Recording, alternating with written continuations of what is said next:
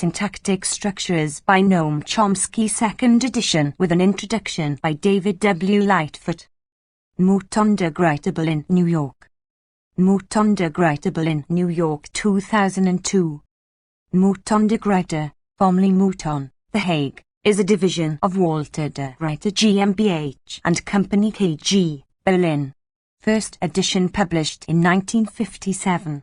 Various reprints.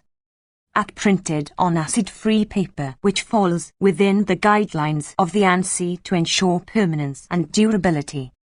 ISBN 311-0172798. Bibliographic information published by Die Deutsche Bibliothek. Die Deutsche Bibliothek lists this publication in the Deutsche National Bibliography. Detailed bibliographic data is available in the Internet at dnb.ddb.de. 0 Copyright 1957, 2002 by Walter de Gruyter GmbH and Company KG, 10785. Berlin. All rights reserved, including those of translation into foreign languages.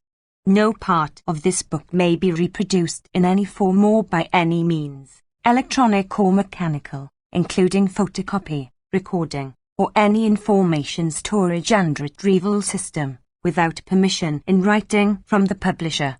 Printing and binding, Werner Hildebrand, Berlin. Cover design, Sigurd Wendland, Berlin. Printed in Germany. Introduction.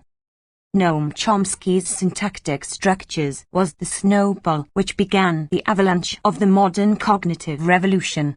The cognitive perspective originated in the 17th century and now construes modern linguistics as part of psychology and human biology. Depending on their initial conditions, children grow into adults with various language systems, some variety of Japanese if phrased in Tokyo and Cornish English if phrased in the village of Polperro. Linguists seek to describe the mental systems that Japanese or Cornish people have, their language organs.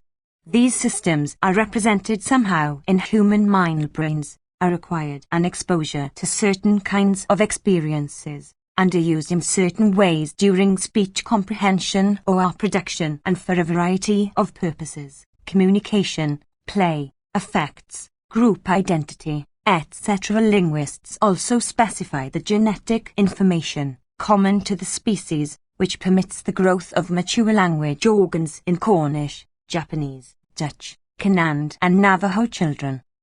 The snowball has gained bulk and speed along these naturalistic lines over the last 50 years. The variety of languages, the developmental patterns manifested by young children, the ways in which mature systems are underdetermined by childhood experience, have provided a wealth of discoveries and of empirical demands for theories to meet, opening the prospect for more empirical demands as we begin to understand the brain mechanisms that might be involved in understanding and producing speech. This kind of work on the growth of an individual's language capacity has influenced people studying other aspects of human cognition, where the empirical demands on theories are partially different and where it is harder to tease apart the contributions of nature and nurture. Philosophers, psychologists, neuroscientists and even immunologists, see June 1967 and his 1985 Nobel Prize address, have engaged with this work. That is the avalanche, and it has affected many parts of the cognitive mountainside. Anderson and Lightfoot, 2002, provides a recent survey of some of the work set in motion, and Chomsky, 2000, gives his current views. It is interesting to look back from here on the snowball. Snowballs always begin small, and few people write books of just 118 short pages. However, what is striking about this little book is that it contains Vi. Introduction by David W. Lightfoot. Nothing on cognitive representations, nothing on grammars as mental systems triggered by childhood exposure to initial linguistic experiences. Chomsky arrived at some conclusions and developed some lines of thought which naturally provoked a radical rethinking of the status of grammatical descriptions, but, to judge from the earliest texts, it appears that he did this without any particular concern for cognitive representations. The best discussion of these early years is the introduction to the version of the dissertation which was published in 1975. A neological structure of linguistic theory, henceforth LSLT. The Chomsky, writing in 1973, said that there would have been little notice of syntactic structures in the profession if Robert Lees had not written an extensive review, published in language more or less simultaneously with the appearance of the book. But that review touched only briefly on the matter of mental representations. Furthermore, Chomsky's judgment may be too modest. The book was well received in a number of reviews, and the work had a major impact quickly, notably through Chomsky's presentation at the Third Texas Conference in 1958, published as Chomsky 1962. Although not everything went smoothly, the dissertation was rejected for publication by the Technology Press of MIT and an article was rejected by the journal Word. Syntactic structures itself consisted of lecture notes for undergraduate classes at MIT, which C. H.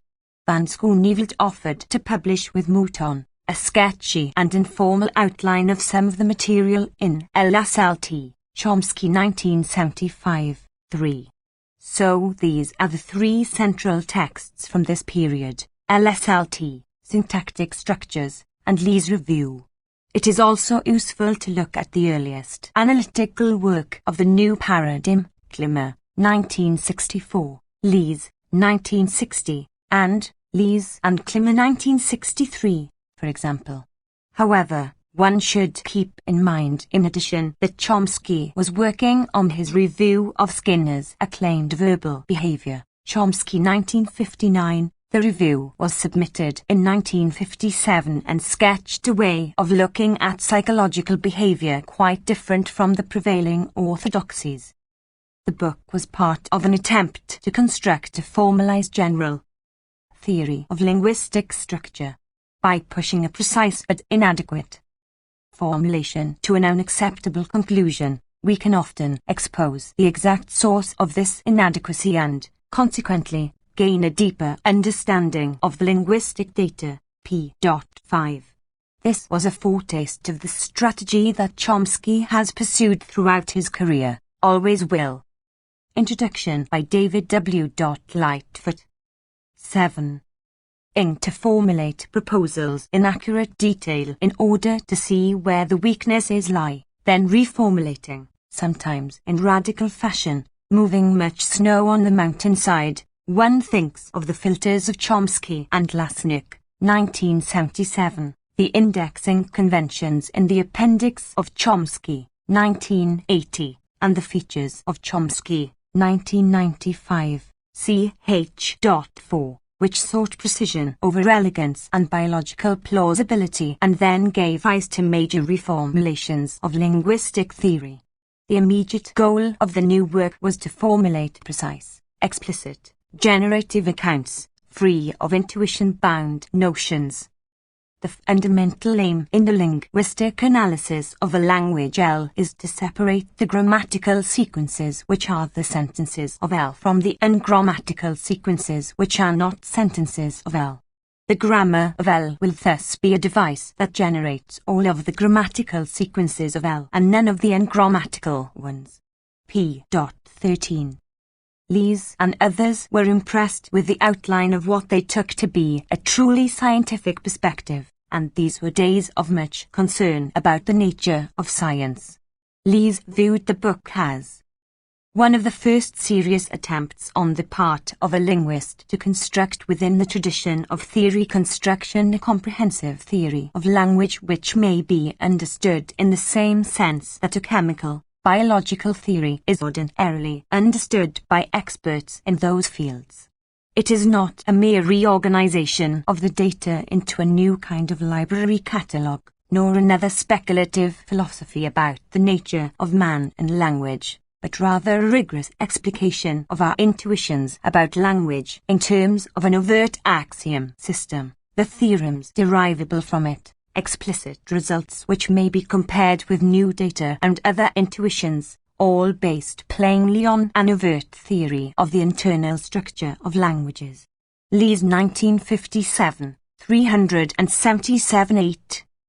Chomsky begins syntactic structures, then, by aiming to construct a grammar that can be viewed as a device of some sort for producing the sentences of the language under analysis. More generally, linguists must be concerned with the problem of determining the fundamental underlying properties of successful grammars. The ultimate outcome of these investigations should be a theory of linguistic structure in which the descriptive devices utilized in particular grammars are presented and studied abstractly, with no specific reference to particular languages. One function of this theory is to provide a general method for selecting a grammar for each language, given a corpus of sentences of this language. p.11. v.l.l.l. Introduction by David W. Lightfoot. The issue of selecting a grammar in this formulation was one for analysts comparing theories, not for children. The celebrated discussion in Chapter 6 about the goals of linguistic theory, the distinction between discovery, decision and evaluation procedures, is often cited as a discussion about what a child might be expected to do in the process of acquiring Whistler grammar. However, the text concerns the goals of an analyst and combats the structuralist goal of seeking a discovery method for grammars, whereby an analyst would follow the prescriptions of a manual, mechanical procedures for the discovery of grammars, p.55, n.6, and arrive at the correct description of some language. Chomsky argued, in contrast, that it was too ambitious to expect such a methodology and that the most realistic goal was to find a way of comparing hypotheses for generating a particular corpus of data.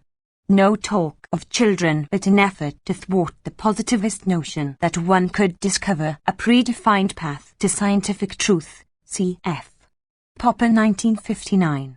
One may arrive at a grammar by intuition, guesswork, all sorts of partial methodological hints, reliance on past experience, etc. Our ultimate aim is to provide an objective, non-intuitive way to evaluate a grammar once presented. b.56. In particular, there was no reason to expect a discovery method whereby a successful phonetic analysis would permit a successful phonemic analysis, which would allow a good morphological analysis and then a good syntactic analysis. Once we have disclaimed any intention of finding a practical discovery procedure for grammars, certain problems that have been the subject of intense methodological controversy simply do not arise. Consider the problem of interdependence of levels. p.56. If units are defined by taxonomic procedures, then they need to be constructed on lower levels before higher-level units are constructed out of those lower-level units. However, once the goals are restricted to achieve an evaluation procedure, one may have independent levels of representation without circularity of definitions. Indeed, Chomsky argued that analysis at higher levels of syntax might influence lower, e.g., morphological levels of analysis, and therefore that work on syntax could proceed even though there may be unresolved problems of phonemic or morphological analysis, p.59, perhaps to the advantage of the phonemic analysis. Introduction by David W. Lightfoot. 9. This was the major methodological innovation, and the claim to a genuinely scientific approach was based on the rigor of the formal, explicit, generative accounts and on the move away from seeking a discovery procedure in favor of an evaluation procedure for rating theories. Any scientific theory is based on a finite number of observations, and it seeks to relate the observed phenomena and to predict new phenomena by constructing general laws in terms of hypothetical constructs such as, in physics, for example, mass and electron. Similarly, a grammar of English is based on a finite corpus of utterances, observations, and it will contain certain grammatical rules, laws, stated in terms of the particular phonemes, phrases, etc. of English, hypothetical constructs. p.49. The technical innovation was to motivate different levels of analysis and representation, which were related to each other formally by the device of a transformational rule. That involved various claims about the nature of grammars, that their primitives were independently defined, not a product of more basic semantic, functional or notional concepts. Chapter 2, that they could not be formulated through finite state Markov processes. Chapter 3, and that restricting rule schemas to those of phrase structure grammars yielded clumsiness and missed insights and elegance which would be facilitated by operations relating one level of analysis to another, the so-called transformations. Chapters 4, 5 and 7. Chapter 5 offered 3 arguments for extending the expressive power of grammars beyond that of unadorned phrase structure grammars. One relating to conjunction reduction, another relating to active-passive relations. The showcase analysis, however, the part of syntactic structures that excited the author, LSLT 3031, and had the greatest effect on readers, was the new treatment of English auxiliary verbs, section 5.3. Chomsky proposed a simple auxiliary transformation, later dubbed affix hopping, whereby an affix like ing, n, or an abstract tense marker could be moved to the immediate right of an adjacent verb, 29.2. This ingenious transformation, mapping one abstract level of representation into another, not sentences into other sentences, avoided hopelessly complex phrase structure rules and yielded an elegant account for the distribution of the periphrastic do, which could be characterized now as occurring with stranded affixes, which had no adjacent verb to hop over. p.62. He observed. X. Introduction by David W. Lightfoot. That the grammar is materially simplified when we add a transformational level, since it is now necessary to provide phrase structure directly only for kernel sentences. p.47.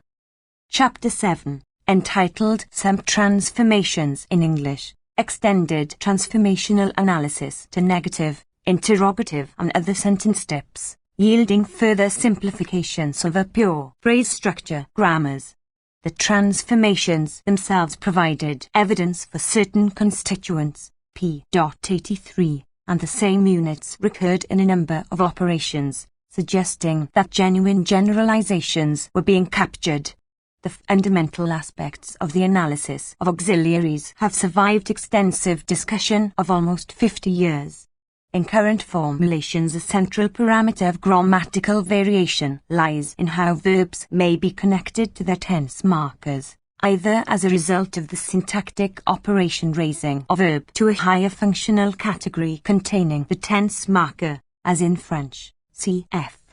Emmons 1978. Or what is now seen as a morphological operation lowering the tense marker onto an adjacent verb, as in modern English, cf. Lightfoot 1993, Baker 2002, Chomsky's 1957, Auxiliary Transformation, Lasnik 2000, offers detailed discussion of this distinction and its relation to the proposals of syntactic structures. Always concerned to formulate as precisely as possible, Chomsky pointed out that the analysis entailed an ordering in the application of transformational rules, p.44, and a distinction between optional and obligatory rules, p.45. That yields precision but also problems, if one views grammars as acquired by children exposed only to primary data. If two rules must be ordered or if a rule needs to be classified as obligatory, then somebody viewing grammars as aspects of mature cognition would wonder how that could be triggered in a child.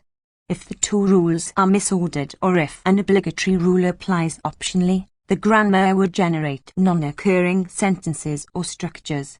Those non-occurring sentences constitute the linguist's evidence for the ordering or the obligatory character of rules, but that evidence is not available to young children.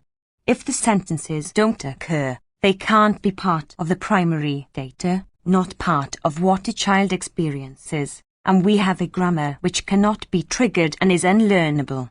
However, this was not an issue in 1957, when precision was the overriding goal and matters of learnability had not yet been raised explicitly.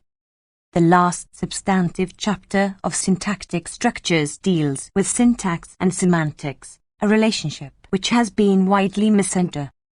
Introduction by David W. Lightfoot. 11. Chomsky argued that grammars are autonomous and independent of meaning in the sense that their primitives are not defined in semantic terms. p. 17. That should not, however, blind us to the fact that there are striking correspondences between the structures and elements that are discovered in formal grammatical analysis and specific semantic functions. p. 101. So the units of syntactic analysis, syntactic constituents, are almost identical to the units of semantic analysis. The ambiguity of "I saw the man with a telescope" is reflected in two syntactic structures, one where a man with a telescope is a constituent and one where it is not. The work assumes a serious theory of meaning, that grammars are embedded in a broader semiotic theory which uses the grammar to determine the meaning and reference of expressions. There are striking correspondences between syntactic and semantic properties, and the study of the structure of language as an instrument may be expected to provide insight into the actual use of language. p. 103. To argue that syntactic primitives are not defined semantically is not to deny connections between form and meaning. For discussion, see LSLT, 1823 and Lees 1957, 393-5. Syntactic structures, of course, reflected the ambient intellectual culture of the mid-1950s in some ways. Chomsky offered operational definitions of well-formed sentences of a kind that a behaviorist psychologist could understand. They did not need to be meaningful or significant in any semantic sense. p. 15. Not statistically frequent. They could be read with normal intonation contours, recalled readily, and learned quickly. He carried over the notion of kernel sentences from his teachers Elig Harris, 1951. Reformulating the notion as referring to sentences which had undergone no optional, only obligatory transformations. p. 45. LSLT 4145 offers detailed discussion of the relation between Harris transformations and Chomsky's early work. Indeed, one might argue that syntactic structures reflected existing practice in its silence on matters of cognition. There is reason to believe that structuralists were concerned with matters of cognition and wanted analyses which were psychologically plausible, but the concern was implicit. The methodological innovations have endured, and likewise many of the technical proposals. Chomsky, 1995, has revived the distinction between singulary and generalized transformations, the former affecting single structures and the latter embedding clauses within other structures. That distinction was abandoned after syntactic structures. 12. Introduction by David W. Lightfoot. Replaced in Chomsky, 1965, by the principle of the cyclic application of rules, affecting most deeply embedded domains first, and then working up through less deeply embedded domains sequentially. One can identify three phases in work on generative grammar. The first phase, initiated by syntactic structures and continuing through aspects of the theory of syntax, Chomsky 1965, elaborated the expressive power of grammars to include different levels of representation, syntactic structures, and a lexicon, the major technical innovation of Chomsky 1965. The second phase, beginning in the 1960s and culminating in government and binding models, sought to constrain the expressive power of derivations so that operations became very general, along the lines of move something, and general principles of the theory of grammar. Universal grammar by the 1960s constrains such operations to apply appropriately.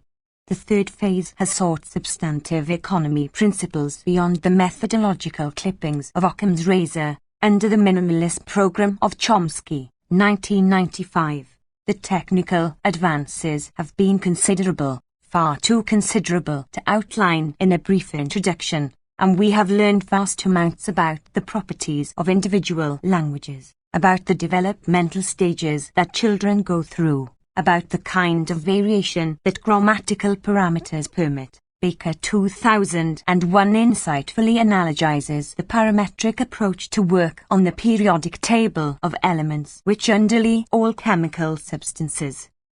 These developments have taken place as linguists have taken seriously the cognitive perspective, viewing grammars as mental systems which grow in children on exposure to primary data, subject to the prescriptions of a genetically specified theory of grammars which permits only certain structures and options.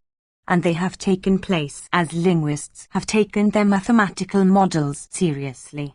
A clear example of this was an ad hoc principle which was required with the introduction of a distinct binding theory, Chomsky 1981.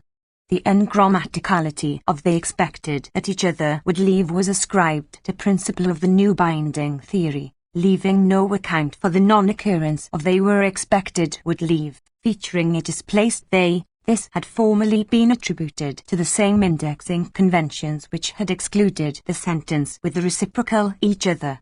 The response was a handful of snow to block the gap, precisely shaped and called the reasonic, the residue of the earlier nominative island constraint, which accounted for the mismoving they. This erg. Introduction by David W. Lightfoot. 13. Alas, snowball gave rise, in turn, to its own avalanche, the empty category principle, a condition on the positions from which elements might be displaced. That principle yielded many new discoveries about a host of languages over the course of the 1980s. See, for example, Ritchie 1990. It is not clear whether single ideas can be extrapolated from general systems and be awarded a prize for being the most productive, but the ECP would be a candidate and, in any case, illustrates the productiveness of taking the models seriously as predictive mechanisms. What is remarkable about syntactic structures is how easily its claims were translatable into claims about human cognition, as Chomsky was to make explicit in his review of Skinner, and then, famously, in the first chapter of Chomsky, 1965. There he redefined the field in more fundamental fashion and linked it to work on human psychology. From then on, matters of acquisition became central to linguistic theorizing. The easy translation is the reason that the little book, having no discussion of matters of cognition, is nonetheless plausibly seen as the snowball which started it all. The discussion about the goals of linguistic theory, for example, was straightforwardly translated point for point into criteria for a theory of language acquisition by children. The theory provides an evaluation metric by which children rate the success of candidate grammars for the purposes of understanding some finite corpus of data embodied in their initial linguistic experiences, converging ultimately on the most successful grammar. Before he wrote the introduction to LSLT, Chomsky had come to view grammars as representations of fundamental aspects of the knowledge possessed by a speaker here, that is, and claims about psychology. LSLT 5. Furthermore, There was a precise analogue between the methodological claims of syntactic structures and LSLT and psychological claims about human cognition. The construction of a grammar of a language by a linguist is in some respects analogous to the acquisition of language by a child. The linguist has a corpus of data. The child is presented with unanalyzed data of language use. LSLT 11. The language learner, analogously, the linguist, approaches the problem of language acquisition, grammar construction, with a schematism that determines in advance the general properties of human language and the general properties of the grammars that may be constructed to account for linguistic phenomena. LSLT 12. 14. Introduction by David W. Lightfoot. We thus have two variants of the fundamental problem of linguistics, as it was conceived in this work. Under the methodological interpretation, the problem is taken to be the justification of grammars. Under the psychological interpretation, the problem is to account for language acquisition. Under the methodological interpretation, the selected grammar is the linguist's grammar, justified by the theory. Under the psychological interpretation, it is the speaker-hearer's grammar, chosen by the evaluation procedure from among the potential grammars permitted by the theory and compatible with the data as represented in terms of the preliminary analysis. LSLT 36. The psychological analogue to the methodological problem of constructing linguistic theory was not discussed in LSLT, but Chomsky wrote that it lay in the immediate background of his own thinking. To raise this issue seemed to me, at the time, too audacious. LSLT 35. So, the realist position was taken for granted but not discussed, because too audacious. Hence the ease of taking the general theory as a psychological theory that attempts to characterize the innate human language FOULTY. There is plenty of internal evidence that Chomsky was interacting at this time with Erich Lenneberg, who was to pursue the biological perspective on language earliest and furthest, Lenneberg 1967.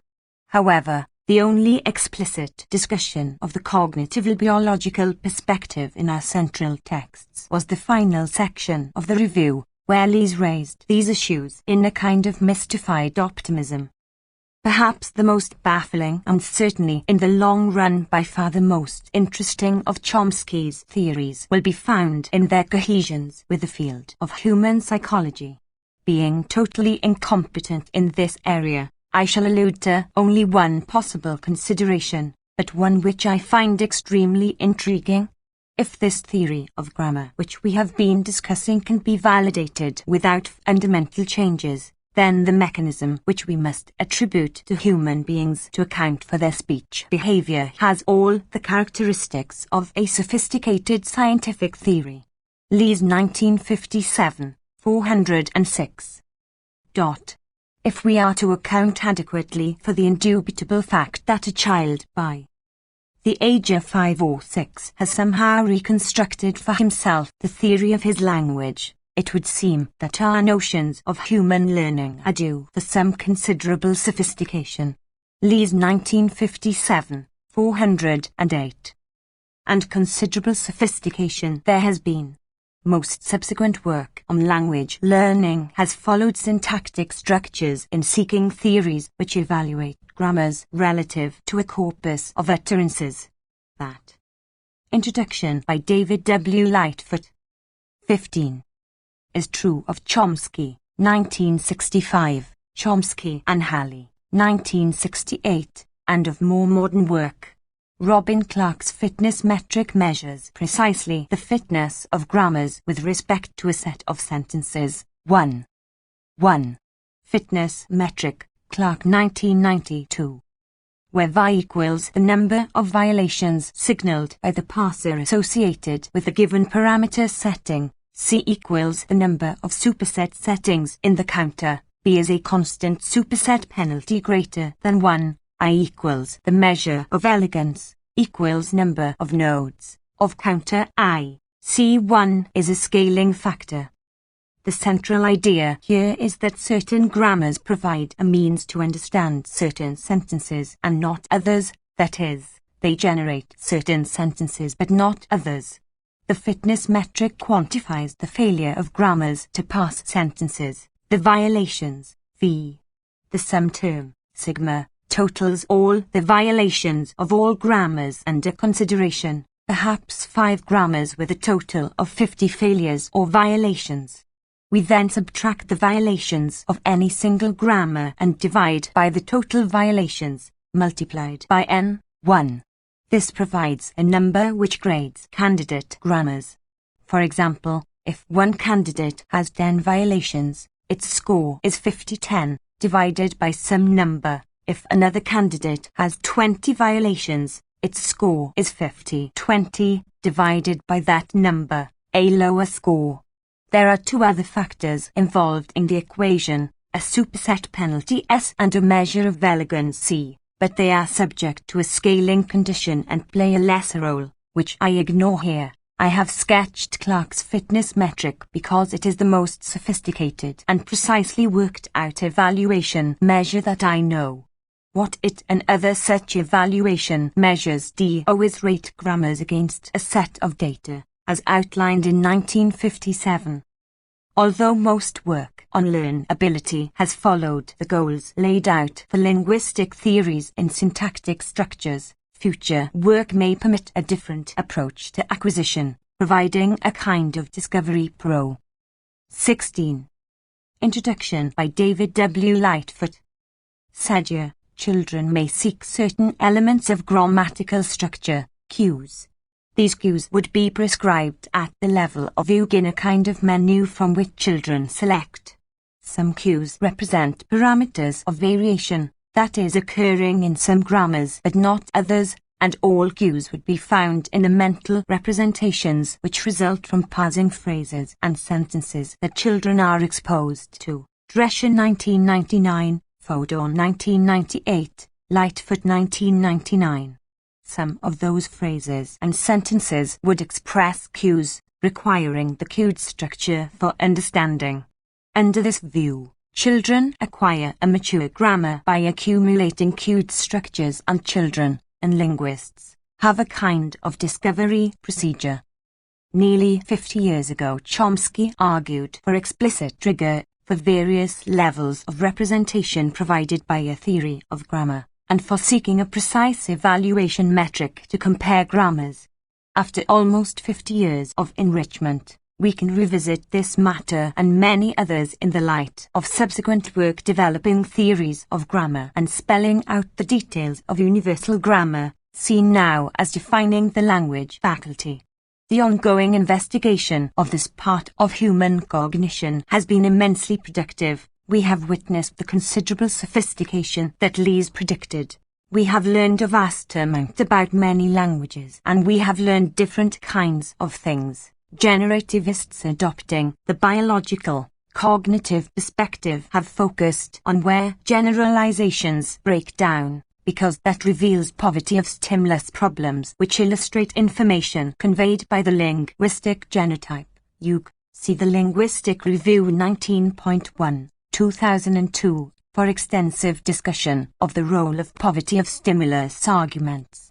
The avalanche has also given rise to new kinds of studies of language acquisition by young children, new experimental techniques, explorations of language use in various domains, new computer models, new approaches to language history, all shaped by the core notion of a language organ.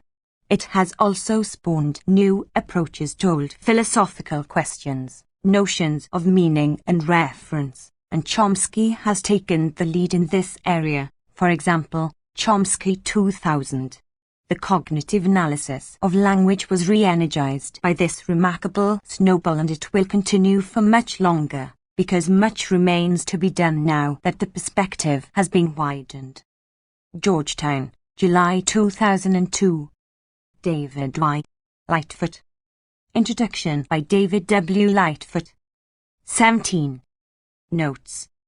I am grateful to colleagues who have commented on an earlier draft of this introduction. Noam Chomsky, Maurice Halley, Norbert Hornstein, and Neil Smith.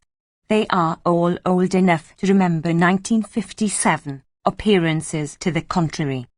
One, bear in mind that these were notes for undergraduate classes. Students were not familiar with Markov processes and needed to be introduced to string-generating mechanisms. This material does not feature in LSLT, presumably because it was remote from empirical issues. The idea was to show that much richer systems were inadequate for natural language and that the goal should be the strong generation of structures, there being no grammatical and grammatical distinction, as elaborated in LSLT, Chapter 5. Two linguists who restrict themselves to mathematical descriptions might be said, generously, to be following the example of syntactic structures, hoping that their analyses will be as automatically translatable into psychological claims as the ideas of 1957. However, they deprive themselves of the wealth of empirical demands and guidance which come specifically from the psychological dimension, matters of learnability, etc. It is worth noting in the shade of a footnote that linguists pursuing the cognitive perspective postulate genetic information needed to solve acquisition problems. By discovering more and more about the genetic information required, we hope one day to learn something about the appropriate form of that information, a different and more ambitious matter. Hypotheses abound, but nobody is under any illusion that current ideas come anywhere near what will be needed to unify our hypotheses with what is known about genetic structure, if that is ever possible. It may meanwhile be correct to say that certain information is required, but that just means that at this stage of understanding we are doing Mendelian genetics. References: Anderson, S. R. and D. W. Lightfoot. 2002. The Language Organ, Linguistics as Cognitive Physiology. Cambridge. Cambridge University Press. Baker, M. A. 2001. The Atoms of Language.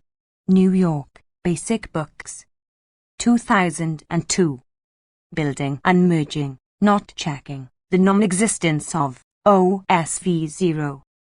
Languages. Linguistic Inquiry 33.2, 321-8. Chomsky, N. 1959. Review of B.F. Skinner Verbal Behavior. Language 35, 2657. 1962. A Transformational Approach to Syntax. In A. Hill, ed. Proceedings of the Third Texas Conference on Problems of Linguistic Analysis in English. Austin, University of Texas Press. 1965. Aspects of the Theory of Syntax. Cambridge, M.A., MIT Press. 1975.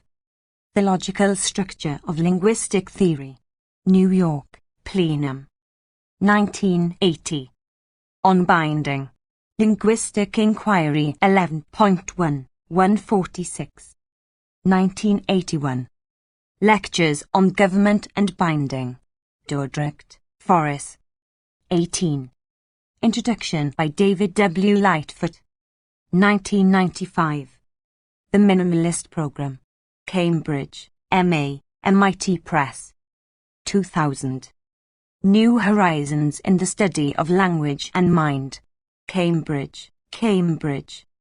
University Press. Chomsky, N. and M. Halley. 1968. The Sound Pattern of English. New York, Harper and Row. Chomsky, N. and H. Lasnik. 1977. Filters and Control. Linguistic Inquiry 8.3, 425 504. Clark, R. 1992. The Selection of Syntactic Knowledge. Language Acquisition 2, 83 149. Drescher, B. E. 1999. Charting the Learning Path, Cues to Parameter Setting. Linguistic Inquiry 30.1, 2767. Emmons, J. 1978. The Verbal Complex VV in French. Linguistic Inquiry 9, 151-75. Fodor, J. D. 1998. Unambiguous Triggers. Linguistic Inquiry 29.1, 136. Harris, Z. S. 1951. Method in Structural Linguistics. Chicago, University of Chicago Press. Jern, N. K. 1967. Antibodies and Learning, Selection versus Instruction. In G.C. Gorton. T. Melanchuk and F. O. Schmidt, eds. The Neurosciences, A Study Pro. Graham. New York, Rockefeller University Press. 1985. The Generative Grammar of the Immune System. Science 229, 1057. 1059. Glimmer, E. S. 1964. Negation in English. N. J. Fodor and J. Katz, eds. The Structure of Language. Englewood Cliffs, N. J. Prentice Hall. Lasnik, H. 2000. Syntactic Structures Revisited, Contemporary Lectures on Classic Trans. Formational Theory. Cambridge, M.A., MIT Press. Lees, R. 1957. Review of Syntactic Structures. Language 33.3, 375 408. 1960. The Grammar of English Nominalizations. Bloomington, Indiana University Press. Lees, R. and E. S. Glimmer. 1963. Rules for English Pronominalization. Language 39, 1728. Lemmerberg, E. H. 1967. The Biological Foundations of Language. New York, John Wiley. Lightfoot, D. W. 1993. Why Hugh needs a learning theory, triggering verb movement. In C. Jones, ed. Historical Linguistics, Problems and Perspectives. London. Longman, reprinted in I. Roberts and A. Bataille, eds. Clause Structure and Language Change. Oxford, Oxford University Press. 1999. The Development of Language, Acquisition, Change and Evolution. Oxford. Blackwell. Popper, K. R. 1959. The Logic of Scientific Discovery. London, Hutchison. Ritzy, L. 1990. Relativized Minimality. Cambridge, M.A., MIT Press. Preface. This study deals with syntactic structure both in the broad sense, as opposed to semantics, and the narrow sense, as opposed to phonemics and morphology. It forms part of an attempt to construct a formalized general theory of linguistic structure and to explore the foundations of such a theory. The search for rigorous formulation in linguistics has a much more serious motivation than mere concern for logical entities or the desire to purify well-established methods of linguistic analysis. Precisely constructed models for linguistic structure can play an important role, both negative and positive, in the process of discovery itself. By pushing a precise but inadequate formulation to an unacceptable conclusion, we can often expose the exact source of this inadequacy and, consequently, gain a deeper understanding of the linguistic data. More positively, a formalized theory may automatically provide solutions for many problems other than those for which it was explicitly designed. Obscure and intuition-bound notions can neither lead to absurd conclusions nor provide new and correct ones, and hence they fail to be useful in two important respects. I think that some of those linguists who have questioned the value of precise and technical development of linguistic theory may have failed to recognize the productive potential in the method of rigorously stating a proposed theory and applying it strictly to linguistic material with no attempt to avoid unacceptable conclusions by ad hoc adjustments or loose formulation. The results reported below were obtained by a conscious attempt to follow this course systematically.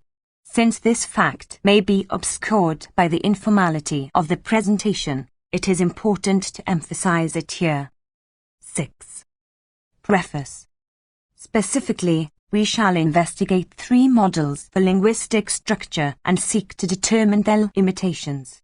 We shall find that a certain very simple communication theoretic model of language and a more powerful model that incorporates a large part of what is now generally known as immediate constituent analysis cannot properly serve the purposes of grammatical description. The investigation and application of these models brings to light certain facts about linguistic structure and exposes several gaps in linguistic theory, in particular a failure to account for such relations between sentences as the active-passive relation. We develop a third, transformational model for linguistic structure which is more powerful than the immediate constituent model in certain important respects and which does account for such relations in a natural way. When we formulate the theory of transformations carefully and apply it freely to English, we find that it provides a good deal of insight into a wide range of phenomena beyond those for which it was specifically designed. In short, we find that formalization can, in fact, perform both the negative and the positive service commented on above. During the entire period of this research, I have had the benefit of very frequent and lengthy discussions with Zeliges Harris. So many of his ideas and suggestions are incorporated in the text below and in the research on which it is based that I will make no attempt to indicate them by special reference. Harris' work on transformational structure, which proceeds from a somewhat different point of view from that taken below, is developed in items 15, 16, and 19 of the bibliography, p. 115. In less obvious ways, perhaps, the course of this research has been influenced strongly by the work of Nelson Goodman and W. V. Quine.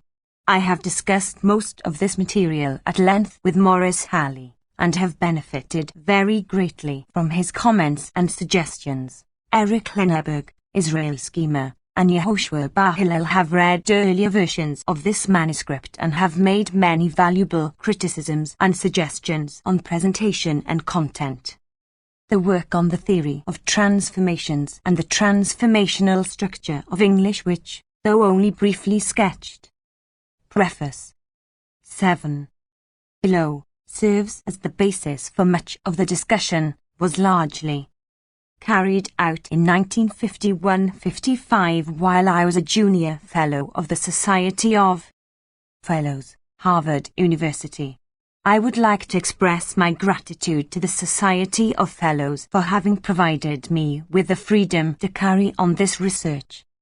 This work was supported in part by the USA Army, Signal Corps, the Air Force, Office of Scientific Research, Air Research and Development Command, and the Navy, Office of Naval Research, and in part by the National Science Foundation and the Eastman Kodak Corporation. Massachusetts Institute of Technology, Department of Modern Languages and Research Laboratory of Electronics, Cambridge, Mass. Noam Chomsky. August 1, 1956. Table of Contents. Introduction to second edition by David W. Lightfoot. V. Preface. 5.1. Introduction. 11.2. The Independence of Grammar. 13.3. An Elementary Linguistic Theory. 18.4. Phrase Structure. 26.5. Limitations of Phrase Structure Description. 34.6. On the Goals of Linguistic Theory. 49.7. Some Transformations in English. 61. 8. The The explanatory power of linguistic theory. 85. 9. Syntax and semantics. 92.10. Summary. 106.11. Appendix I. Notations and terminology. 109. 12. Appendix 11. Examples of English phrase structure and transformational rules. 111. Bibliography. 115. Introduction. Syntax is the study of the principles and processes by which sentences are constructed in particular languages. Syntactic investigation of a given language has as its goal the construction of a grammar that can be viewed as a device of some sort for producing the sentences of the language under analysis. More generally, linguists must be concerned with the problem of determining the fundamental underlying properties of successful grammars. The ultimate outcome of these investigations should be a theory of linguistic structure in which the descriptive devices utilized in particular grammars are presented and studied abstractly, with no specific reference to particular languages. One function of this theory is to provide a general method for selecting a grammar for each language, given a corpus of sentences of this language. The central notion in linguistic theory is that of linguistic level. A linguistic level, such as phonemics, morphology, phrase structure, is essentially a set of descriptive devices that are made available for the construction of grammars. It constitutes a certain method for representing utterances. We can determine the adequacy of a linguistic theory by developing rigorously and precisely the form of grammar corresponding to the set of levels contained within this theory, and then investigating the possibility of constructing simple and revealing grammars of this form for natural languages. We shall study several different conceptions of linguistic structure in this manner, considering a succession of linguistic levels of increasing complexity which correspond to more and more powerful modes of grammatical description, and we shall attempt to show that linguistic theory must contain at least these levels if it is to. 12. Introduction. Provide, in particular, a satisfactory grammar of English. Finally, we shall suggest that this purely formal investigation of the structure of language has certain interesting implications for semantic studies. The motivation for the particular orientation of the research reported here is discussed below in 5.6. The independence of grammar. 2.1. From now on I will consider a language to be a set, finite or infinite, of sentences, each finite in length and constructed out of a finite set of elements. All natural languages in their spoken or written form are languages in this sense, since each natural language has a finite number of phonemes, or letters in its alphabet, and each sentence is representable as a finite sequence of these phonemes, or letters, though there are infinitely many sentences. Similarly, the set of sentences of some formalized system of mathematics can be considered a language.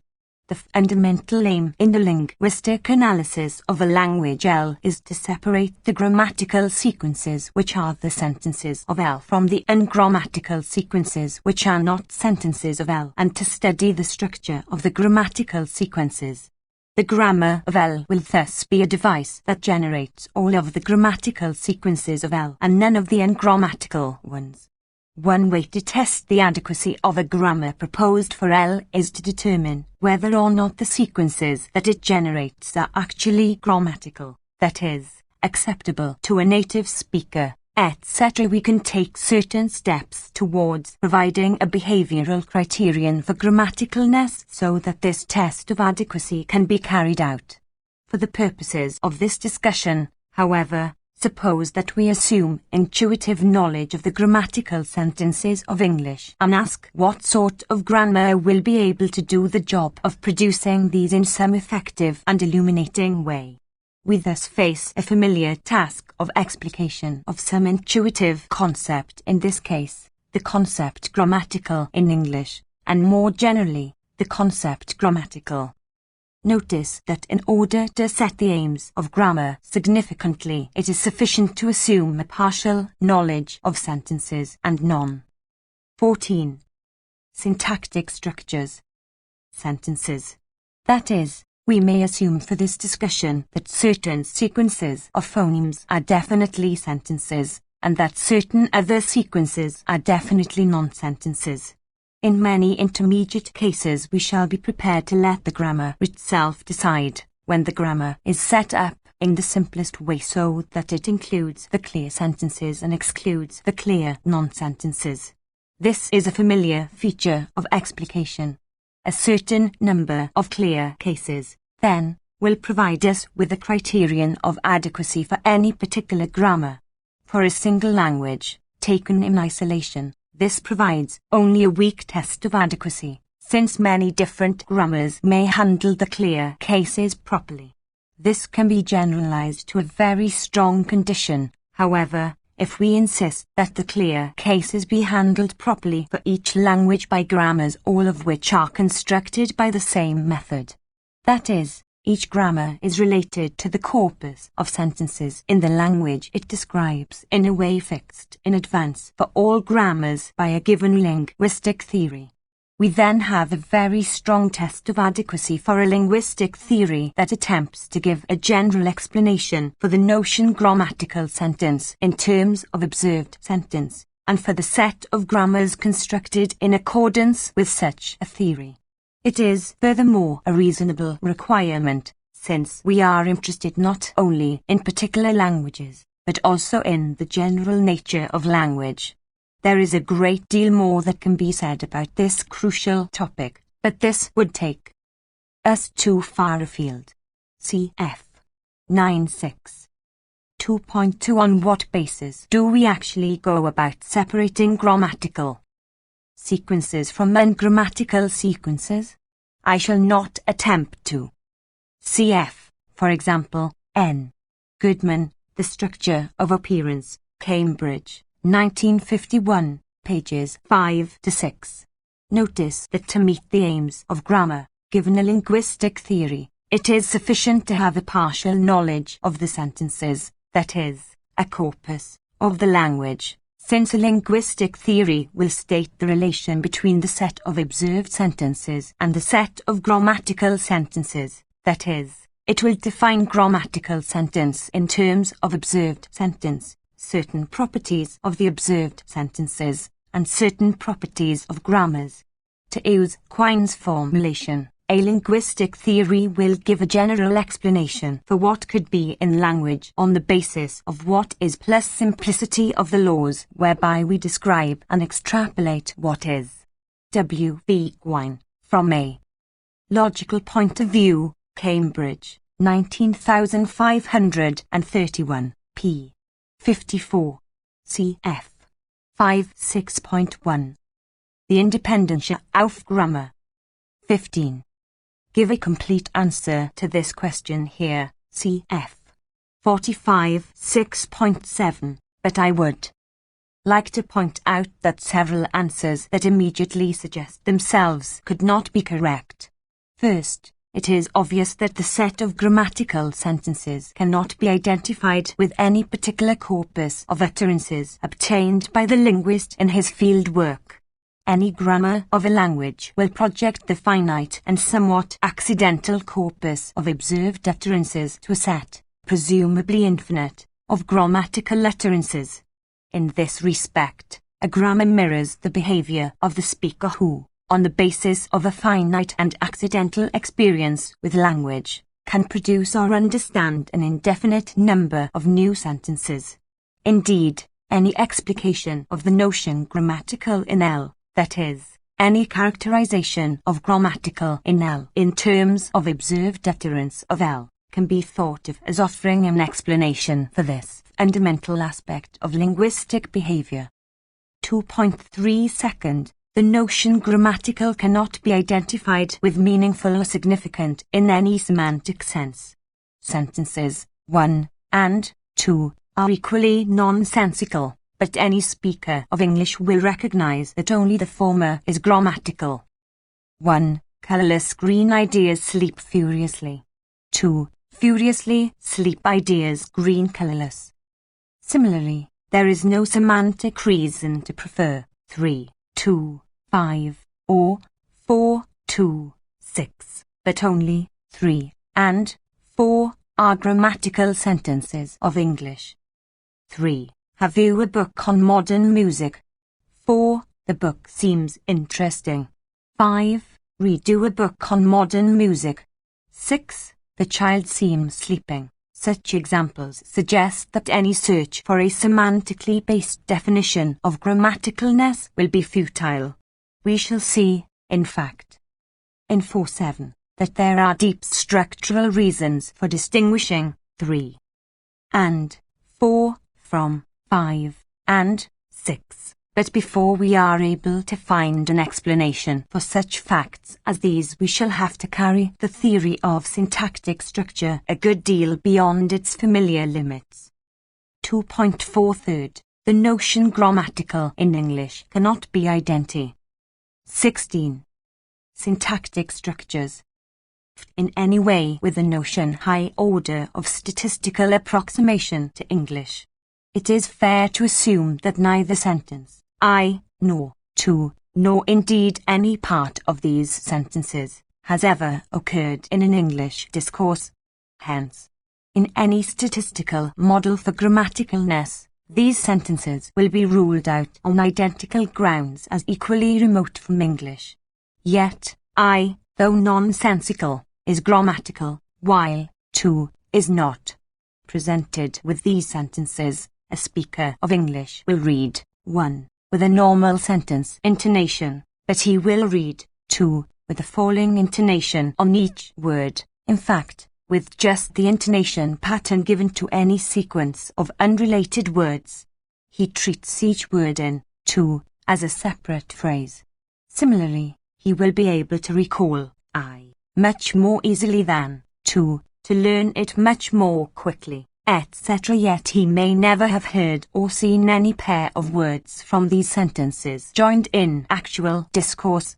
To choose another example, in the context I saw a fragile, the words whale and of may have equal, that is, 0, frequency in the past linguistic experience of a speaker who will immediately recognize that one of these substitutions, but not the other, gives a grammatical sentence.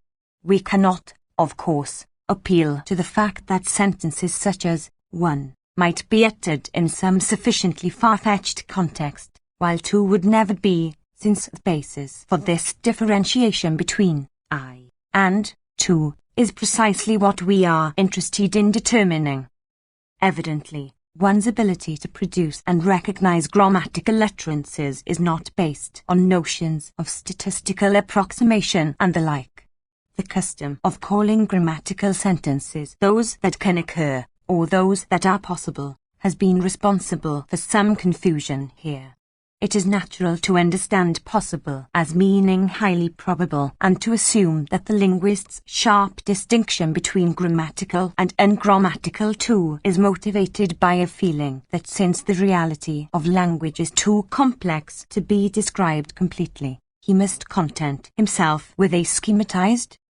Below, we shall suggest that this sharp distinction may be modified in favor of a notion of levels of grammaticalness.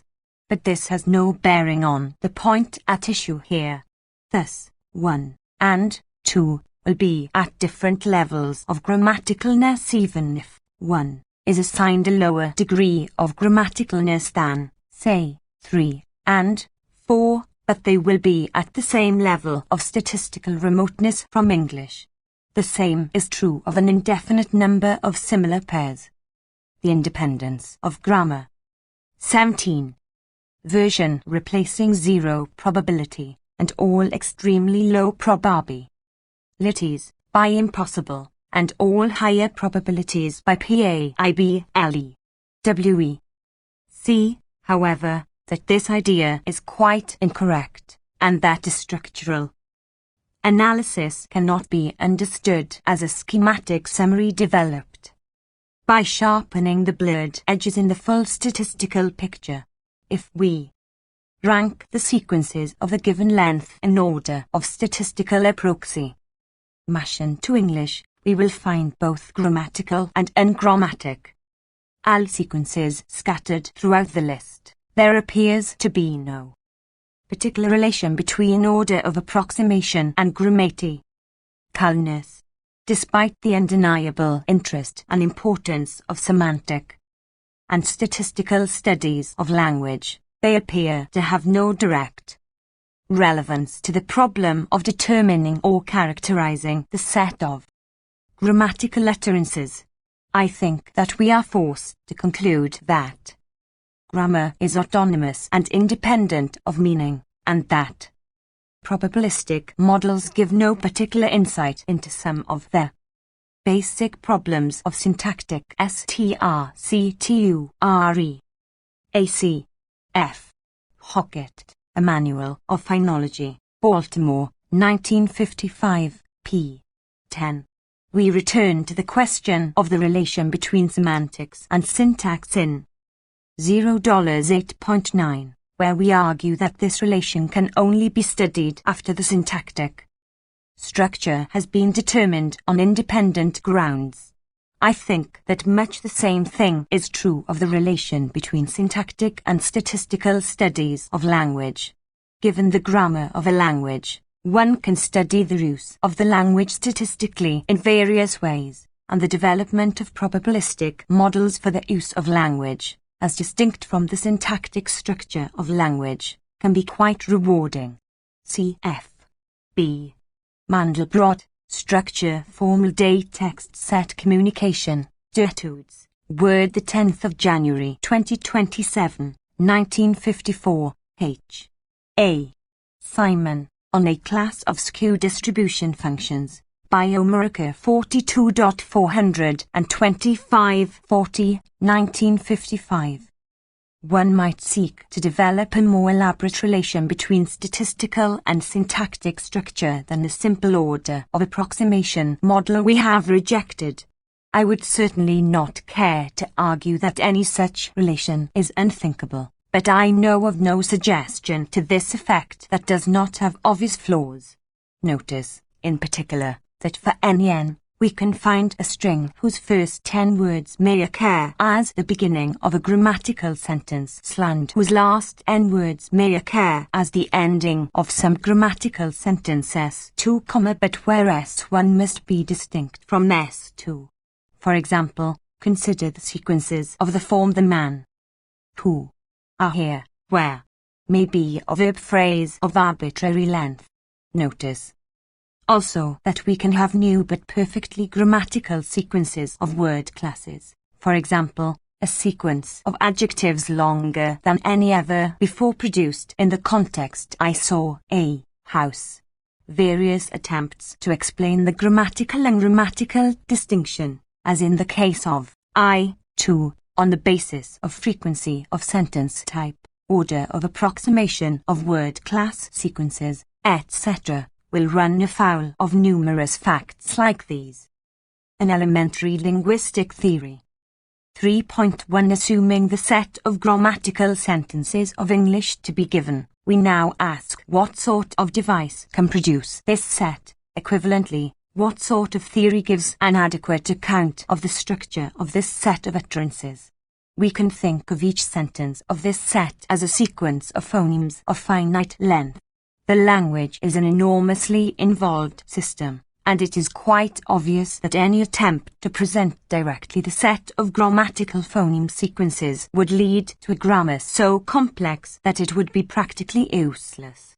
For this reason, among others, linguistic description proceeds in terms of a system of levels of representations.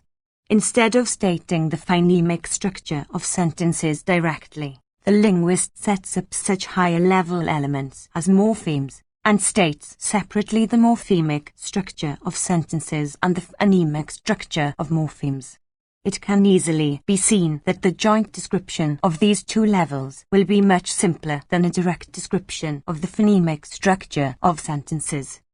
Let us now consider various ways of describing the morphemic structure of sentences.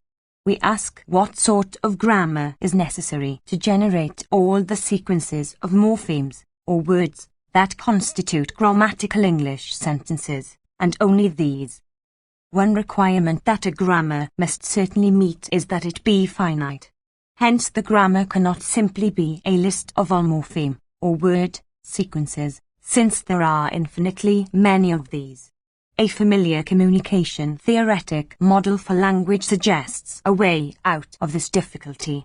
Suppose that we have a machine that can be in any one of a finite number of different internal states, and suppose that this machine switches from one state to another by an elementary linguistic theory. 19. Producing a certain symbol, let us say, an English word.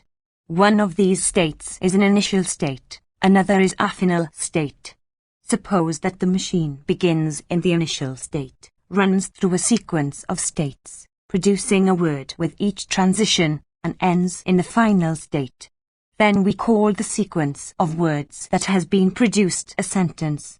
Each such machine thus defines a certain language, namely, the set of sentences that can be produced in this way.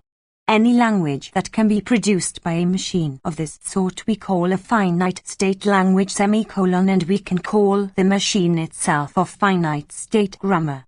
A finite state grammar can be represented graphically in the form of a state diagram. For example, the grammar that produces just the two sentences "the man comes" and "the men come" can be represented by the following state diagram. We can extend this grammar to produce an infinite number of sentences by adding closed loops.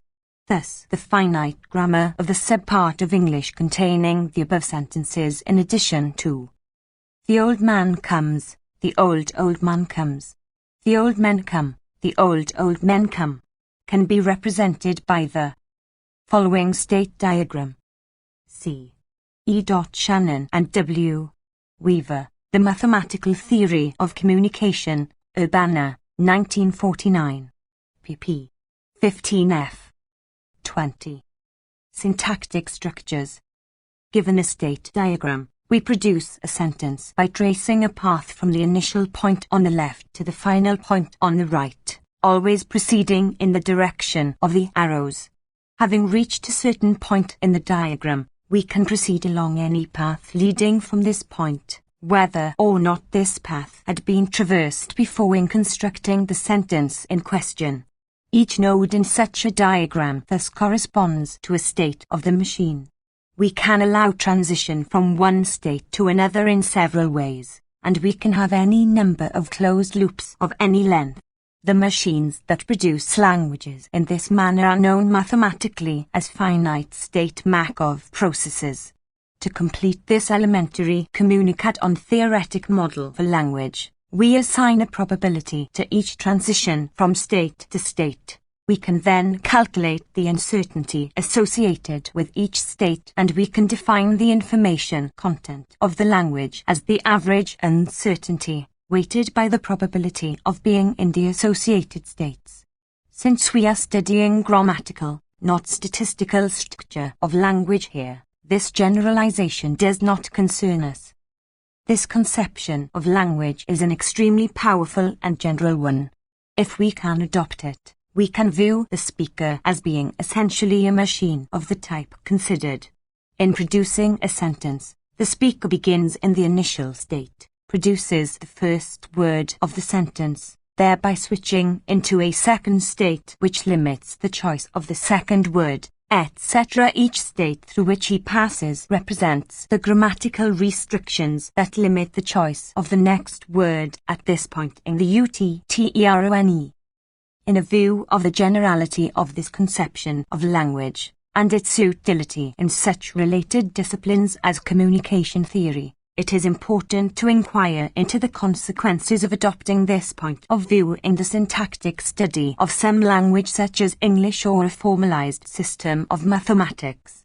Any attempt to construct a finite state grammar for English runs into serious difficulties and complications at the very outset, as the reader can easily convince himself. However, it is unnecessary to attempt to show this by This is essentialist model of language that Hockett develops in a Manual of Phonology, Baltimore, 1955, 02. An elementary linguistic theory. 21. Example, in view of the following more general remark about English. 9. English is not a finite state language. That is, it is impossible, not just difficult, to construct two devices of the type described above, a diagram such as 7 or 8, which will produce all and only the grammatical sentences of English. To demonstrate 9, it is necessary to define the syntactic properties of English more precisely. We shall proceed to describe certain syntactic properties of English which indicate that, under any reasonable delimitation of the set of sentences of the language, 9 can be regarded as a theorem concerning English. To go back to the question asked in the second paragraph of J. 3. 9 asserts that it is not possible to state the morphemic structure of sentences directly by means of some such device as a state diagram, and that the Markov process conception of language outlined above cannot be accepted, at least for the purposes of grammar. 3.2 A language is defined by giving its alphabet, that is, the finite set of symbols out of which its sentences are constructed, and its grammatical sentences. Before investigating English directly, let us consider several languages whose alphabets contain just the letters A, B, and whose sentences are as defined in I.O. 10. I, ab, and in general, all sentences consisting of n occurrences of A followed by n occurrences of B, and only these. 2. A, B, abba, bob, a, b, abba, and in general, all sentences consisting of a string X followed by the mirror image of X, that is, X in reverse, and only these. 3. A, B, abab, barber, a, b, abab, and in general, all sentences consisting of a string X of A's and B's followed by the identical string X, and only these. We can easily show that each of these three languages is not a finite state language. Similarly, languages such as 10, where the A's and B's in question are not consecutive, but are embedded in other. 22. Syntactic structures. Strings will fail to be finite state languages under quite general condition . But it is clear that there are subparts of English with the basic form of 10I and LOI. Let S be declarative sentences in English. Then we can have such English sentences as 11. I, if S, then S. 2. Either S or S. 3. The man who said that S is arriving today.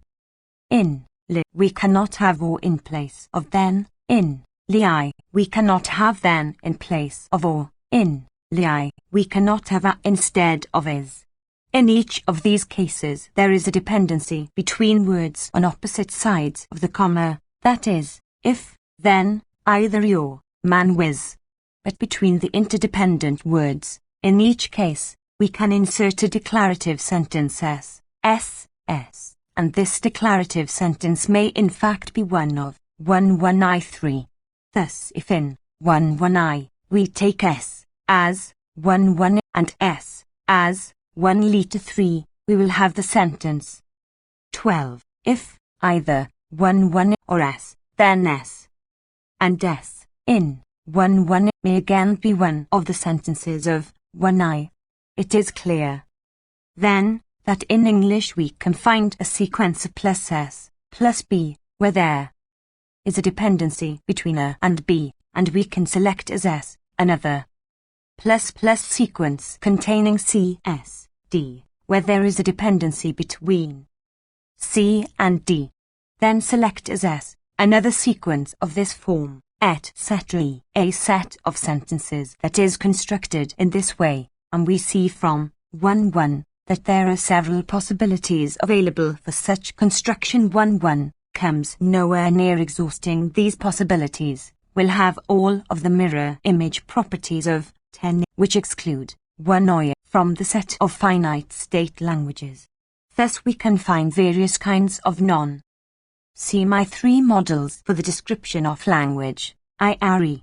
Transactions on Information Theory, Volume IT 2, Proceedings of the Symposium on Information Theory, September 1956, for a statement of such conditions and a proof of 9. Notice in particular that the set of well-formed formulas of any formalized system of mathematics or logic will fail to constitute a finite state language, because of paired parentheses or equivalent restrictions. An elementary linguistic theory. 23. Finite state models within English. This is a rough indication of the lines along which a rigorous proof of 9 can be given, on the assumption that such sentences as 1 and 12 belong to English, while sentences that contradict the cited dependencies of I1, for example, either S, then S, etc., do not belong to English. Note that many of the sentences of the form 12, etc., will be quite strange and unusual. They can often be made less strange by replacing if by whenever, on the assumption that, if it is the case that, etc., without changing the substance of our remarks.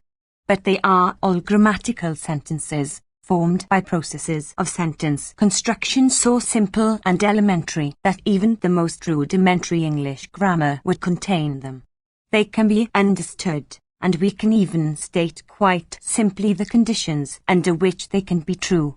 It is difficult to conceive of any possible motivation for excluding them from the set of grammatical English sentences.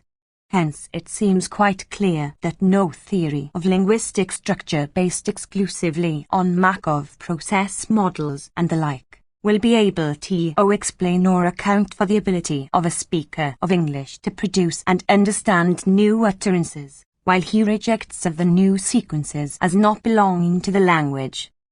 3.3 We might arbitrarily decree that such processes of sentence formation in English as those we are discussing cannot be carried out more than n times, for some fixed t. This would of course make English a finite state language, as, for example, would a limitation of English sentences to length of less than 1,000,000 words. Such arbitrary limitations serve no useful purpose, however. The point is that there are processes of sentence formation that finite state grammars are intrinsically not equipped to handle. If these processes have no finite limit, we can prove the literal inapplicability of this elementary theory. If the processes have a limit, then the construction of a finite state grammar will not be literally out of the question, since it will be possible to list the sentences. And a list is essentially a trivial finite state grammar. But this grammar will be so complex that it will be of little use or interest. In general, the assumption that languages are infinite is made in order to simplify. 24. Syntactic structures. The description of these languages. If a grammar does not have recursive devices, closed loops, as in 8, in the finite state grammar, it will be prohibitively complex. If it does have recursive devices of some sort, it will produce infinitely many sentences.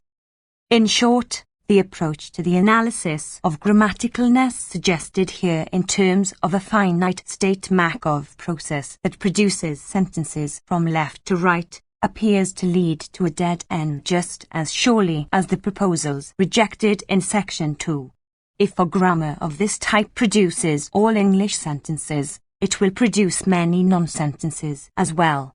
If it produces only English sentences, we can be sure that there will be an infinite number of true sentences, false sentences, reasonable questions, etc., which it simply will not produce. The conception of grammar which has just been rejected represents in a way the minimal linguistic theory that merits serious consideration. A finite state grammar is the simplest type of grammar which, with a finite amount of apparatus, can generate an infinite number of sentences. We have seen that such a limited linguistic theory is not adequate. We are forced to search for some more powerful type of grammar and some more abstract form of linguistic theory. The notion of linguistic level of representation put forth at the outset of this section must be modified and elaborated.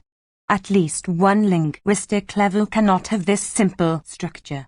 That is, on some level, it will not be the case that each sentence is represented simply as a finite sequence of elements of some sort, generated from left to right by some simple device.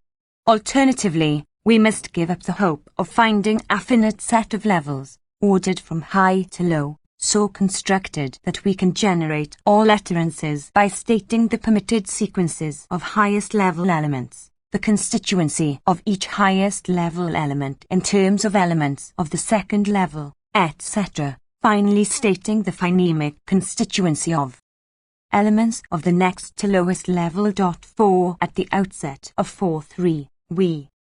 A third alternative would be to retain the notion of a linguistic level as a simple linear method of representation, but to generate at least one such level from left to right by a device with more capacity than a finite state Markov process. There are so many difficulties with the notion of linguistic level based on left to right generation, both in terms of complexity of description and lack. An elementary linguistic theory. 25. Proposed that levels be established in this way in order to simplify the description of the set of grammatical phoneme sequences. If a language can be described in an elementary, left-to-right manner in terms of a single level, that is, if it is a finite state language, then this description may indeed be simplified by construction of such higher levels. But to generate non-finite state languages such as English we need fundamentally different methods, and a more general concept of linguistic level. Of explanatory power, cf. S8, that it seems pointless to pursue this approach any further. The grammars that we discuss below that do not generate from left to right also correspond to processes less elementary than finite state Markov processes, but they are perhaps less powerful than the kind of device that would be required for direct left to right generation of English. Cf. My 3 models for the description of language for some further discussion. Phrase structure. 4.1 Customarily, linguistic description on the syntactic level is formulated in terms of constituent analysis, parsing. We now ask what form of grammar is presupposed by description of this sort. We find that the new form of grammar is essentially more powerful than the finite state model rejected above, and that the associated concept of linguistic level is different in fundamental respects. As a simple example of the new form for grammars associated with constituent analysis, consider the following.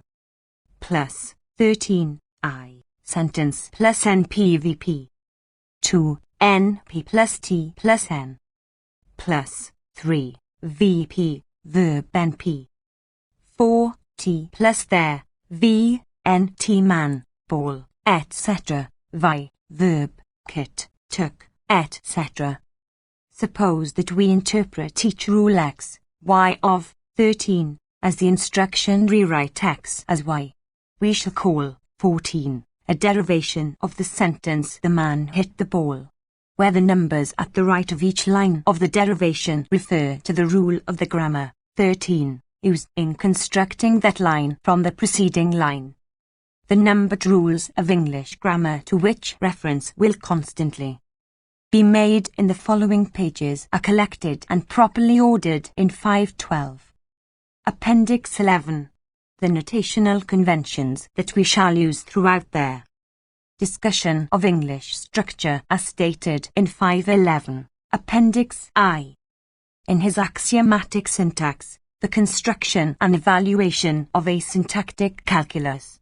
Langrage 31.409-14, 1955. Howard describes the system of word class analysis similar in form to the system developed below for phrase structure. The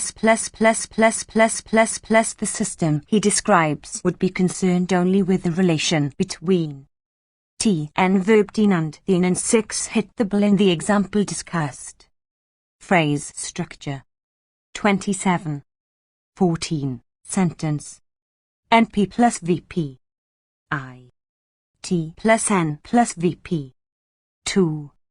T plus N plus verb plus NP the plus N plus verb plus NP the plus man plus verb plus NP the plus man plus hit plus NP the plus man T hit plus T plus N. 3. 4. V. Vi2. The plus man plus hit plus the plus N the plus man plus hit plus the plus ball. 4. V. Thus, the second line of 14 is formed from the first line by rewriting plus sentence as NPVP in accordance with rule I of 13. The third plus line is formed from the second by rewriting NP as TN in accord and with rule 2 of 13, etc. We can represent the derivation 14 in an obvious way by means of the following diagram. 15. Sentence. Ni. Tn. 2. The man. Ni. Verb NP. 2. Hit Tn. The whole. The diagram 15 conveys less information than the derivation 14. Since it does not tell us in what order the rules were applied in 14 plus in 13, 15, that is, the grammar would contain the initial string T plus N plus verb T plus N and such rules as 13 if I. It would thus be a weaker system than the elementary theory discussed in 5.3, since it could not generate an infinite language with a finite grammar. While Howard's formal account, pages 409-11, deals only with word class analysis, the linguistic application, p. 412, is a case of immediate constituent analysis, with the classes presumably taken to be classes of word sequences. This extended application is not quite compatible with the formal account, however. For example, none of the proposed measures of goodness of fit can stand without revision under this reinterpretation of the formalism. 28. Syntactic structures. Given L4, we can construct 15 uniquely, but not vice versa, since it is possible to construct a derivation that reduces to 15 with a different order of application of the rules. The diagram 15 retains just what is essential in 14 for the determination of the phrase structure, constituent analysis of the derived sentence "the man hit the ball." A sequence of words of this sentence is a constituent of type Z if we can trace this sequence back to a single point of origin in 15, and this point of origin is labelled Z. Thus hit the ball can be traced back to VP in 15, hence hit the ball is a VP in the derived sentence. But man hit cannot be traced back to any single point of origin in 15, hence man hit is not a constituent at all.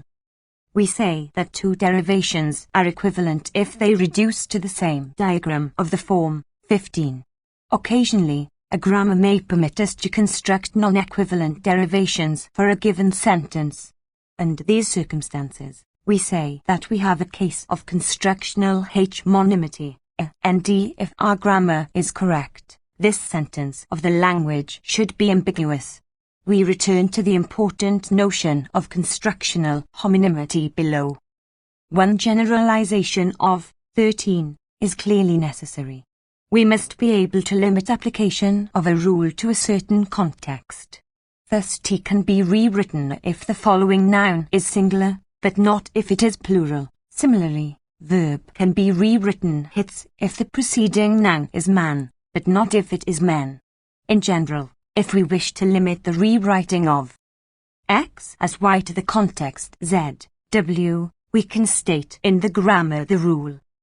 For example, in the case of singular and plural verbs, instead of having verb plus hits as an additional rule of 13, we should have plus 17 NP, verb plus NP, hits, indicating that verb is rewritten hits only in the context NP.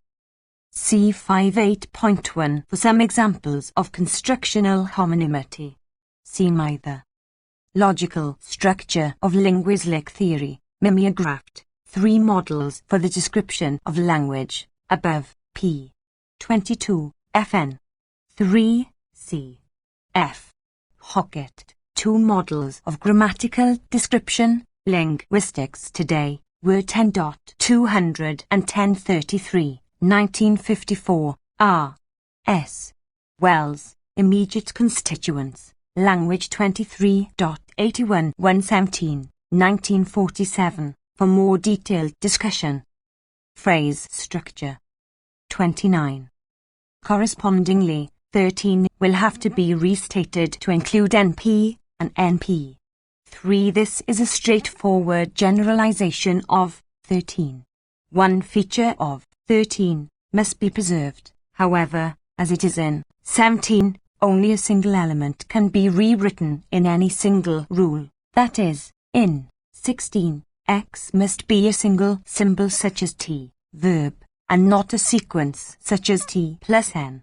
If this condition is not met, we will not be able to recover properly the phrase structure of derived sentences from the associated diagrams of the form 15, as we did above. We can now describe more generally the form of grammar associated with the theory of linguistic structure based upon constituent analysis. Each such grammar is defined by a finite set C of initial strings and a finite set F of instruction formulas of the form X, Y in, iterated, rewrite X as Y. Though X need not be a single symbol, only a single symbol of X can be rewritten in forming Y. In the grammar 13, the only member of the set C of initial strings was the single simple sentence, and F consisted of the rules I, Y, that we might want to extend X to include. For example, declarative sentence, interrogative sentence, as additional symbols. Given the grammar C, F, we define a derivation as a finite sequence of strings, beginning with an initial string of C, and with each string in the sequence being derived from the preceding string by application of one of the instruction formulas of F. Thus, 14 is a derivation, and the 5-termed sequence of strings consisting of the first 5 lines of 14 is also a derivation. Certain derivations are terminated derivations, in the sense that their final string cannot be rewritten any further by the rules F. Thus, 14 is a terminated derivation, but the sequence consisting of the first 5. Thus, in a more complete grammar, 13 might be replaced by a set of rules that includes the following: plus NP, plus T N0, for prepositional phrase, plus NP, plus T NS, prepositional phrase. Where S is a morpheme which is singular for verbs and plural for nouns, comes, boys, and 0 is the morpheme which is singular for nouns and plural for verbs, boy, come. We shall omit all mention of first and second person throughout this discussion. Identification of the nominal and verbal number affix is actually of questionable validity. 30. Syntactic structures. Lines of 14 is not. If a string is the last line of a terminated deriver, plus, we say that it is a terminal string. Thus the man hit there. Ball is a terminal string from the grammar 13. Some grammars of the form X, F may have no terminal strings, but we are interested only in grammars that do have terminal strings, that is, that describe some language. A set of strings is called a terminal language if it is the set of terminal strings for some grammar, cf. Thus each such grammar defines some terminal language, perhaps the empty language containing no sentences, and each terminal language is produced by some grammar of the form cf. Given a terminal language and its grammar, we can reconstruct the phrase structure of each sentence of the language, each terminal string of the grammar, by considering the associated diagrams of the form 15, as we saw above. We can also define the grammatical relations in these languages in a formal way in terms of the associated diagrams. 4.2 in 8.3 we considered languages, called finite state languages, which were generated by finite state Markov processes. Now we are considering terminal languages that are generated by systems of the form cf. These two types of languages are related in the following way. Theorem: every finite state language has a terminal language, but there are terminal languages which are not finite state language. The import of this theorem is that description in terms of phrase structure is essentially more powerful than description in terms of the elementary theory presented above in 8.3. As examples of terminal languages that are not finite state languages, we have the languages LOI 10 discussed in 8.3. Thus the language LOI, consisting of all and only the strings ab, can be produced by the cf. grammar 18. C, ZF, ZAB, Z plus ZB. See my three models for the description of language, above, p. 22, fn.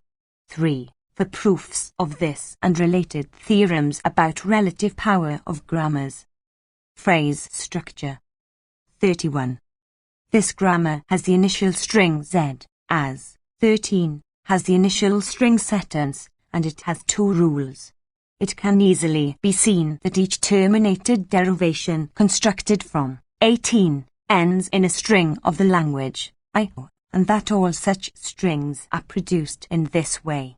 Similarly, languages of the form one can be produced by cf. grammars ei, however, cannot be produced by a grammar of this type unless the rules embody contextual restriction.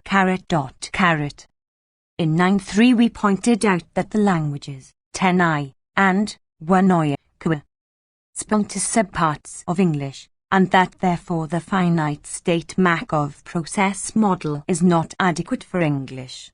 We now see that the phrase structure model does not fail in such cases. We have not proved the adequacy of the phrase structure model, but we have shown that large parts of English which literally cannot be described in terms of the finite state process model can be described in terms of phrase structure. Note that in the case of 18, we can say that in the string ab of LOI, for example, ab is a z, and ab itself is a z.6. Thus this particular string contains 3 phrases, each of which is a z. This is, of course, a very trivial language. It is important to observe that in describing this language we have introduced a symbol z which is not contained in the sentences of this language. This is the essential fact about phrase structure which gives it its abstract character. Observe also that in the case of both 13 and 18, as in every system of phrase structure, each terminal string has many different representations. For example, in the case of 13, the terminal string the man hit the ball is represented by the string's sentence +++NPVP, TNVP, and all the other lines of 14, as well as by such strings as NP plus verb plus NP, T plus N plus hit plus NP, which would occur in other derivations equivalent to 14, in the sense defined. On the level of phrase structure, Then, each sentence of the language is represented by a set of strings, not by a single string as it. See my on certain formal properties of grammars, information and control 2.133-167, 1959. Where is the relation defined in 5.4.1 in terms of such diagrams as 15. 32. Syntactic structures is on the level of phonemes, morphemes, or words. Thus, phrase structure, taken as a linguistic level, has the fundamentally different and non-trivial character which, as we saw in the last paragraph of section 3, is required for some linguistic level. We cannot set up a hierarchy among the various representations of the man hit the ball. We cannot subdivide the system of phrase structure into a finite set of levels, ordered from higher to lower, with one representation for each sentence on each of these sublevels. For example, there is no way of ordering the elements NP and VP relative to one another. Noun phrases are contained within verb phrases, and verb phrases within noun phrases. In English, phrase structure must be considered as a single level, with a set of representations for each sentence of the language. There is a 1-1 correspondence between the properly chosen sets of representations and diagrams of the form. 15. 4.3 Suppose that by a c.f. grammar we can generate all of the grammatical sequences of morphemes of a language. In order to complete the grammar, we must state the phonemic structure of these morphemes, so that the grammar will produce the grammatical phoneme sequences of the language. But this statement, which we would call the orthophonemics of the language, can also be given by a set of rules of the form rewrite X as Y, for example, for English. 19. I walk plus / W 3K / plus 2. Rake Pazulti /took / 3. Hit plus past /hit / plus 4. 1 dot dot dot d / plus past plus 1 dot dot dot d / d, where d equals it / or /d / plus v / dot dot dot conf / plus past / dot dot dot c, it / where c is an n voiced consonant, vi, past plus / dl. 7. Take /take / etc. or something similar. Note, incidentally, that order must be defined among these rules. For example, 2 must precede v, or 7, or we will derive such forms as /taked / for the past tense of take. In these phrase structure. 33. Morphophonemic rules. We need no longer require that only a single symbol be rewritten in each rule. We can now extend the phrase structure derivations by applying 19, so that we have a unified process for generating phoneme sequence from the initial string sentence. This makes it appear as though the break between the higher level of phrase structure and the lower levels is arbitrary. Actually, the distinction is not arbitrary. For one thing, as we have seen, the formal properties of the rules X, Y corresponding to phrase structure are different from those of the morphophonemic rules, since in the case of the former we must require that only a single symbol be rewritten. Second, the elements that figure in the rules 1-9 can be classified into a finite set of levels, for example, phonemes and morphemes, or, perhaps, phonemes, morphophonemes, and morphemes, each of which is elementary in the sense that a single string of elements of this level is associated with each sentence as its representation on this level, except in cases of homonymity, and each such string represents a single sentence. But the elements that appear in the rules corresponding to phrase structure cannot be classified into higher and lower levels in this way. we shall see below that there is an even more fundamental reason for marking this subdivision into the higher-level rules of phrase structure and the lower-level rules that convert strings of morphemes into strings of phonemes. The formal properties of the system of phrase structure make an interesting study, and it is easy to show that further elaboration of the form of grammar is both necessary and possible. Thus, it can easily be seen that it would be quite advantageous to order the rules of the set F so that certain of the rules can apply only after others have applied.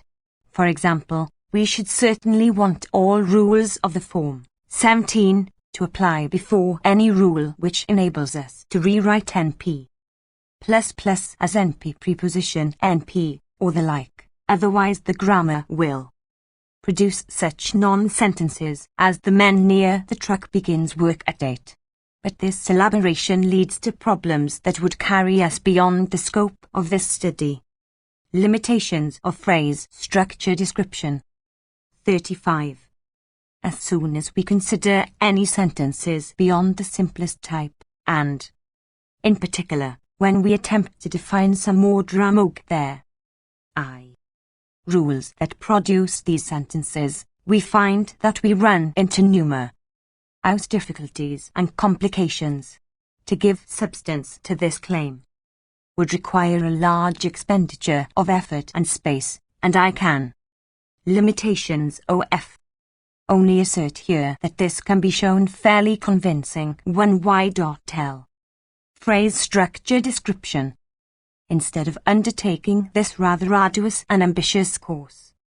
Here, I shall limit myself to sketching a few simple cases in which considerable improvement is possible over grammars of the form. 5.1 We have discussed two models for the structure of language, a communication theoretic model based on a conception of language as a Markov process and corresponding, in a sense, to the minimal CF. In $8 I shall suggest an independent method of demonstrating the inadequacy of constituent analysis as a means of describing English sentence structure. Linguistic theory, and a phrase structure model based on immediate constituent analysis. We have seen that the first is surely inadequate for the purposes of grammar, and that the second is more powerful than the first, and does not fail in the same way. Of course, there are languages, in our general sense, that cannot be described in terms of phrase structure, but I do not know whether or not English is itself literally outside the range of such analysis. However, 5.2 One of the most productive processes for forming new sentences is the process of conjunction. If we have two sentences, Z plus X plus 1Z plus Y plus W, and if X and Y actually constituents of these sentences, we can generally form a new sentence Z, X plus and Y, W. For example, from the sentences 20AB, we can form the new sentence 21. I think that there are other grounds for rejecting the theory of phrase structure as inadequate for the purpose of linguistic description. The strongest possible proof of the inadequacy of a linguistic theory is to show that it literally cannot apply to some natural language. A weaker, but perfectly sufficient demonstration of inadequacy would be to show that the theory can apply only clumsily. 20a. The scene of the movie was in Chicago. B. The scene of the play was in Chicago. 21. The scene of the movie and of the play was in Chicago. If X and Y, however, not constituents, we generally cannot do this. 2. For example, we cannot form 23 from 22AB. That is, to show that any grammar that can be constructed in terms of this theory will be extremely complex, ad hoc, and unrevealing, that certain very simple ways of describing grammatical sentences cannot be accommodated within the associated forms of grammar, and that certain fundamental formal properties of natural language cannot be utilized to simplify grammars, we can gather a good deal of evidence of this sort in favour of the thesis that the form of grammar described above, and the conception of linguistic theory that underlies it, are fundamentally inadequate. The only way to test the adequacy of our present apparatus is to attempt to apply it directly to the description of English sentences. See mythological structure of linguistic theory for detailed analysis of this problem. 21 and 23. Extreme cases in which there is no question about the possibility of conjunction. There are many less clear cases.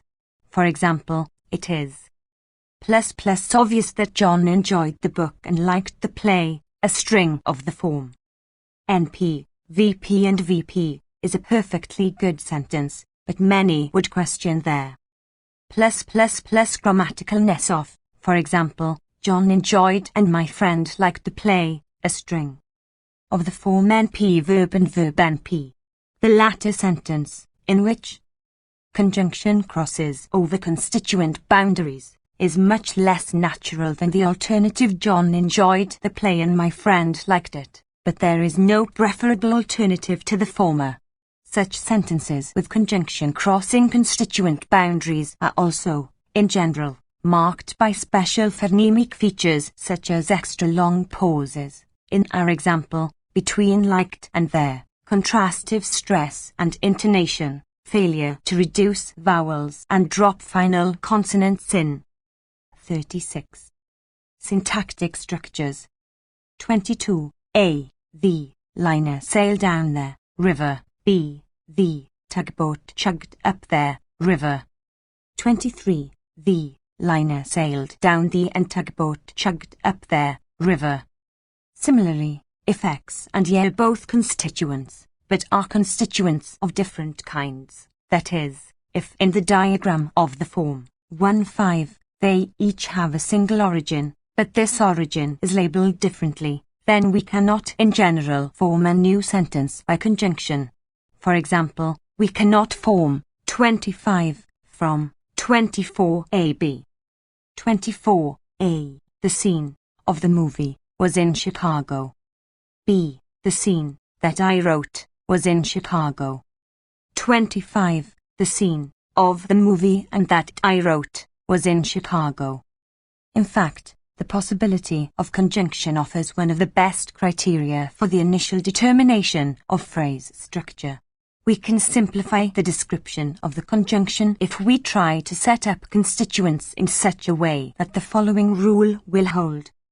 26. If S and S are grammatical sentences, and S differs from S only in that X appears in S, where Y appears in S, that is, S equals ... X, and S equals ... Y, and X and Y are constituents of the same type in S and S, respectively, then S is a sentence. Where S is the result of replacing X by X and Y in S. That is, S equals X plus A and D plus Y. Rapid speech, etc. Such features normally mark the reading of non-grammatical strings.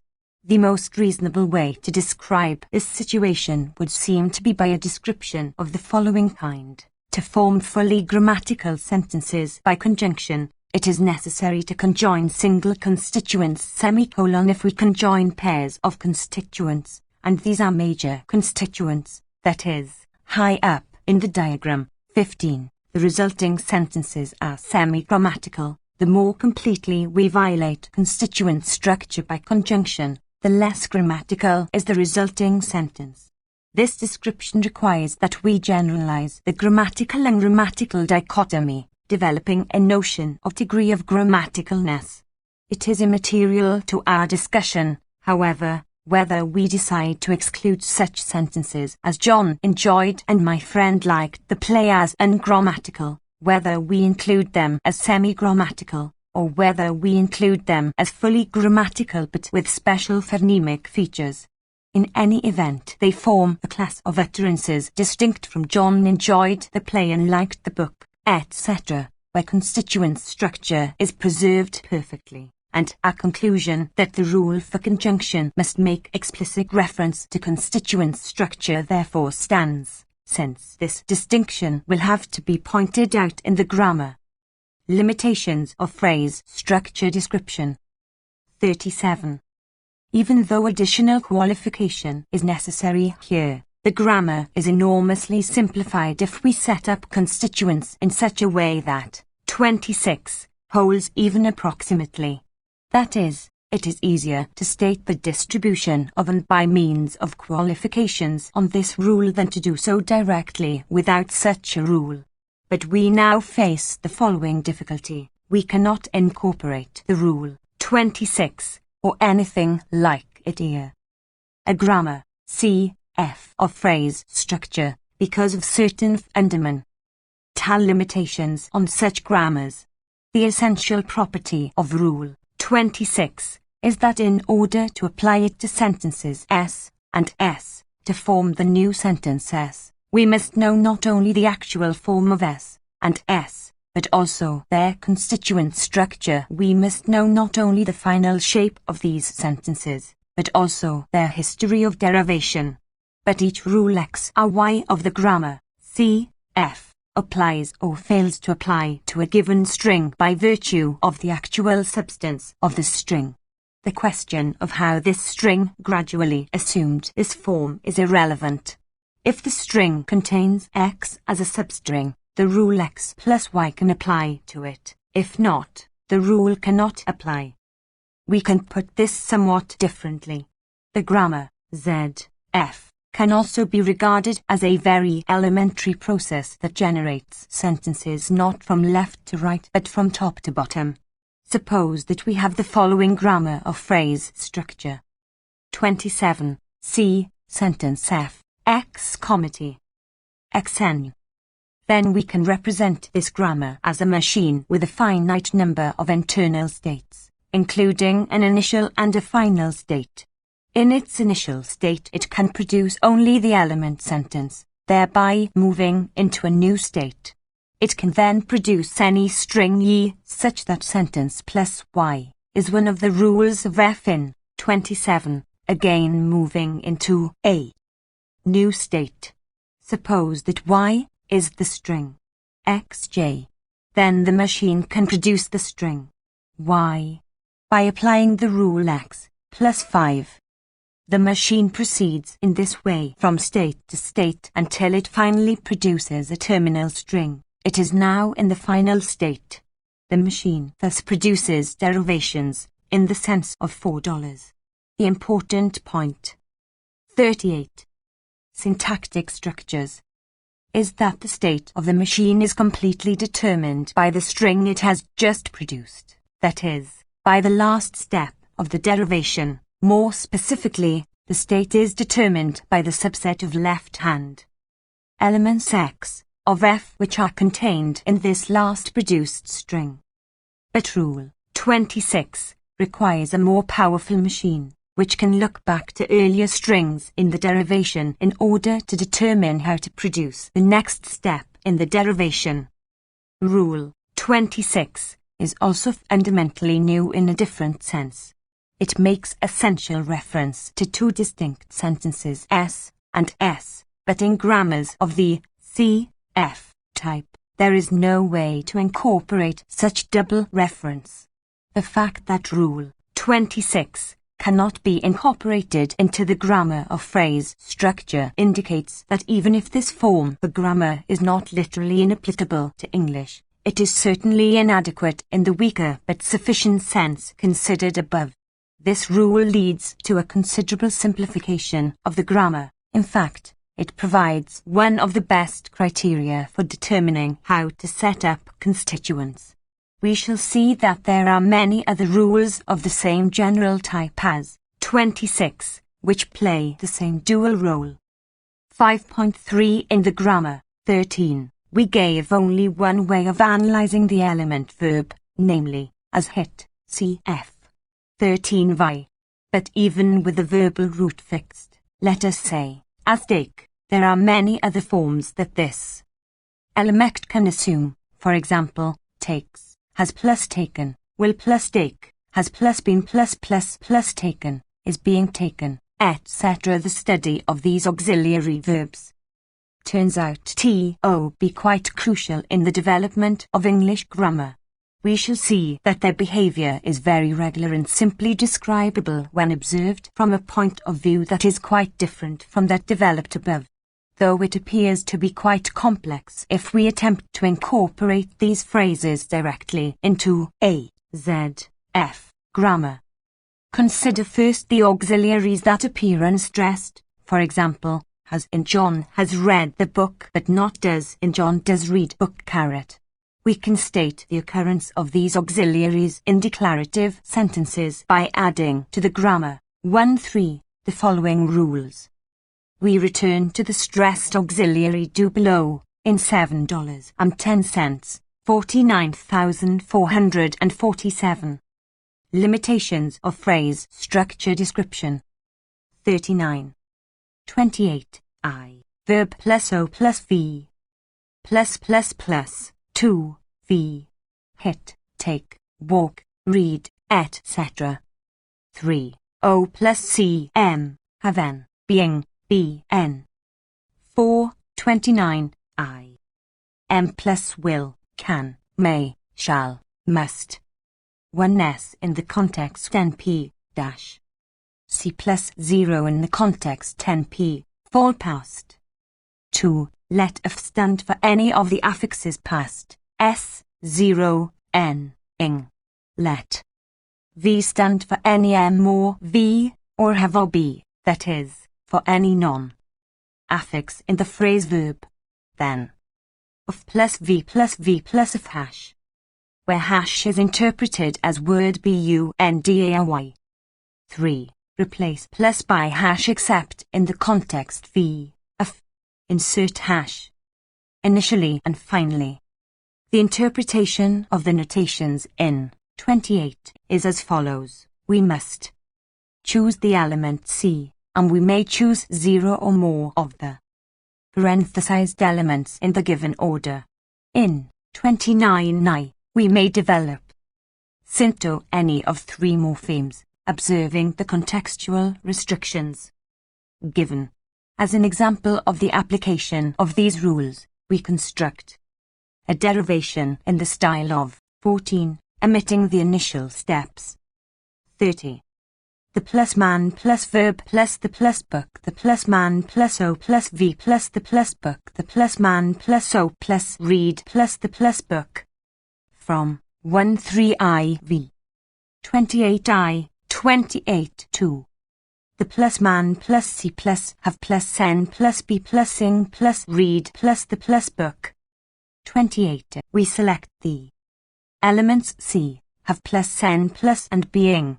The plus man plus S plus have plus N plus B plus sing plus read plus the plus book. 29. We assume here that 13 has been extended in the manner of FN. 3, above, P. 29, or something similar. Plus, if we were formulating the theory of grammar more carefully, we would interpret hash as the concatenation operator on the level of words, while as the concatenation operator on the level of phrase structure. 29 would then be part of the definition of a mapping which carries certain objects on the level of phrase structure, essentially diagrams of the form 15 into strings of words. See mythological structure of linguistic theory for a more careful formulation. 40. Syntactic structures. Plus man plus have plus S hash B plus N hash read plus ing hash the book. 29, 3 times. Plus hash the hash man hash have S hash B N hash read plus ing hash the hash book hash. 29. The morphophonemic rules, 19, etc., will convert the last line of this derivation into 31. The man has been reading the book. In phonemic transcription, similarly, every other auxiliary verb phrase can be generated. We return later to the question of further restrictions that must be placed on these rules so that only grammatical sequences can be generated. Note, incidentally, that the morphophonemic rules will have to include such rules as CILL plus S, R will plus past plus tilde dot old slash dot. His rules can be dropped if we rewrite 28.3 so that either C or M, but not both, can be selected.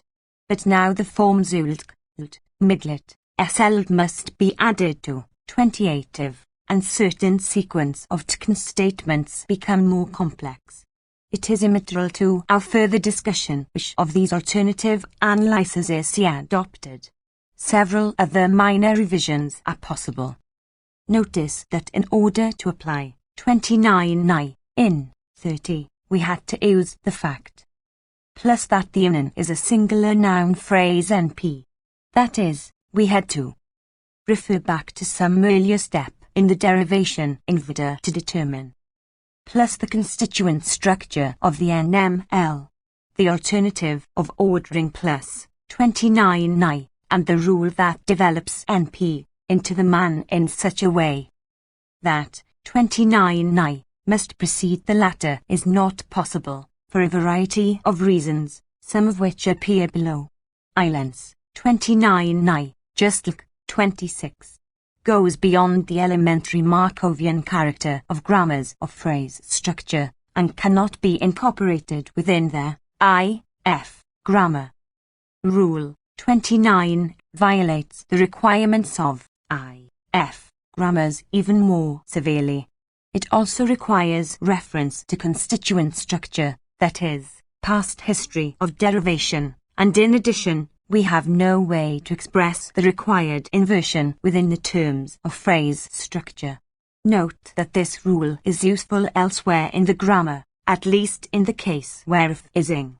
Thus the morphemes to an ing play a very. Limitations of phrase structure description. 41. Similar role within the noun phrase in that they convert verb phrases into noun phrases, giving, for example, to prove that theorem proving that theorem was difficult, etc. We can exploit this parallel by adding to the grammar 13 the rule plus the rule 29 will then convert ing plus prove that theorem into proving that plus theorem. A more detailed analysis of the VP shows that this parallel extends much further than this. In fact, the reader can easily determine that to duplicate the effect of 28 and 29 without going beyond the bounds of a system, CF, of phrase structure, it would be necessary to give a fairly complex statement. Once again, as in the case of conjunction, we see that significant simplification of the grammar is possible if we are permitted to formulate rules of a more complex type than those that correspond to a system of immediate constituent analysis.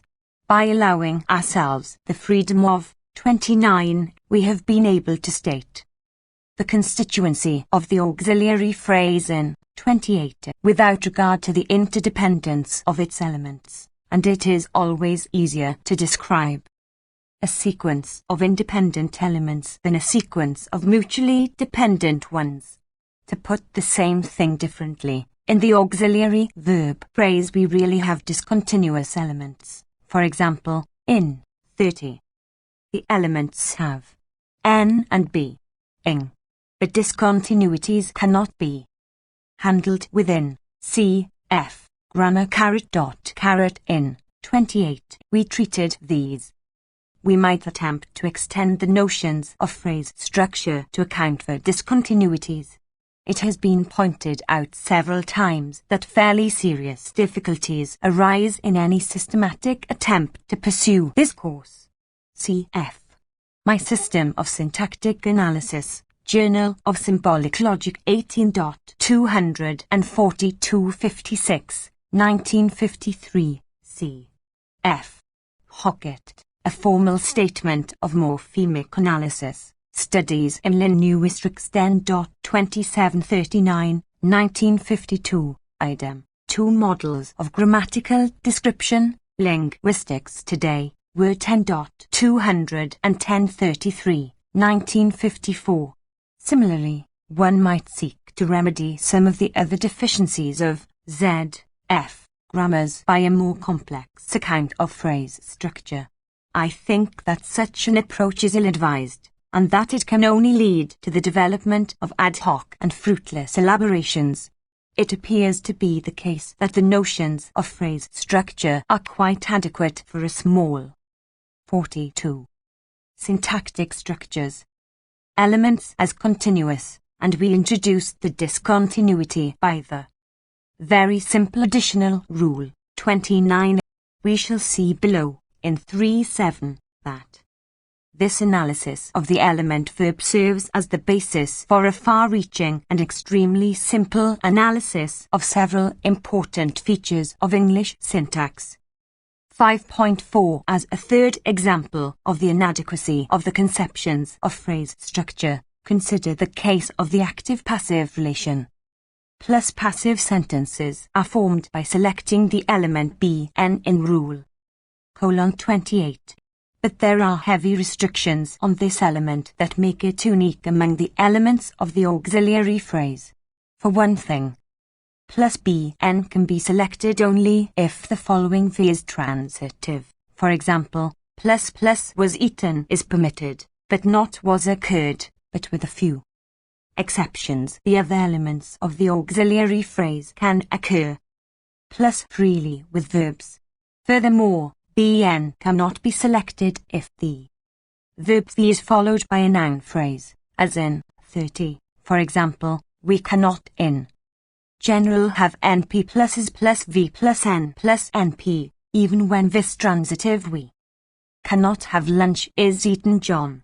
Furthermore, if this transitive plus and is followed by the prepositional phrase by np, then we must plus select bn. We can have lunch is eaten by John but not John is eating by lunch, etc.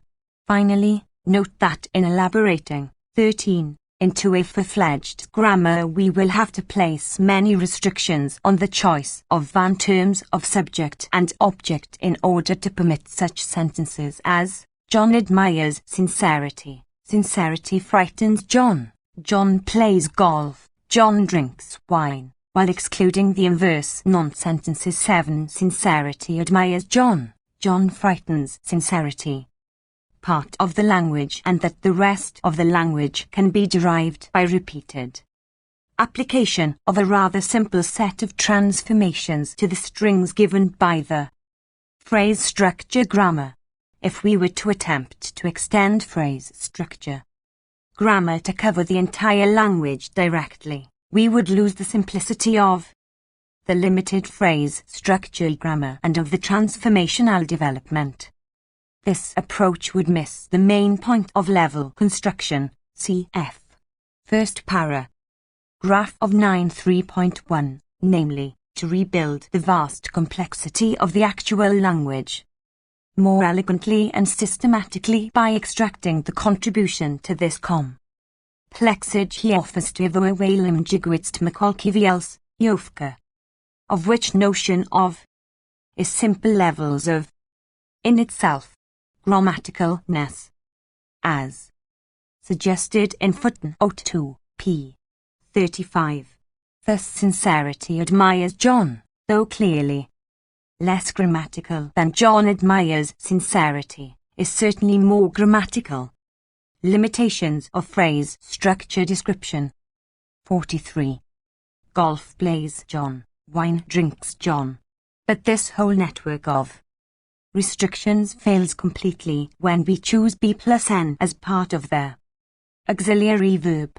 In fact, in this case the same selectional dependencies hold, but in the opposite order.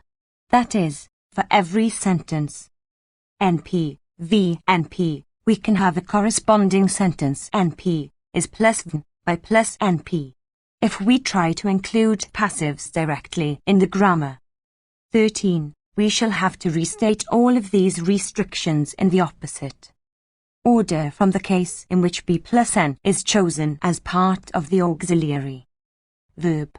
This inelegant duplication, as well as the special restrictions plus I involving the element Bn, can be avoided only if we deliberately exclude passives from the grammar of phrase structure and reintroduce them by a rule such as 34. If S is a grammatical sentence of the form NP, L, O, V, NP, then the corresponding string of the form NP, O plus B plus NV by plus NP is also a grammatical sentence. For example, if John C. admire sincerity is a sentence, then sincerity C plus B plus N admire by plus John, which by 29 and 19 becomes sincerity is admired by John, is also a sentence.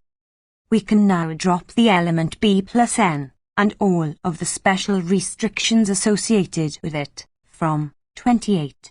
The fact that B plus N plus requires a transitive verb, that it cannot occur before V and P, that it must occur before V plus by plus NP where this transitive, that it inverts the order of the surrounding noun phrases, is in each case an automatic consequence of Rule 34. This rule thus leads to a considerable simplification of the grammar. But 34 is well beyond the limits of C.F. grammars. Like 29, it requires reference to the constituent structure of the string to which it applies, and it carries out an inversion on this string in a structurally determined manner.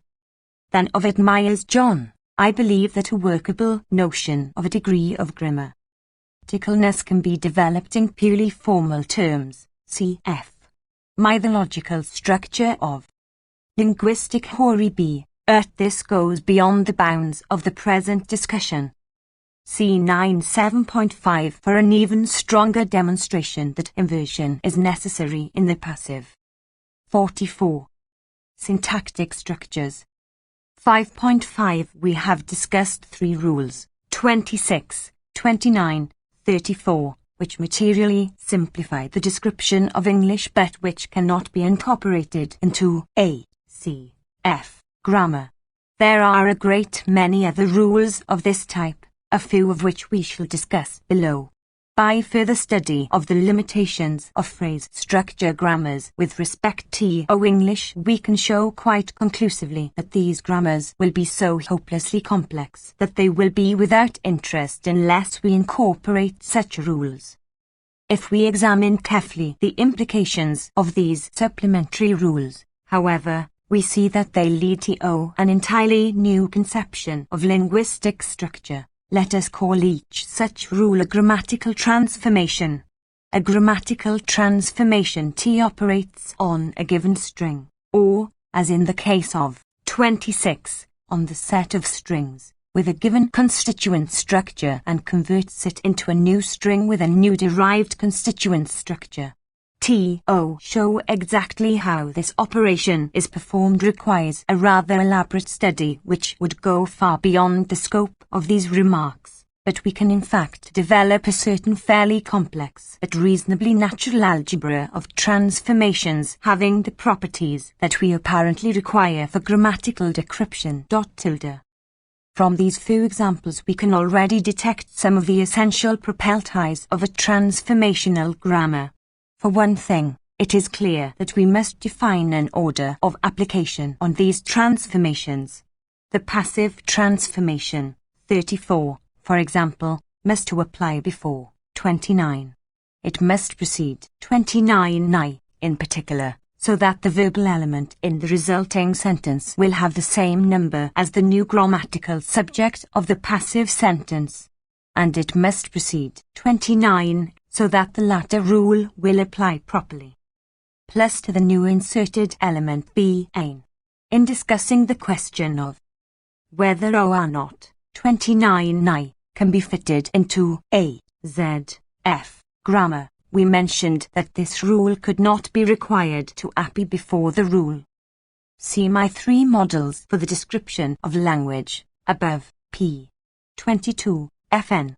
3. For a brief account of transformations and the logical structure of linguistic, theory and transformational analysis. For a detailed development of transformational algebra and transformational grammars, see Z.S. Harris, Concurrence and Transformations in Linguistic Structure, Language 33.283-340, 1957, for a somewhat different approach to transformational analysis.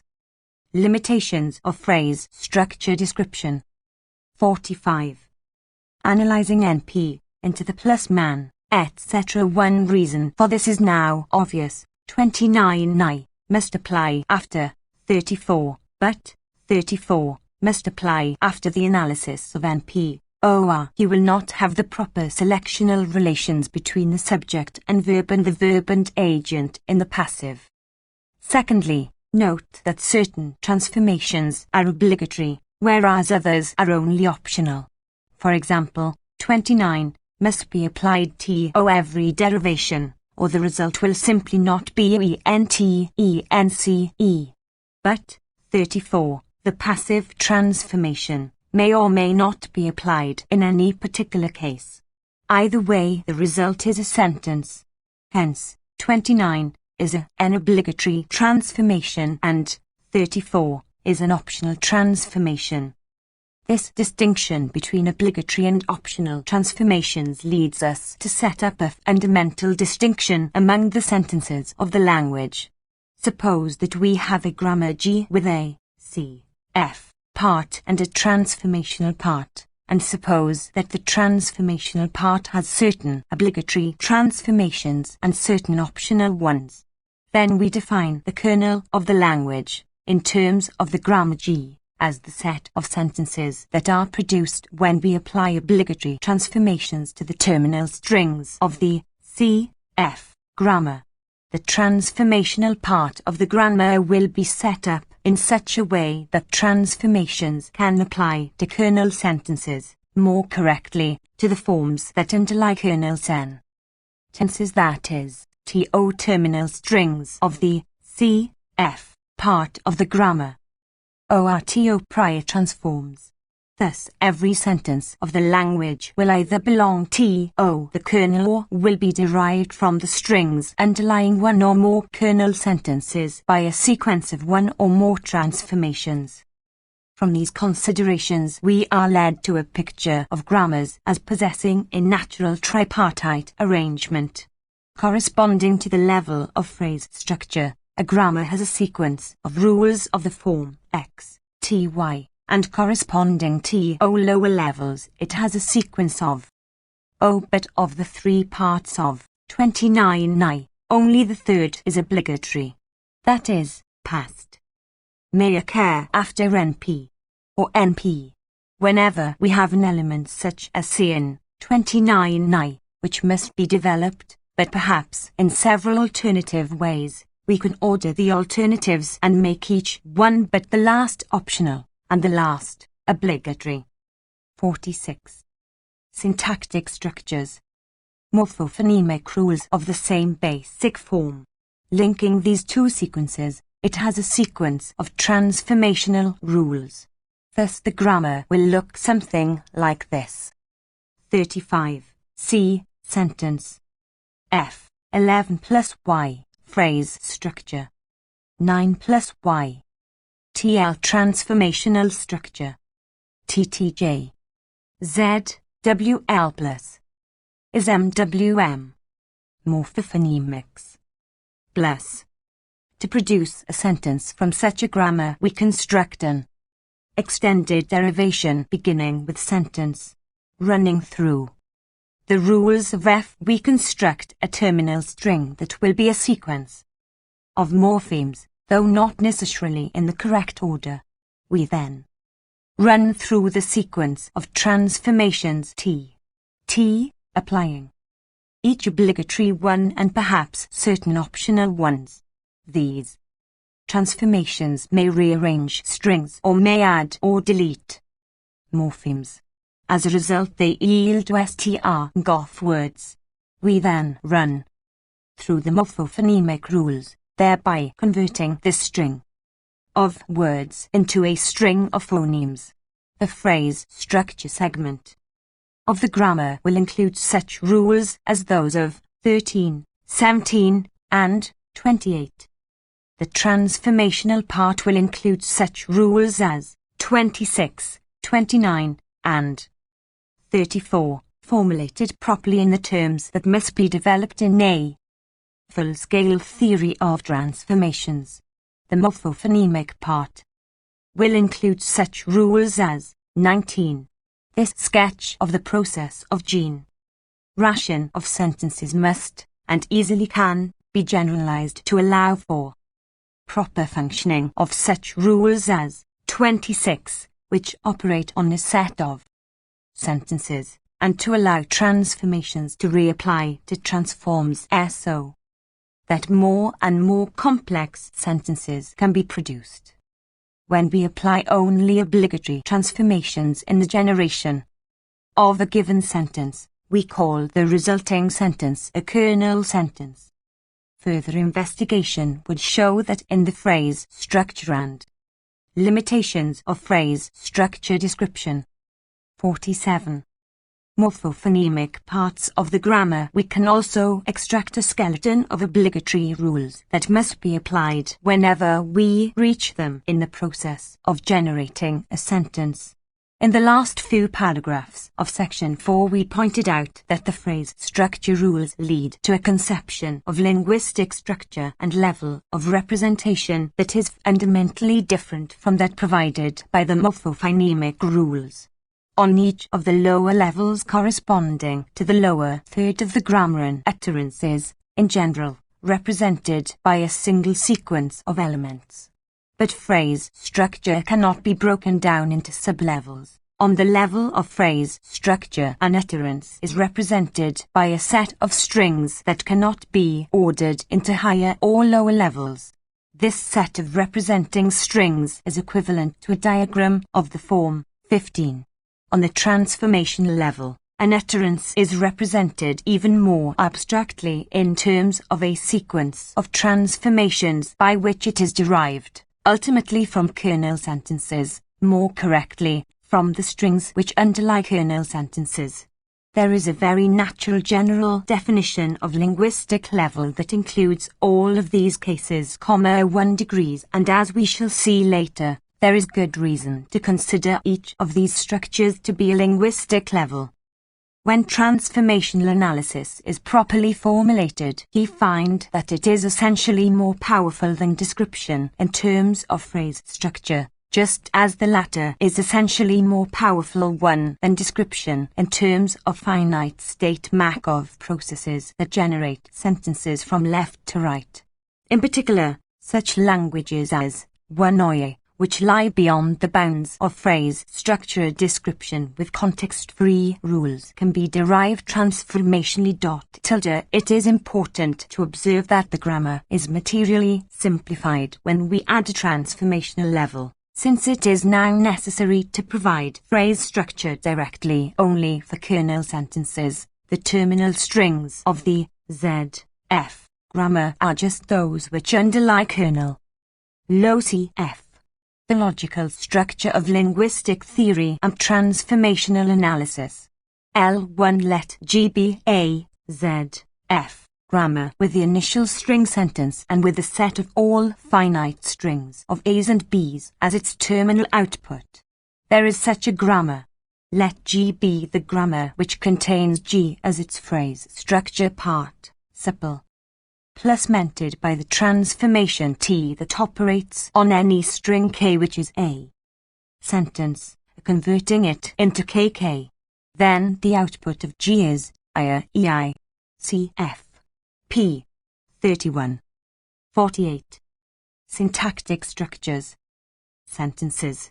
We choose the kernel sentences in such a way that the terminal strings underlying the kernel are easily derived by means of A, C, F description, while all other sentences can be derived from these terminal strings by simply statable transformations.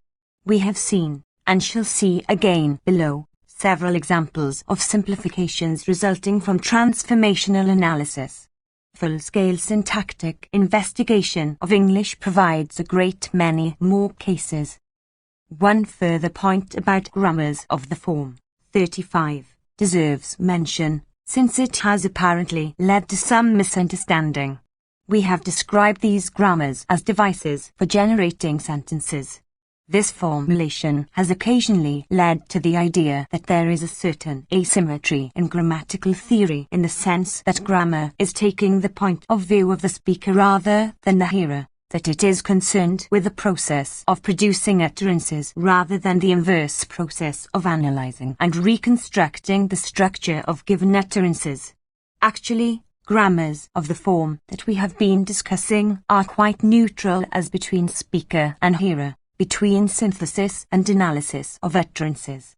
A grammar does not tell us how to synthesize a specific utterance. It does not tell us how to analyze a particular given utterance. In fact, these two tasks which the speaker and hearer must perform are essentially the same, and are both outside the scope of grammars of the form 35. Each such grammar is simply a description of a certain set of utterances, namely, those which it generates. From this grammar we can reconstruct the formal relations that hold among these utterances in terms of the notions of phrase structure, transformational structure, etc. Perhaps the issue can be clarified by an analogy to a part of chemical theory concerned with the structurally possible compounds. This theory might be said to generate all physically possible compounds just as a grammar generates all grammatically possible utterances. It would serve as a theoretical basis for techniques of qualitative analysis and synthesis of specific compounds, just as one might rely on a grammar in the investigation of such special problems as analysis and synthesis of particular utterances. On THE goals of linguistic theory. 6.1 in $5 3.42 models of linguistic structure were developed. A simple communication theoretic model and a formalized version of immediate constituent analysis. Each was found to be inadequate. And in 5.5 I suggested a more powerful model combining phrase structure and grammatical transformations that might remedy these inadequacies. Before going on to explore this possibility, I would like to clarify certain points of view that underlie the whole approach of his study. Our fundamental concern throughout this discussion of linguistic structure is the problem of justification of grammars. A grammar of the language L is essentially a theory of L. Any scientific theory is based on a finite number of observations, and it seeks to relate the observed phenomena and to predict new phenomena by constructing general laws in terms of hypothetical constructs such as, in physics, for example, mass and electron. Similarly, a grammar of English is based on a finite corpus of utterances, observations, and it will contain certain grammatical rules, laws, stated in terms of the particular phonemes, phrases, etc. of English. Hypothetical constructs. These rules express structural relations among the sentences of the corpus and the indefinite number of sentences generated by the grammar beyond the corpus, predictions. Our problem is to develop and clarify the criteria for selecting the correct grammar for each language, that is, the correct theory of this language. Two types of criteria were mentioned in 5.2.1. Clearly, every grammar will have to meet certain external conditions of adequacy. For example, the sentences generated will have to be acceptable to the native. 50. Syntactic structures. Speaker. In 4.8 we shall consider several other external conditions of this sort. In addition, we pose a condition of generality on grammars. We require that the grammar of a given language be constructed in accordance with a specific theory of linguistic structure in which such terms as phoneme and phrase are defined independently of any particular language. If we drop either the external conditions or the generality requirement, there will be no way to choose among a vast number of totally different grammars, each compatible with a given corpus. But, as we observed in 4.2.1, these requirements jointly give us a very strong test of adequacy for a general theory of linguistic structure and the set of grammars that it provides for particular languages. Notice that neither the general theory nor the particular grammars are fixed for all time in this view. Progress and revision may come from the discovery of new facts about particular languages, or from purely theoretical insights about organization of linguistic data, that is, new models for linguistic structure. But there is also no circularity in this conception. At any given time we can attempt to formulate as precisely as possible both the general theory and the set of associated grammars that must meet the empirical, external conditions of adequacy. We have not yet considered the following very crucial question: what is the relation between the general theory and the particular grammars that follow from it? In other words, what sense can we give to the notion "follow from" in this context? It is at this point that our approach will diverge sharply from many theories of linguistic structure. The strongest requirement that could be placed on the relation between a theory of linguistic structure and particular grammars is that the theory must provide a practical and mechanical method for. I presume that these two conditions are similar to what Chelmslev has in mind when he speaks of the appropriateness and arbitrariness of linguistic theory. Cf. L. Chelmslev, Prolegomena to a Theory of Language = Memoir 7. Indiana University, Publications Anthropology and Linguistics, Baltimore, 1953. p. 8. See also Hockett's discussion of matter criteria for linguistics, two models of grammatical description, linguistics today, Word 10.232.3, in this connection. On the goals of linguistic theory. 51. Actually constructing the grammar, given a corpus of utterances. Let us say that such a theory provides us with a discover procedure for grammars. A weaker requirement would be that the theory must provide a practical and mechanical method for determining whether or not a grammar proposed for a given corpus is, in fact, the best grammar of the language from which this corpus is drawn.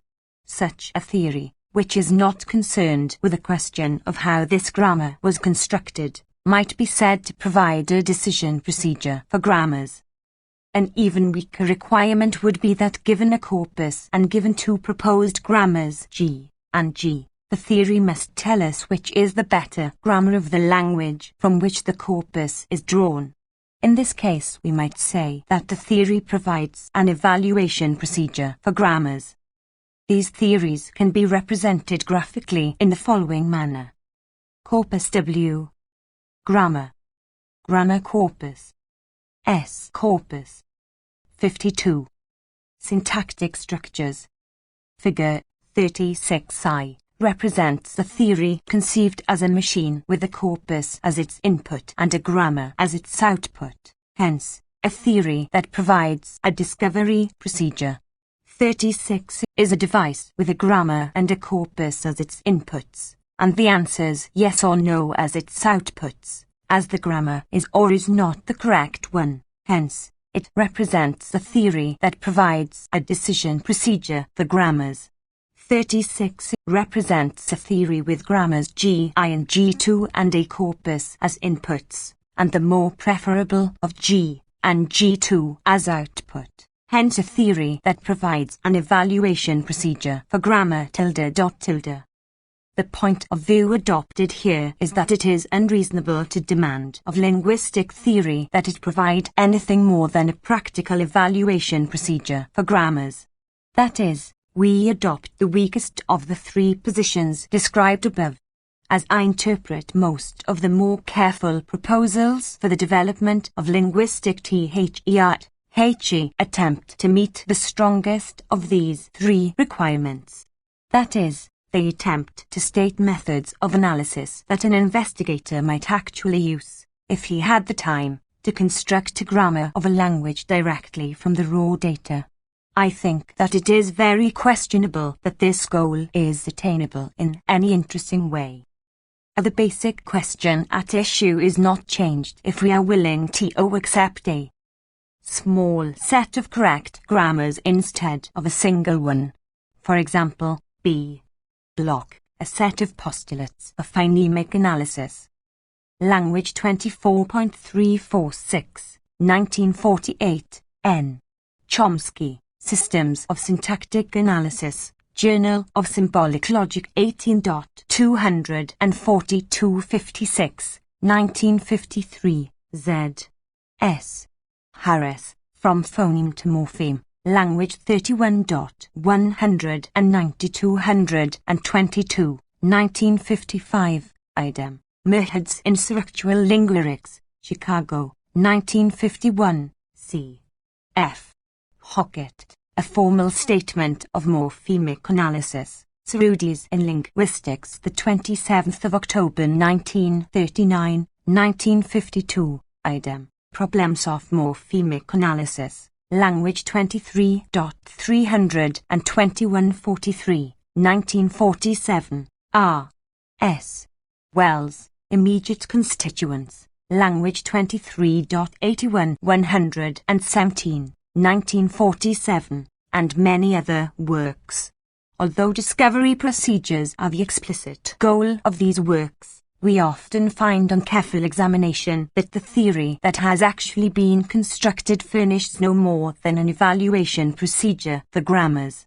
For example, Hockett states his aim in the formal statement of morphemic analysis as the development of formal procedures by which one can work from scratch to a complete description of the pattern of a language, p. 27. But what he actually does is describe some of the formal properties of a morphological analysis and then propose a criterion whereby the relative efficiency of two possible morphic solutions can be determined. With that, we can choose the maximally efficient possibility, or, arbitrarily, any one of those which are equally efficient but more efficient than all others, p. 29. On the goals of linguistic theory. 53. And I suspect that any attempt to meet it will lead into a maze of more and more elaborate and complex analytic procedures that will fail to provide answers for many important questions about the nature of linguistic structure. I believe that by lowering our sights to the more modest goal of developing an evaluation procedure for grammars, we can focus attention more clearly on really crucial problems of linguistic structure, and we can arrive at more satisfying answers to them.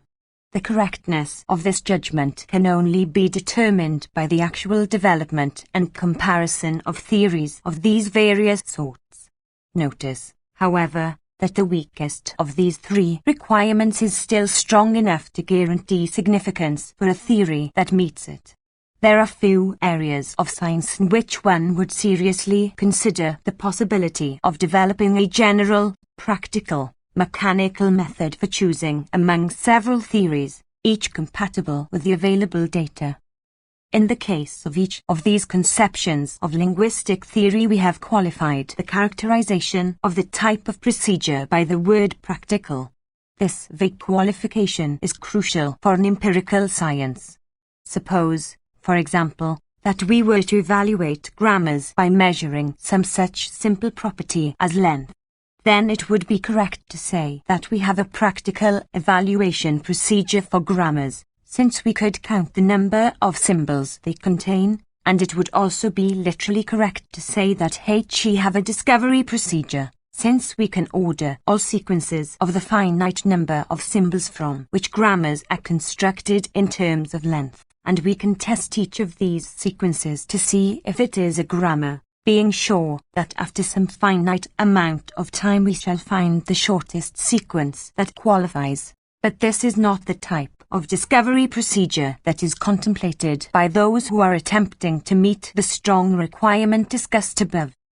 Suppose that we use the word simplicity to refer to the set of formal properties of grammars that we shall consider in choosing among them. Then there are three main tasks in the kind of program for linguistic theory that we have suggested.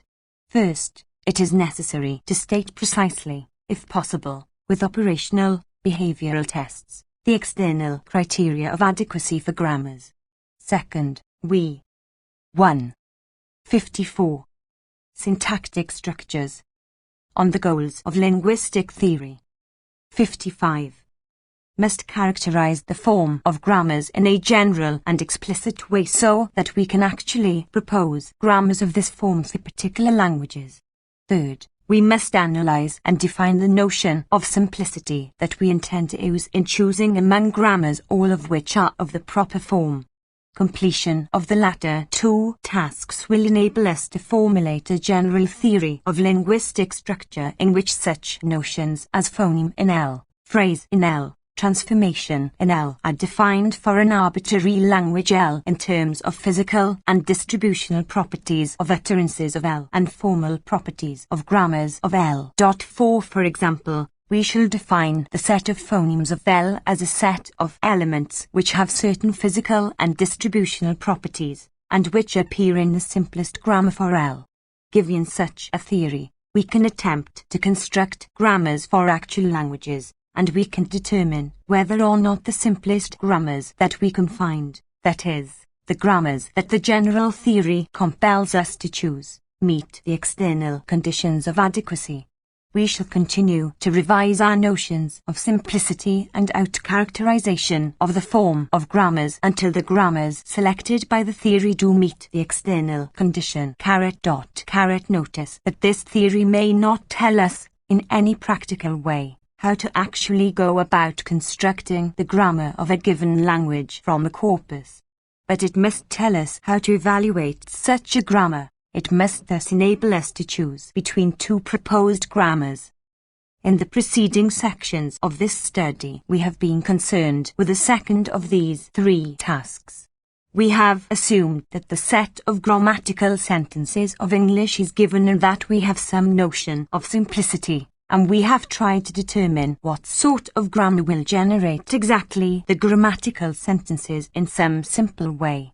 To formulate this goal in somewhat different terms, we remarked above that one of the notions that must be defined in general linguistic theory is sentence in L. Entering into the definitions will be such terms as observed utterance in L, simplicity of THC, grammar of L, etc. This general theory is accordingly concerned with clarifying the relation between the set of grammatical sentence and the set of observed sentences.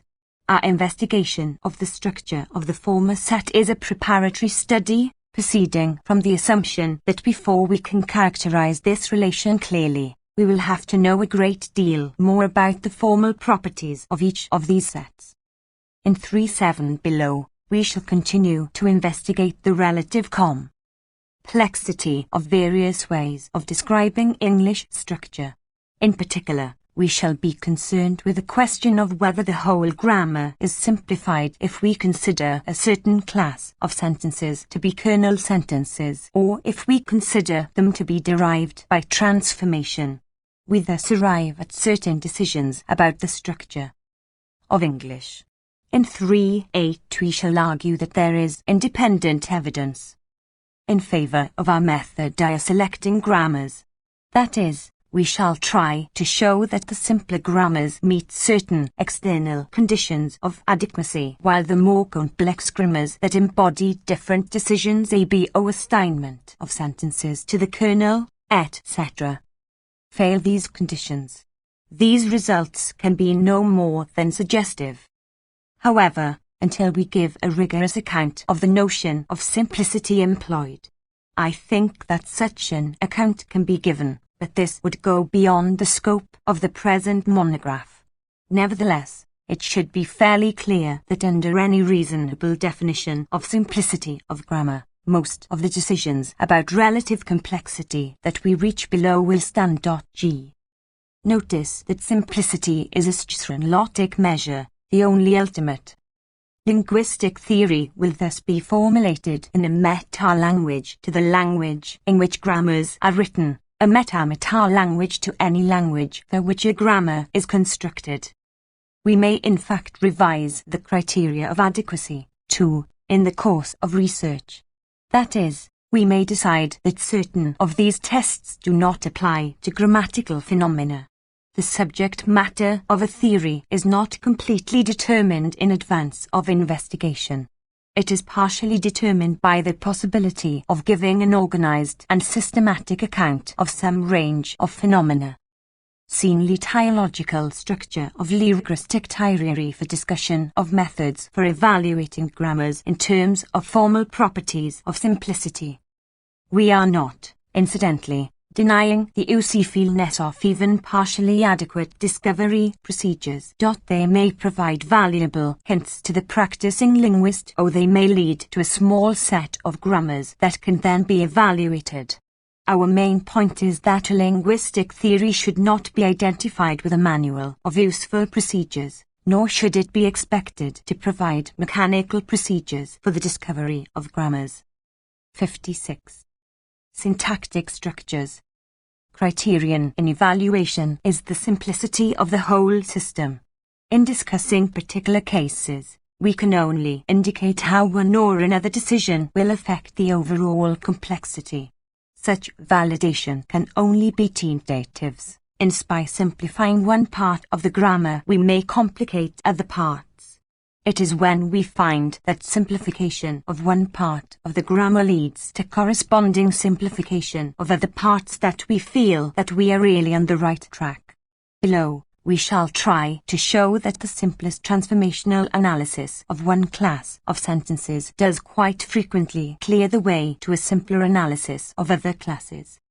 In short, we shall never consider the question of how one might have arrived at the grammar whose simplicity is being determined, for example, how one might have discovered the analysis of the verb phrase. Presented in 4.5.3. Questions of this sort are not relevant to the program of research that we have outlined above.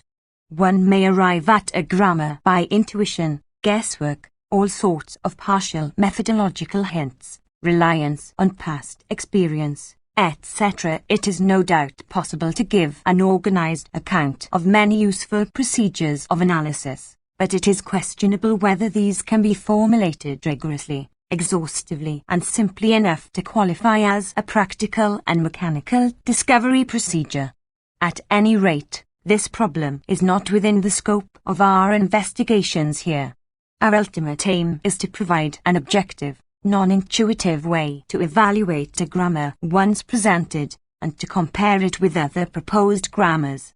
We are thus interested in describing the form of grammars, equivalently, the nature of linguistic structure, and investigating the empirical consequences of adopting a certain model for linguistic structure, rather than in showing how, in principle, one might have arrived at the grammar of a language.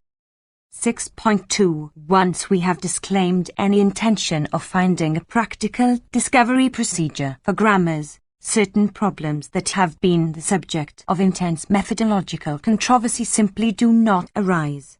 Consider the problem of interdependence of levels.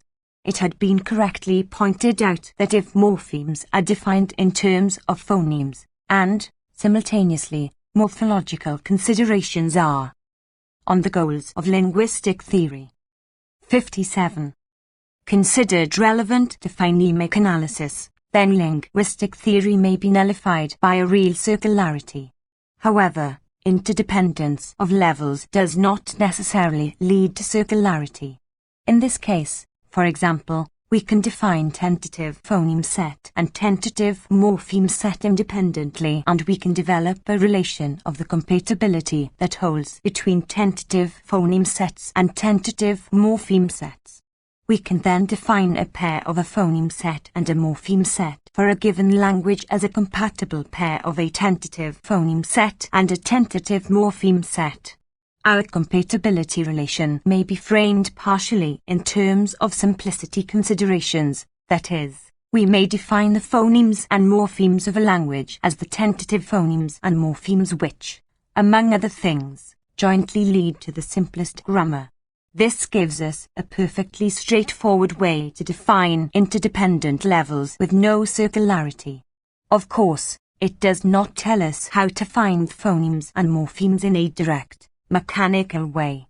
But no other phonemic or morphological theory really meets this strong requirement either, and there is little reason to believe that it can be met significantly. In any event, when we lower our aims to the development of an evaluation procedure, there remains little motivation for any objection to mixing of levels, and there is no difficulty in avoiding circularity in the definition of interdependent levels. C2. S. Harris, Methods in Structural Linguistics, Chicago, 1951, for example. Appendix to 7.4, Appendix to 8.2, Chapters 9, 12, for examples of procedures which lead to interdependent levels. I think that Fowler's objections to Harris morphological procedures, cf. Language 28.549, 1952, can be met without difficulty by a non-circular formulation of the type just proposed. Cf. C.F. Hockett, Tail F. Phonology equals Memoir I. Indiana University, Applications in Anthropology and Linguistics, Baltimore, 1955, idem. 2 Fundamental Problems in Phonemics, Studies in Linguistics 7.33, 1949, R. Jacobson, The Phonemic and Grammatical Aspects of Language and Their Interrelation, Proceedings of the 6th International Congress of Linguists 518, Paris, 1948, K. L. Pike, Grammatical Prerequisites to Phonemic Analysis, Word 3.155-72, 1947, idem. More on grammatical prerequisites, Word 8.106-21, 1952, for further discussion on interdependence of levels. Also N. Chomsky, M. Halley, F. Lukoff, on accent and juncture in English, for Roman Jacobson, S. Gravenhage, 1956, 65-80. Bar-Hillel has suggested, in Logical Syntax and Semantics, Language 30.237, 1954, that Pike's proposals can be formalized without the circularity. 58. Syntactic structures. Many problems of morphemic analysis also receive quite simple solutions if we adopt the general framework outlined above. In attempting to develop discovery procedures for grammars, we are naturally led to consider morphemes as classes of sequences of phonemes, that is, as having actual phonemic content in an almost literal sense. This leads to trouble in such well-known cases as English took/took/, where it is difficult without artificiality to associate any part of this word with the past tense morpheme which appears as /t/ in walked/walked/, as it /in framed/framed/, etc. We can avoid all such problems by regarding morphology and phonology as two distinct but interdependent levels of representation, related in the grammar by morphophonemic rules such as 19. Thus took is represented on the morphological level as tnkr plus past, just as walked is represented as walk plus past. The morphophonemic rules, 19-2, 19v, respectively, carry these strings of morphemes into /walked/. The only difference between the two cases is that 19v is a much more general rule than 19. 8 will give up the idea that higher levels are literally constructed out of. That many sense in them by the use of recursive definitions. He does not pursue this suggestion in any detail, and my own feeling is that success along these lines is unlikely. Moreover, if we are satisfied with an evaluation procedure for grammars, we can construct interdependent levels with only direct definitions, as we have just seen. The problem of interdependence of phonemic and morphemic levels must not be confused with the question of whether morphological information is required to read a phonemic transcription. Even if morphological considerations are considered relevant to determining the phonemes of a language, it may still be the case that the phonemic transcription provides complete reading rules with no reference to other levels. Cf. N. Chomsky, M. Halley, F. Lukoff, On Accent and Juncture in English, Ferron and Jacobsary, S. Gravenhage, 1956, 65-80, for discussion and examples. Hockett gives a very clear presentation of this approach to levels in A Mantle of Phonology, 1953, p. 15.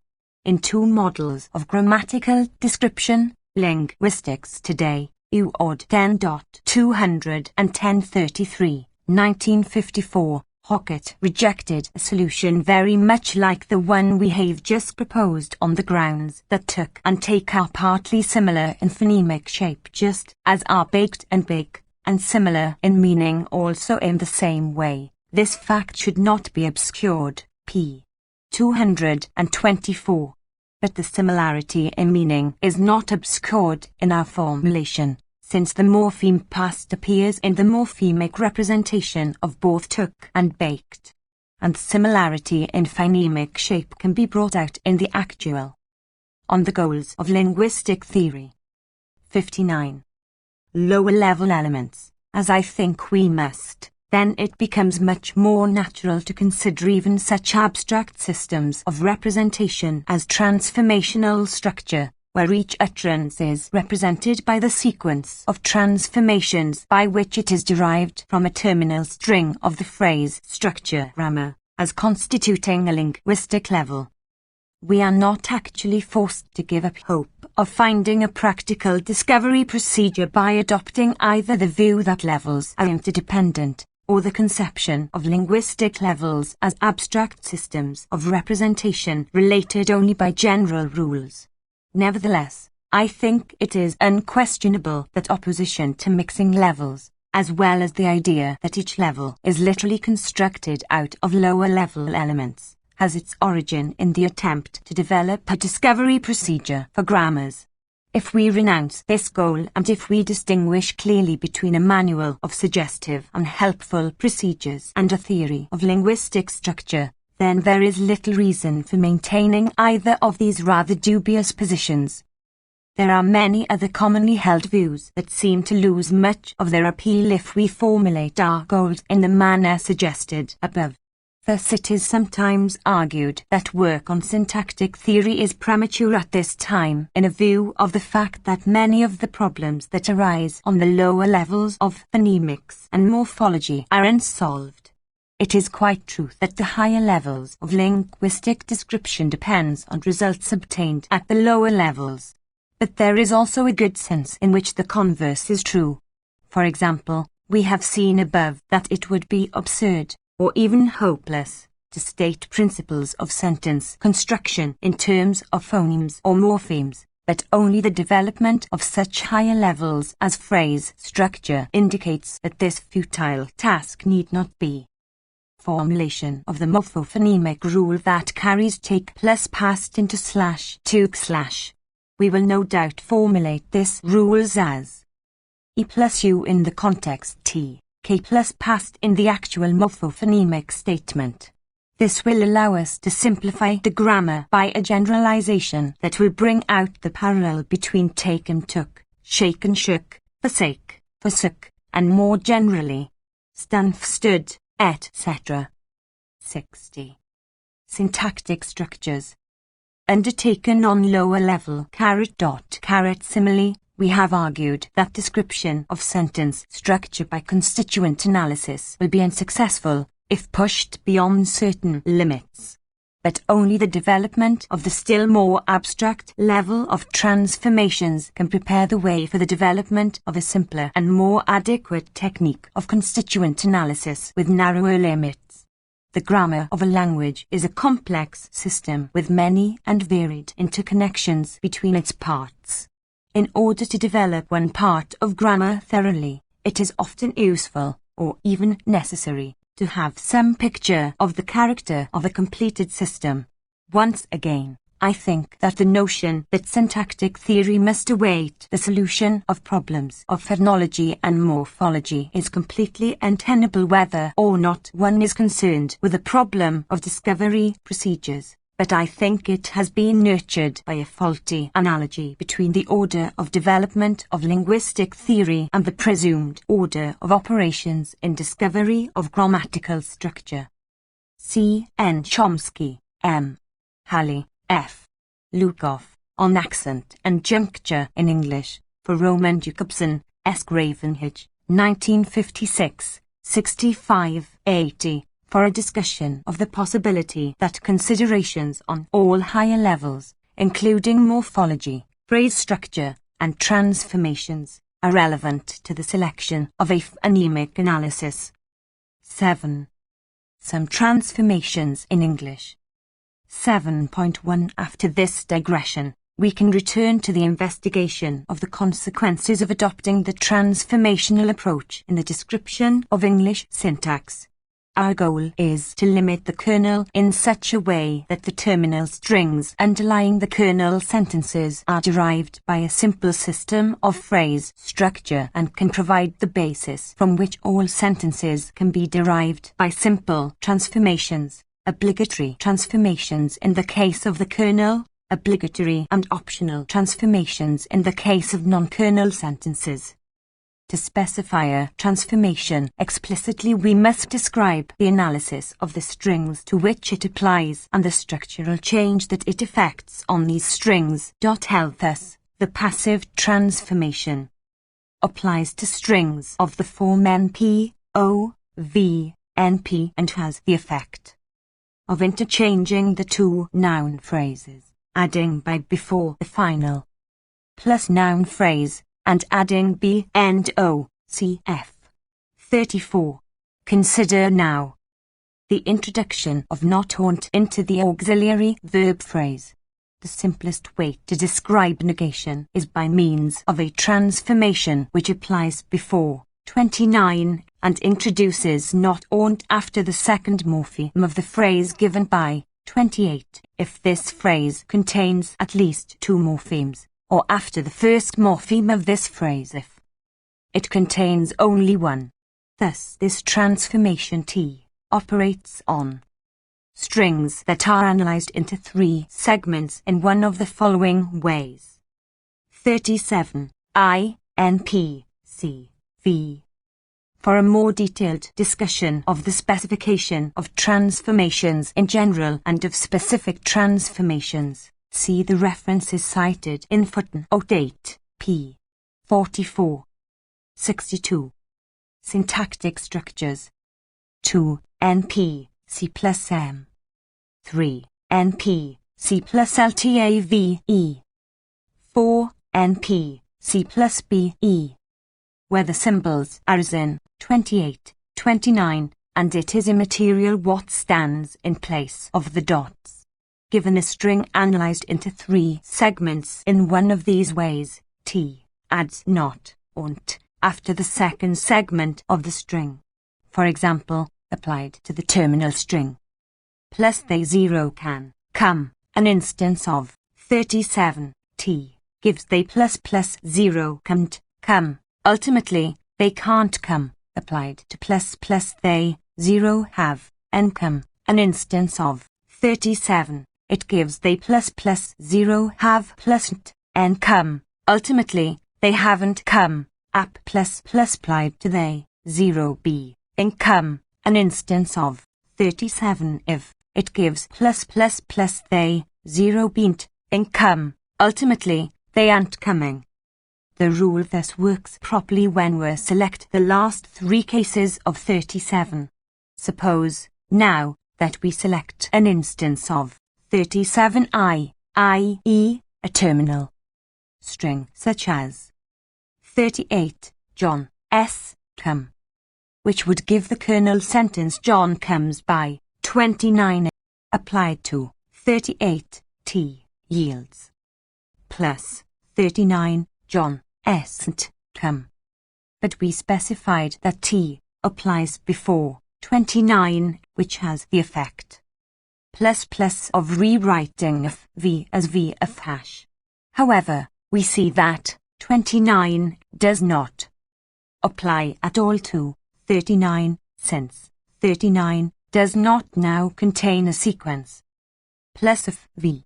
Let us now add to the grammar the following obligatory transformational rule which applies after 29.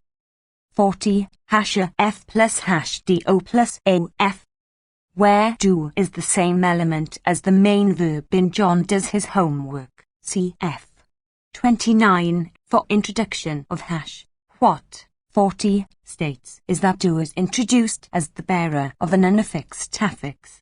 Applying 40 and morphological rules to 39, we derive John doesn't come. The rules 37 and 40 now enable us to derive all and only the grammatical forms of sentence negation. As it stands, the transformational treatment of negation is somewhat simpler than any alternative treatment within phrase structure. Some transformations in English. 63. The advantage of the transformational treatment over inclusion of negatives in the kernel would become much clearer if we could find other cases in which the same formulations, that is, 37 and 40, are required for independent reasons. But in fact there are such cases. Consider the class of yes or no questions such as have they arrived? Can they arrive? Did they arrive? We can generate all and only these sentences by means of a transformation T that operates on strings with the analysis 37 and has the effect of interchanging the first and second segments of these strings, as these segments are defined in 37. We require that TQ apply after 29I and before 29 applied to 31I R11E.RO arrive to R11E.V0 plus cat1 Nrya 3 Tlra L7 plus Harley N plus 3 greater than E plus 4 Tlra 3 L7 plus B it arrive.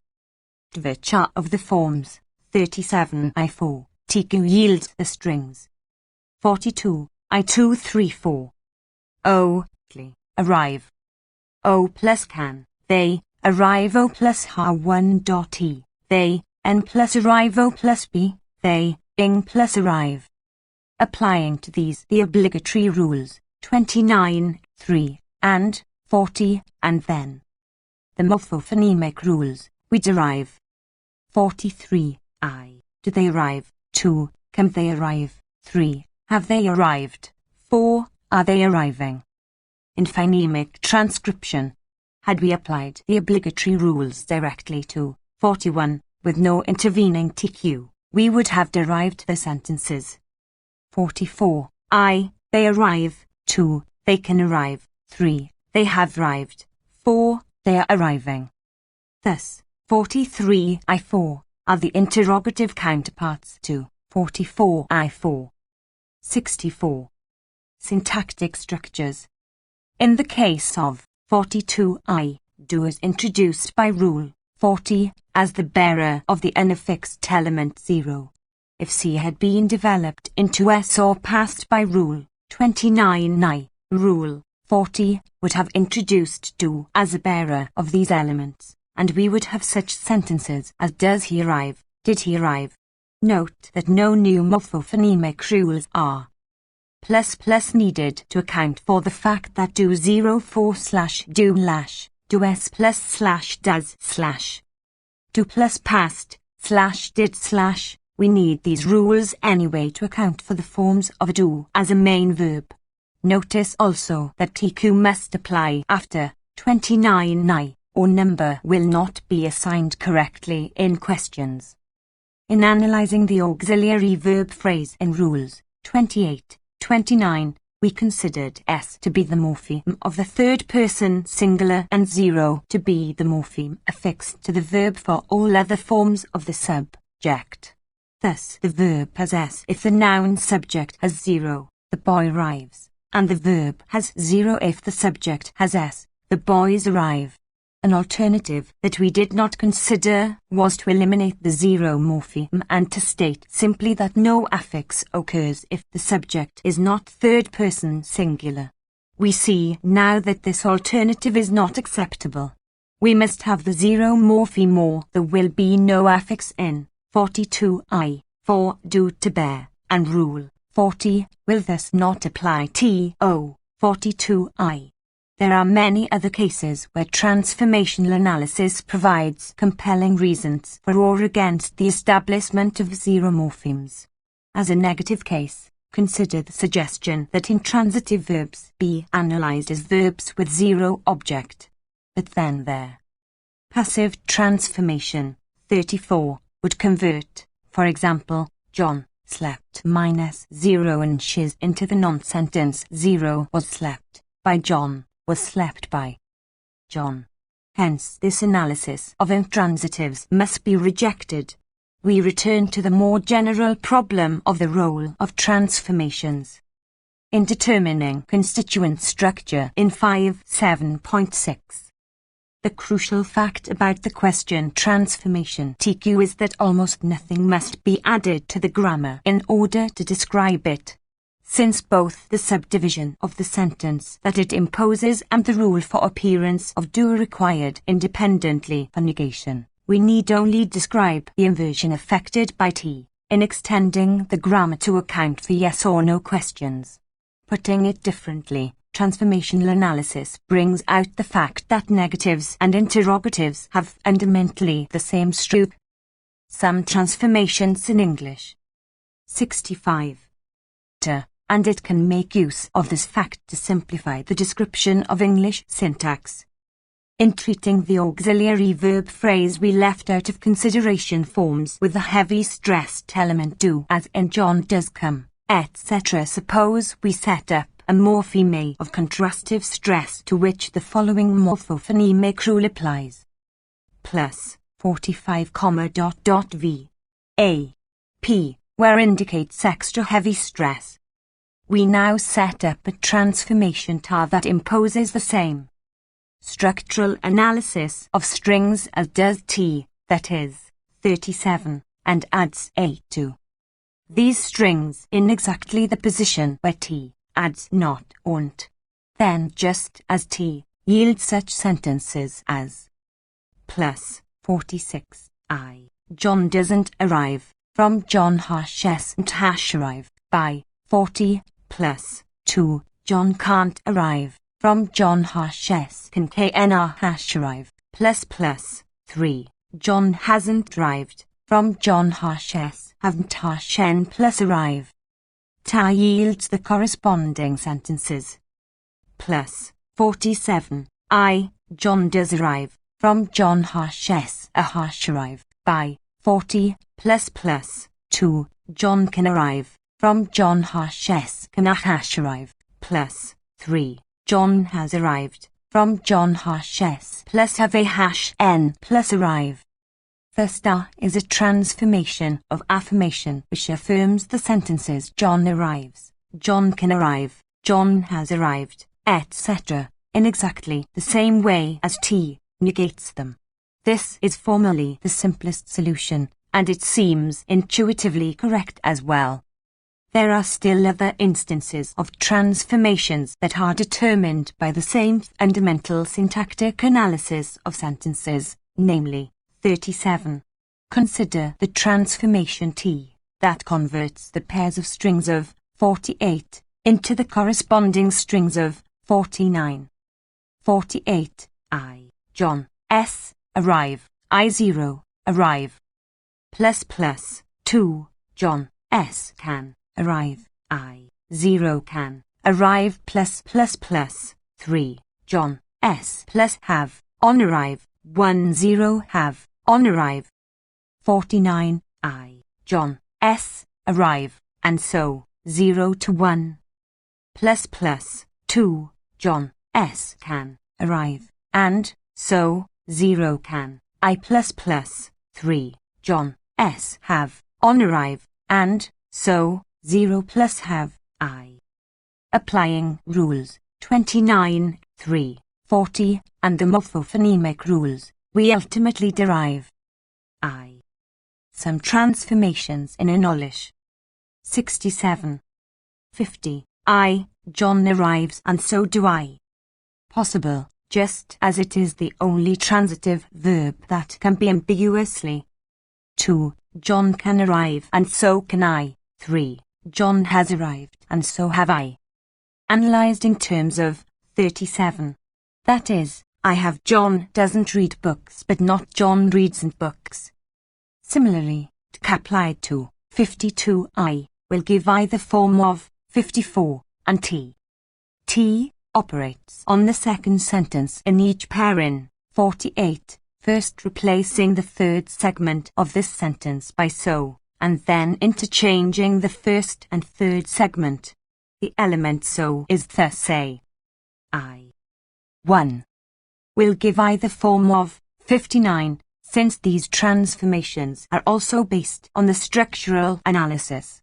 37. Pro VP, in net the same sense in which he is a pronoun. The 54. I. Does John have a chance to live? Transformation T combines with the conjunction transformation. 2. Has John a chance to live? To give 49. While we have not described this in anywhere near 55. I. Bill has a chance to live and so does John.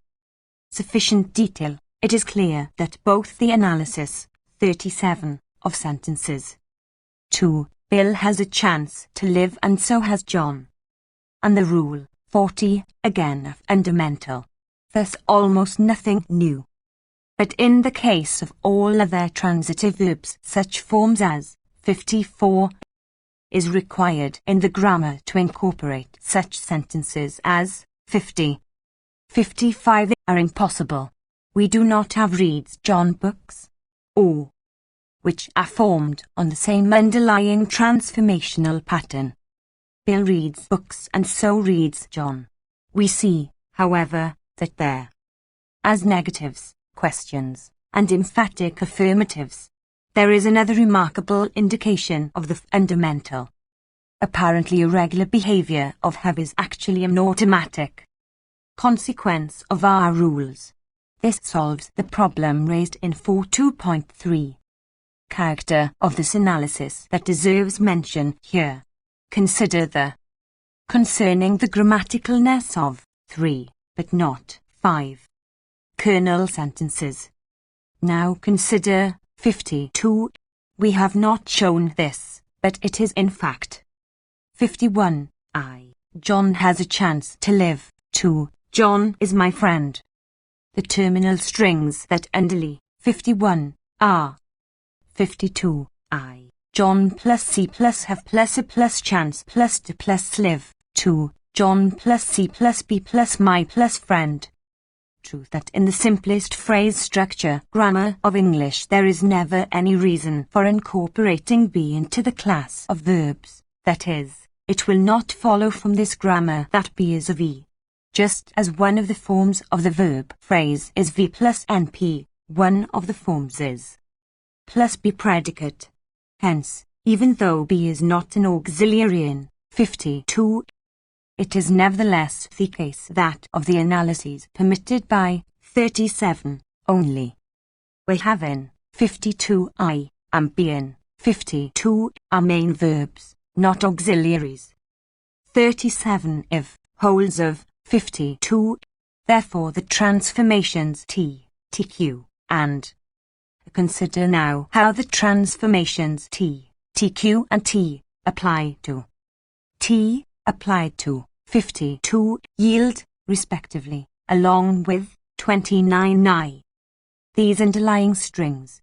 T applies to any string of the form 37, adding not haunt between the second and the third segments, as given in 37, but 52 I is, in fact, an instance of both 37I and 37. Hence T, applied to 52I, will give either 53I or 53 plus 53I. John, C pleasant, have plus a plus chance plus to live. Plus John doesn't have a chance to live. 2. John, C plus have pleasant, a plus chance plus to plus live. Plus John hasn't a chance to live. 56. I. John, S plus B pleasant, my plus friend, plus John isn't my friend. Plus 2. SB, John, my plus friend, plus is John my friend, plus 3. Bill, SB, my plus friend, and so SB, John. Plus Bill is my friend and so is John. Again, the analogous forms, for example, John reads and books, etc., are impossible with actual verbs. Similarly, Tar gives John is here instead of John does be here, as would be the case with actual. But in fact, both forms of 53 are grammatical. Furthermore, have is the only transitive verb for which this ambiguous negation is. Verbs. If we were to attempt to describe English syntax wholly in terms. 68. Syntactic structures. Some transformations in English. 69. Of phrase structure, the forms with be and have would appear. Structure are fundamentally inadequate and that the theory of as glaring and distinct exceptions. But we have just seen that linguistic structure must be elaborated along the lines suggested in exactly these apparently exceptional forms result automatically. This discussion of transformational analysis from the simplest grammar constructed to account for the regular cases. Hence, this behavior of be and have actually turns out. 7.2 We can easily extend the analysis of questions given above to be an instance of a deeper underlying regularity when we include such interrogatives as English structure from the point of view of transformational analysis.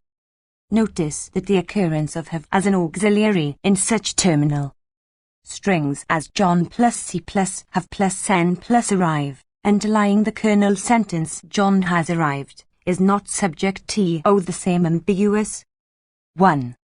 Analysis. This terminal string is an instance of 37, but not of 379. That is, it can be analyzed as in 579, but not 57. 57. I, John, C plus have, N plus arrive, NP, C plus have.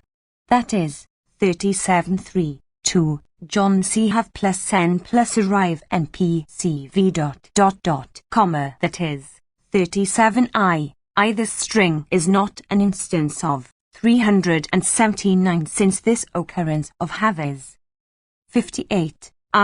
What did John eat? 2. Who ate an apple? Which do not receive yes or no answers.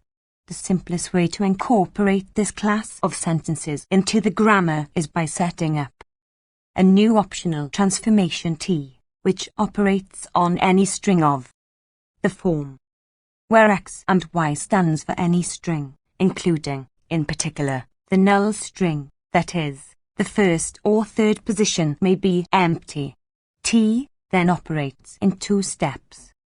Not V, even though certain other occurrences of have, for example, in 52I, are V's.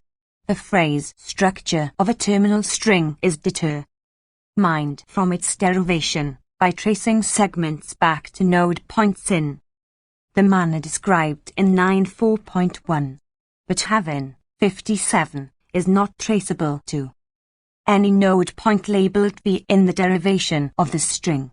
52I is ambiguously analyzable, however, since the occurrence of have in 52I is traceable back to a V, and of course, is traceable back to a have, namely, itself. in the diagram corresponding to the derivation of the string 52i. The fact that 57 is not a permissible analysis prevents us from deriving such non-sentences as John doesn't have arrived, does John have arrived, etc. 1.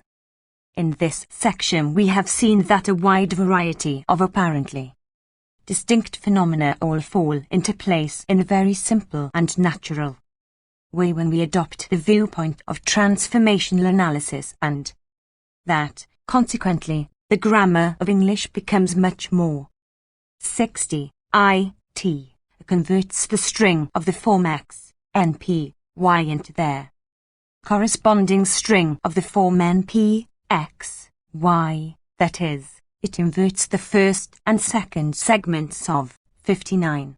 It thus has the same transformational effect as t, cf. 41, 42. 2. It converts the resulting string np, x, y into who x, y if np is inanimate np, or into what, x, y if np is inanimate. 2. We now require that t can apply only to strings to which t has already applied. We specified that t must apply after 29i and before 29. T applies after t and before 29, and it is conditional upon t, in the sense that it can only apply to forms given by t. This conditional dependence among transformations is a generalization of the distinction between obligatory and optional transformations which we can easily build into the grammar, and simple and orderly. This is the basic requirement that any conception of linguistic structure, that is, any model for the form of grammars, must meet. I think that these considerations give ample justification for our earlier contention that the conceptions of phrase. More simply, we can limit application of t to strings x, np, y where np is he, him, or it, and we can define t as the transformation that converts plus any strings into wh2, where wh is a morpheme.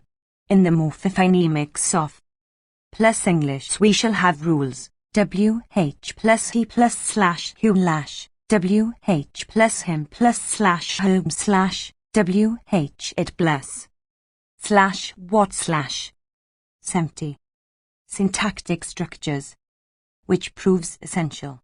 The terminal string underlying both 58i and 58 as well as 62, 64 is 61, JOHN, C, EAT plus N plus A, PP, LE, NP, C, V, where the dashes indicate the analysis imposed by T.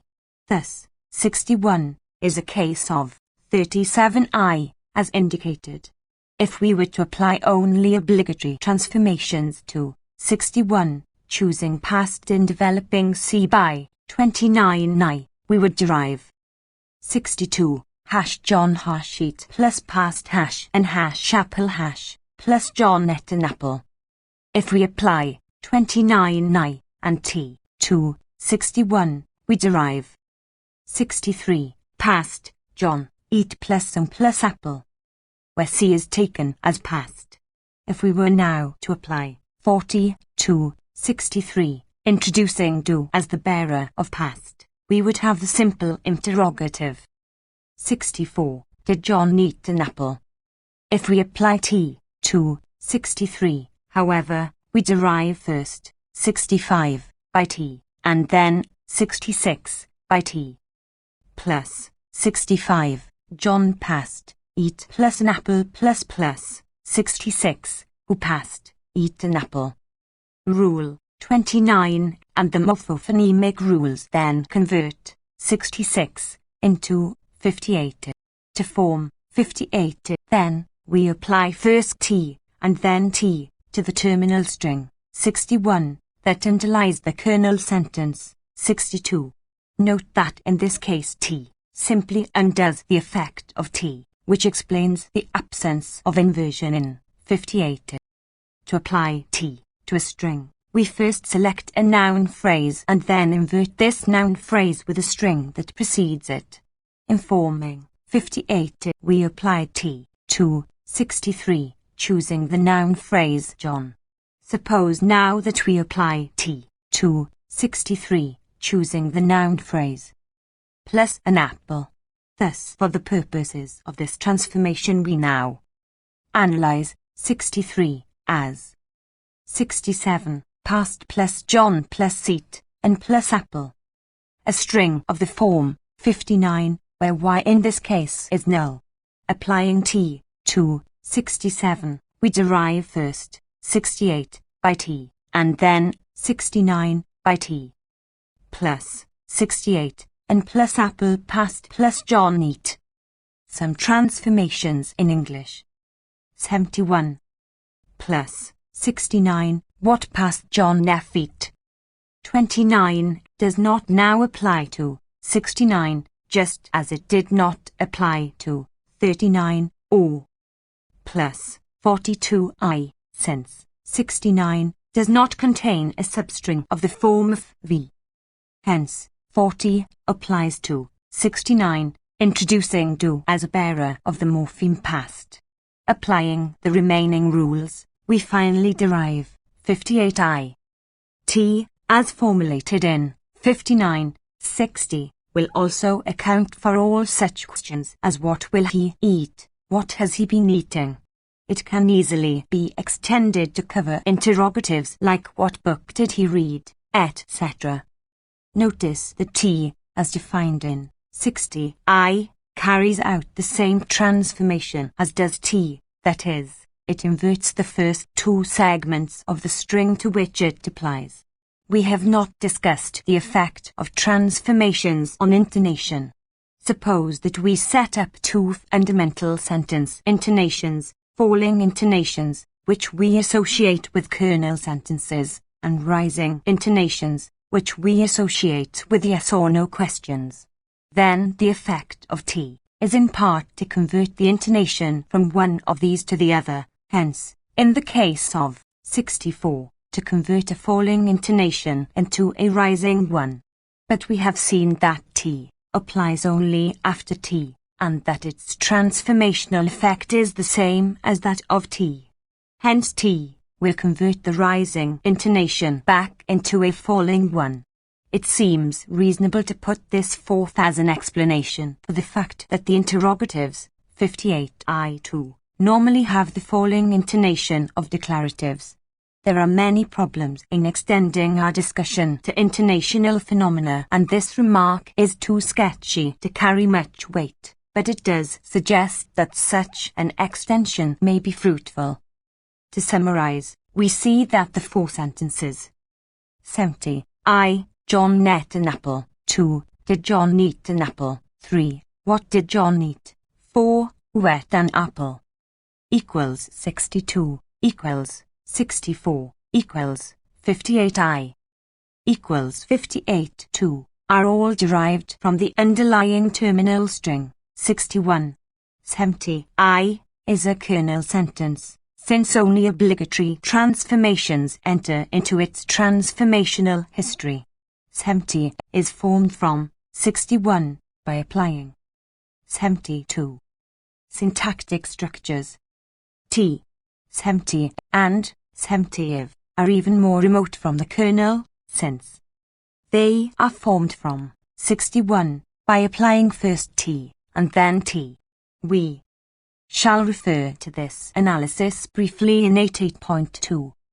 7.3 in 5.5.3 we mentioned that there are certain noun phrases of plus the form to VP, ing VP, to prove that theorem, proving that. CF 32-33. Among these we will have such phrases as to be cheated, being cheated, which are derived from passives. But passives have been deleted from the kernel. Hence noun plus phrases of the type to VP, ing and P can no longer be introduced within the kernel grammar by such rules as 33. They must therefore be introduced by a nominalizing transformation which converts a sentence of the form NP, VP into a noun phrase of the ++ form to VP or ing VP.3. We shall not go into the structure of this very interesting and ramified set of nominalizing transformations except to sketch briefly a transformational explanation for a problem raised in 9.2.3. One of the nominalizing transformations will be the transformation dad, which operates on any string of the form 71. Tn is adjective, that is, article, noun is adjective, and converts it into the corresponding noun phrase of the form T plus adjective plus n. Thus, it converts the boy is tall into the tall boy, etc. It is not difficult to show that this transformation simplifies the grammar considerably, and that it must go in this, not the opposite, direction. When we formulate this transformation properly, we find that it enables us to drop all adjective-noun combinations from the kernel, reintroducing them by daj. In the phrase structure grammar we have a rule 72, adjective plus old, tall. This nominalizing transformation will be given as a generalized trans ++ formation such as 26. It will operate on a pair sentences, one of which it converts from HP of Pinto to VP, or ing VP, which it then substitutes for an NP of the other sentence. See the logical structure of linguistic theory and transformational analysis for a detailed discussion. For a fuller and more adequate analysis of the material in this subsection, see my transformational approach to syntax, Proceedings of the University of Texas Symposium of I-958, to appear. Some transformations in English. 73. Which lists all of the elements that can occur in the kernel sentences of the form 71. Words like sleeping, however, will not be given in this list, even though we have such sentences as 73. The child is sleeping. The reason for this is that even when sleeping is not listed in 72, 73 is generated by the transformation 29 that carries f plus v plus into v if hash, form the underlying terminal string. 74. The plus child plus c plus b, ing, sleep, plus where being is part of the auxiliary verb, cf. 28. Alongside of 73, we have such sentences as the child will sleep, the child sleeps, etc., with different choices for the auxiliary verb. Such words as interesting, however, will have to be given in the list 73. In such sentences as 75, the book is interesting.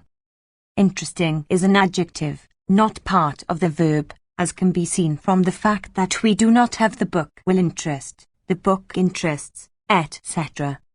An independent support for this analysis of interesting and sleeping comes from the behavior of very, etc., which can occur with certain adjectives, but not others. The simplest way to account for very is to put into the phrase structure grammar the rule plus 76. Adjective are very adjective. Very can appear in 75 and in general with interesting, but it cannot appear in 73 or with other occurrences of sleeping. Hence, if we wish to preserve the simplest analysis of very, we must list interesting but not sleeping in 72 as an adjective. We have not discussed the manner in which transformations impose constituent structure, although we have indicated that this is necessary, in particular, so that transformations can be compounded. One of the general conditions on derived constituent structure will be the following. 77. If X is a Z in the phrase structure grammar, and a string Y formed by a transformation is of the same structural form as X, then Y is also a 2. 74. Syntactic structures. In particular, Even when passives are deleted from the kernel, we will want to say that the by phrase, as in the food was eaten by the man, is a prepositional phrase, pp, in the passive sentence. 77. Plus permits this, since we know from the kernel grammar that by np is a pp. 77 is not stated with sufficient accuracy, but it can be elaborated as one of the set of conditions on derived constituent structure. But now consider 73. The word sleeping is formed by transformation, that is, 29, and it is of the same form as interesting. Plus, that is, it is of ing, which, as we know from the phrase structure, grammar, is an adjective, hence, by 77, sleeping is also an and in the transform, 73. But this means that 73 can be analyzed as a string of the form 71, so that dad applies to it, forming the NWN phrase. 78. The sleeping child. Just as it forms the interesting book from 75. Thus, even though sleeping is excluded from 72, it will appear as an adjective modifying nouns. This analysis of adjectives, which is all that we are required to give to account for the actually occurring sentences, will not introduce the word sleeping, however, into all the adjective positions of such words as interesting which remained in the kernel.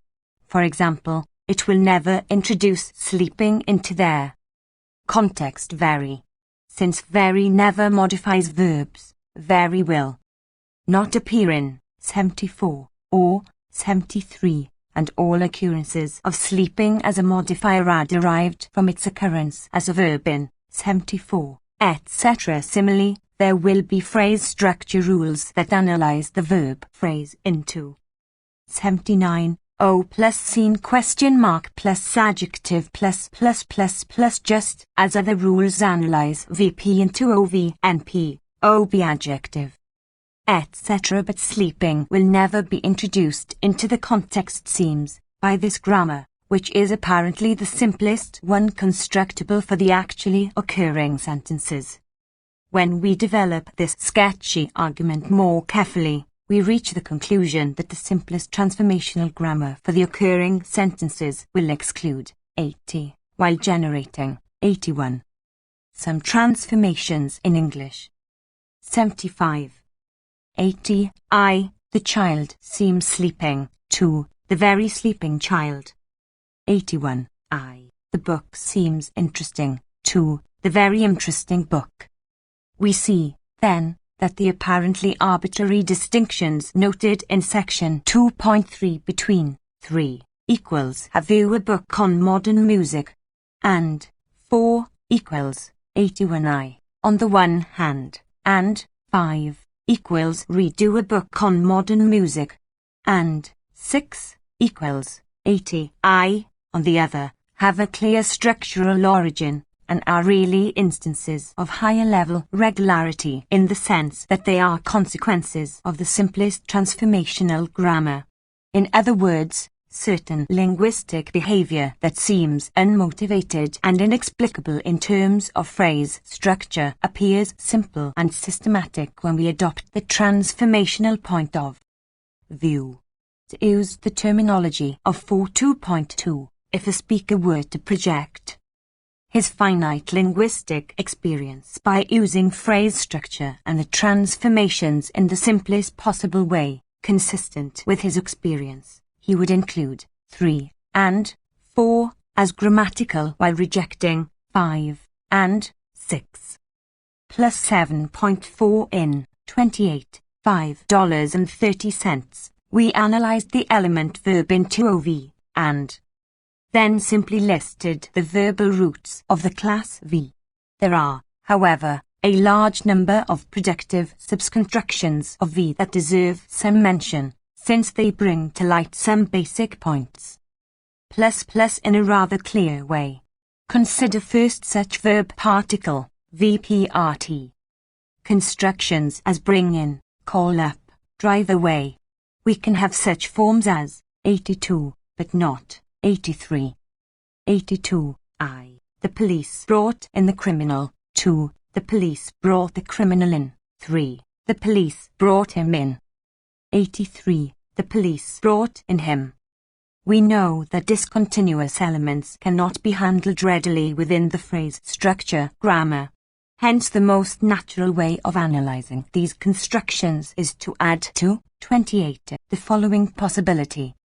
Plus 84 V plus V PRT 76 syntactic structures, along with a set of supplementary rules to indicate which V can go RP with which PRT.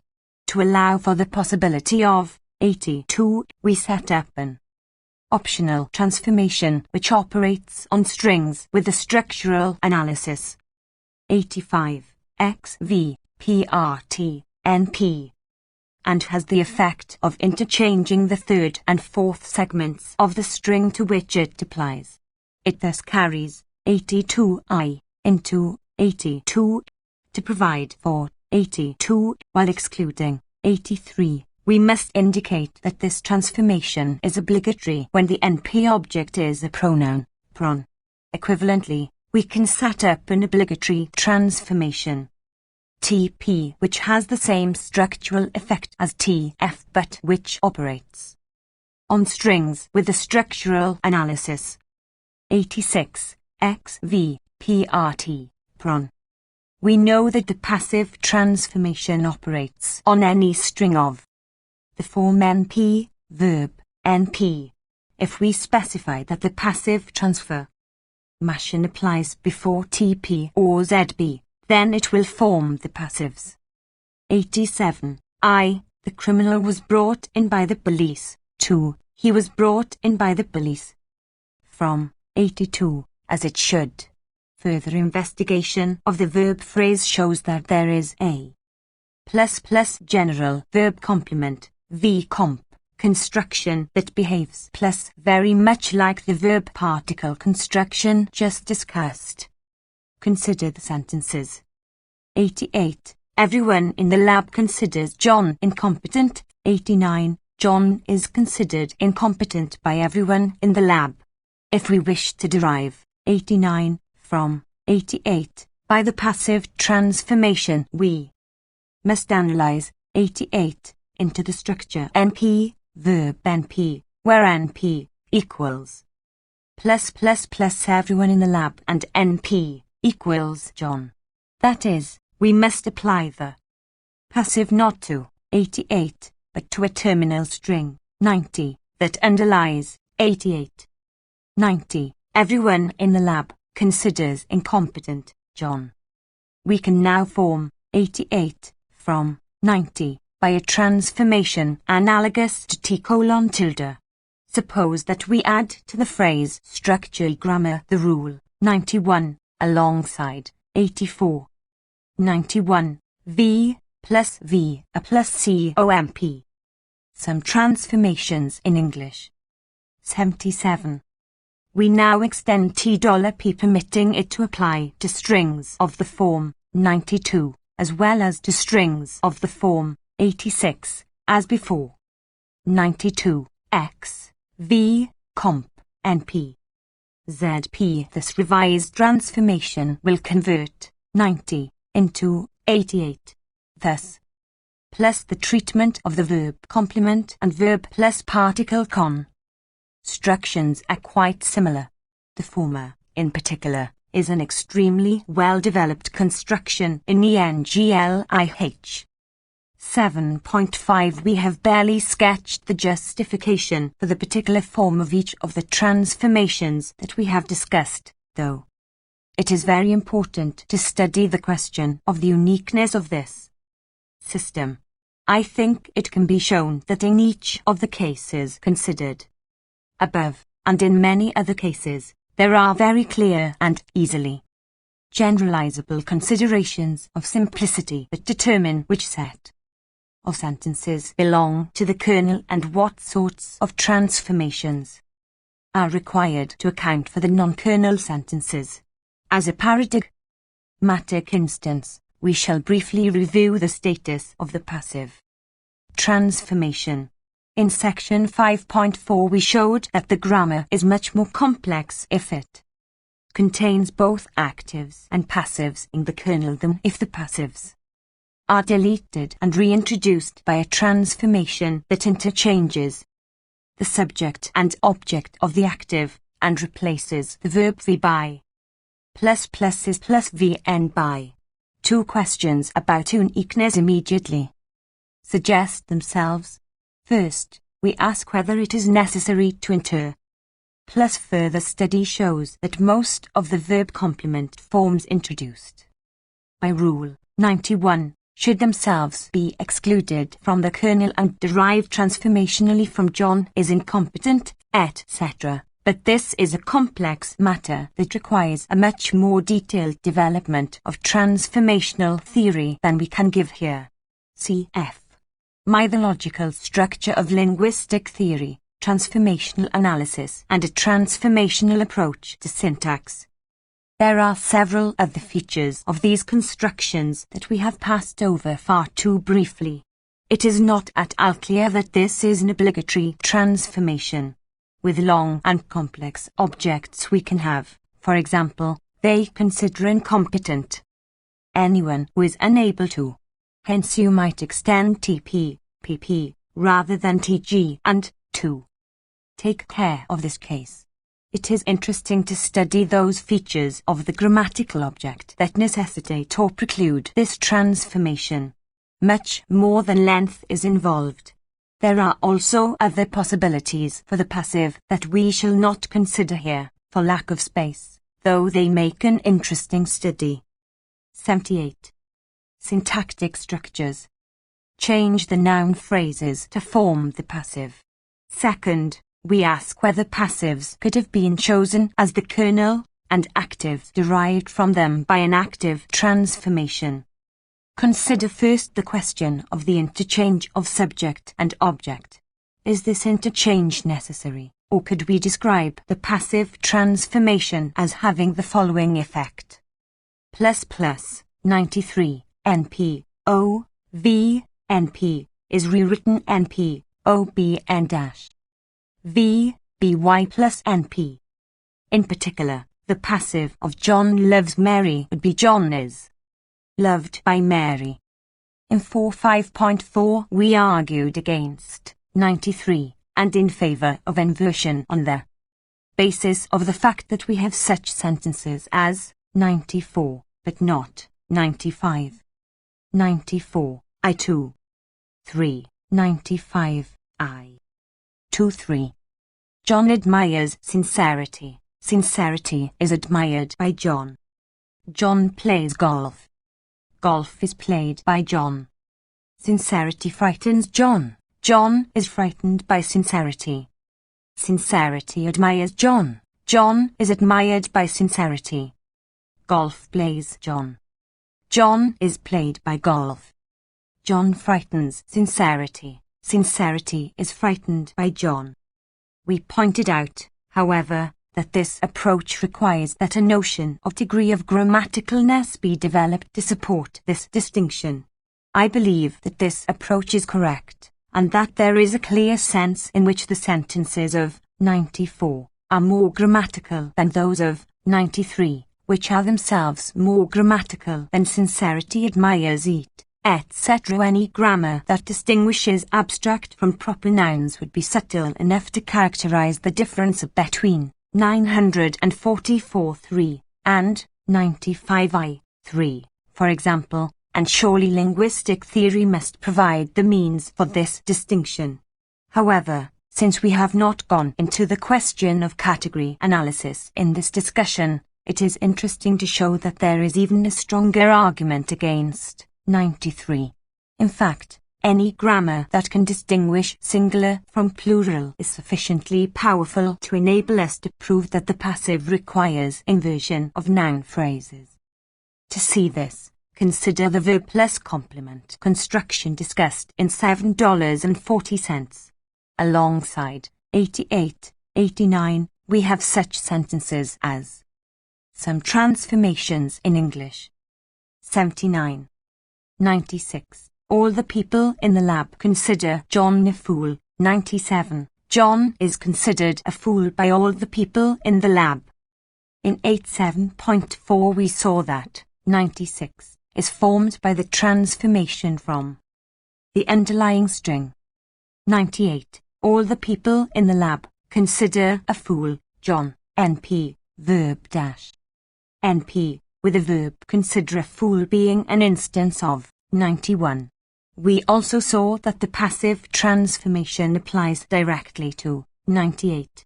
If the passive interchanges subject and object, it will correctly form 97 from 98 as the passive of 96. If, however, we take 93 as the definition of the passive, we will derive the non-sentence. 99. All the people in the lab are considered a fool by John. By application of this transformation to 98, the point is that we have found a verb, namely, consider a fool, which must agree in number both with its subject and its object. SUic verbs prove quite conclusively that the passive must be based on an inversion of subject and object. Consider now the question of whether passives could be taken as the kernel sentences instead of actives. It is quite easy to see that this proposal leads to a much more complex grammar. With actives and kernel sentences, the phrase structure grammar will include 28, plus with bn dropped from 28. But if passives are taken as ker plus nil sentences, bn will have to be listed in 28 along with all the other forms of the auxiliary, and we will have to add special rules indicating that if v is intransitive, it cannot have the auxiliary plus bn, that is, we cannot have is occurred, whereas if v is transitive it must have hen, that is, we cannot have lunch eats. By John. Comparing the two alternatives, there is no doubt as to relative complexity, and we are forced to take actives, not passives, as the kernel sentences. Notice that if passives were chosen as kernel sentences instead of actives, we would run into certain difficulties of quite a different sort. Plus the agreement between a fool and John in 98 is of course one. Support for the further transformational analysis of the verb complement noun phrase constructions mentioned in footnote 4 on p. 77. 80. Syntactic structures. The active transformation would have to apply to strings of the form 100 np o plus b plus n v by plus np, converting them to np o v np. For example, it would convert 101, the wine was drunk by the guests, into the guests drank the wine, where drunken 101 originates. Plus from men drink. But there is also an adjective drunk that must be listed in 72, along with old, interesting, etc., since we have he is very drunk. He seems drunk, etc. cf. $7.30, and this plus adjective will also originate from men drink. It thus appears that in the simplest system of phrase structure for English, the sentence 102, John was drunk by midnight, is also based on an underlying terminal string that can be analyzed in accordance with 100. In other words, there is no structural way to differentiate properly between 101 and 102 if both are taken as kernel sentences. But application of the active transformation to 102 does not give a grammatical sentence. When we actually try to set up, for English, the simplest grammar that contains a phrase structure and transformational part, we find that the kernel consists of simple, declarative, active sentences, in fact, probably a finite number of these, and that all other sentences can be described more simply as transforms. Each transformation that I have investigated can be shown to be reversible in the sense that it is much easier to carry out the transformation in one direction than in the other, just as in the case of the passive transformation discussed above. This fact may account for the traditional practice of grammarians, who customarily begin the grammar of English, for example, with a study of simple actor-action sentences and simple grammatical relations such as subject-predicate or verb-object. No one would seriously begin the study of English constituent structure with such a sentence as "Whom have they nominated?" attempting to analyze it into two parts, etc., and while some very detailed considerations of English structure, for example, reference 33, do not mention interrogatives, none fails to include simple declara. Some transformations in English. 81. Transformational analysis provides a rather simple explanation for this asymmetry, which is otherwise formally unmotivated, on the assumption that grammarians have been acting on the basis of a correct intuition about the language. 7.6. One other point deserves some mention before we leave the topic of English transformations. At the outset of $5 we noted that the rule for conjunction provides a useful criterion for constituent analysis in the sense that this rule is greatly simplified if constituents are set up in a certain way. Now we are interpreting this rule as a transformation. There are many other cases in which the behavior of a sentence under transformations provides valuable, even compelling evidence as to its constituent structure. Consider, for example, the pair of sentences.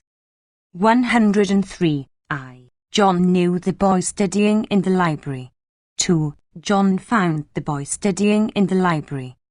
It is intuitively obvious that these sentences have different grammatical structure. This becomes clear, for example, when we attempt to add "not running around in the streets" to 103. But I do not believe that within the level of phrase structure grounds can be found for analyzing them into different constituents. The simplest plus analysis in both cases is as NP verb NPing VP. But consider the behavior of these sentences under the passive transformation. We have the sentences 104, but not 105.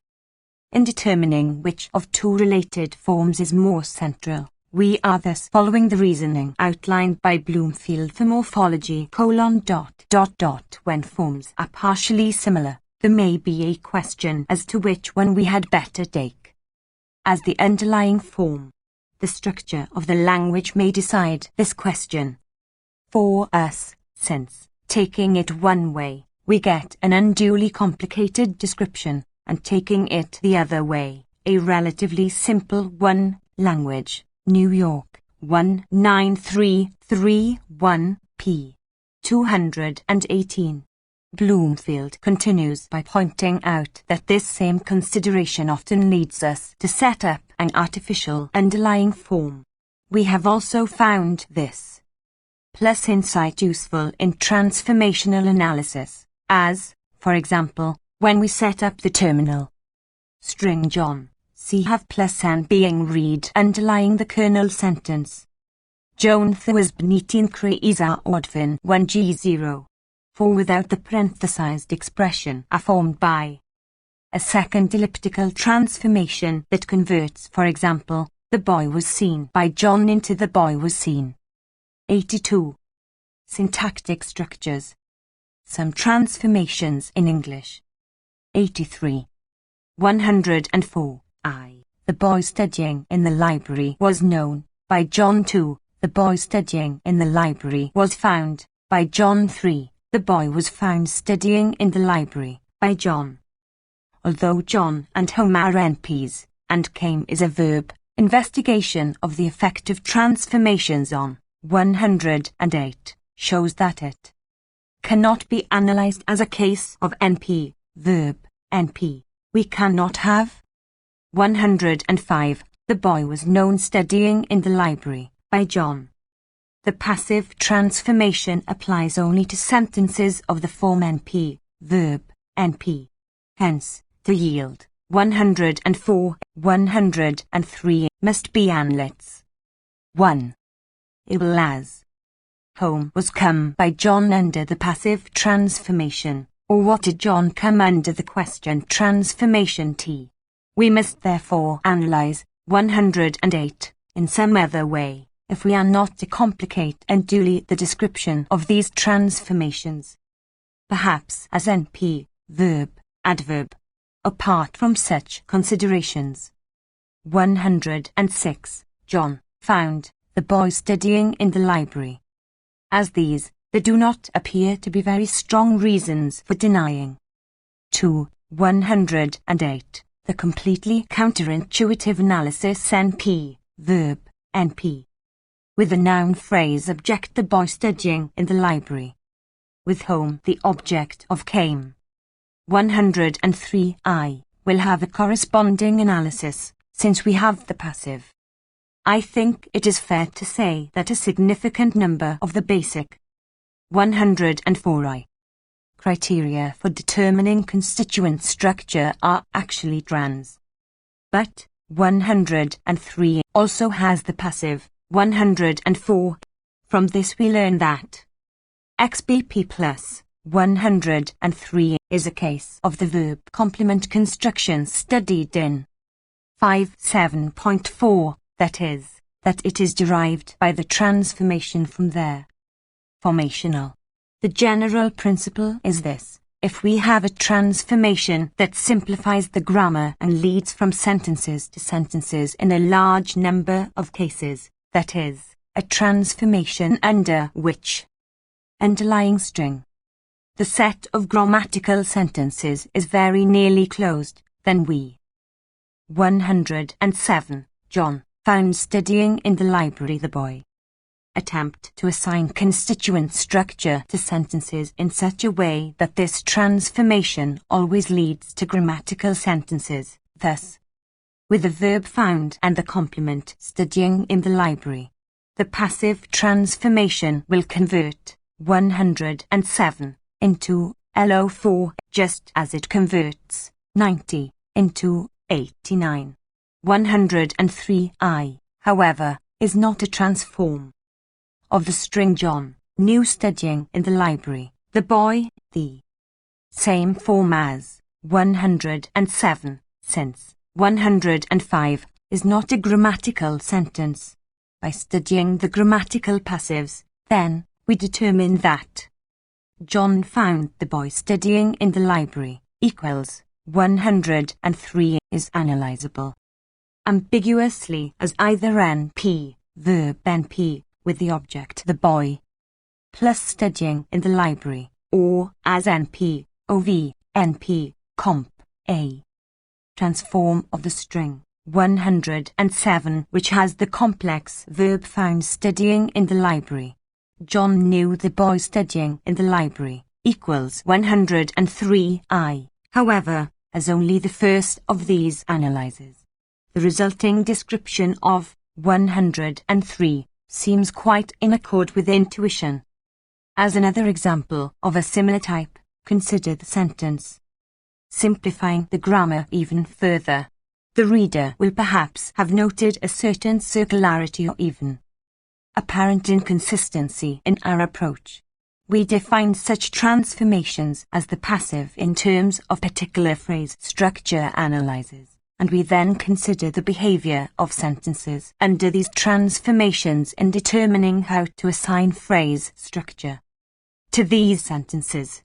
In 5.7.5 we used the fact that John was drunk by midnight equals 102 does not have a corresponding active as an argument against setting up a passive to active transformation.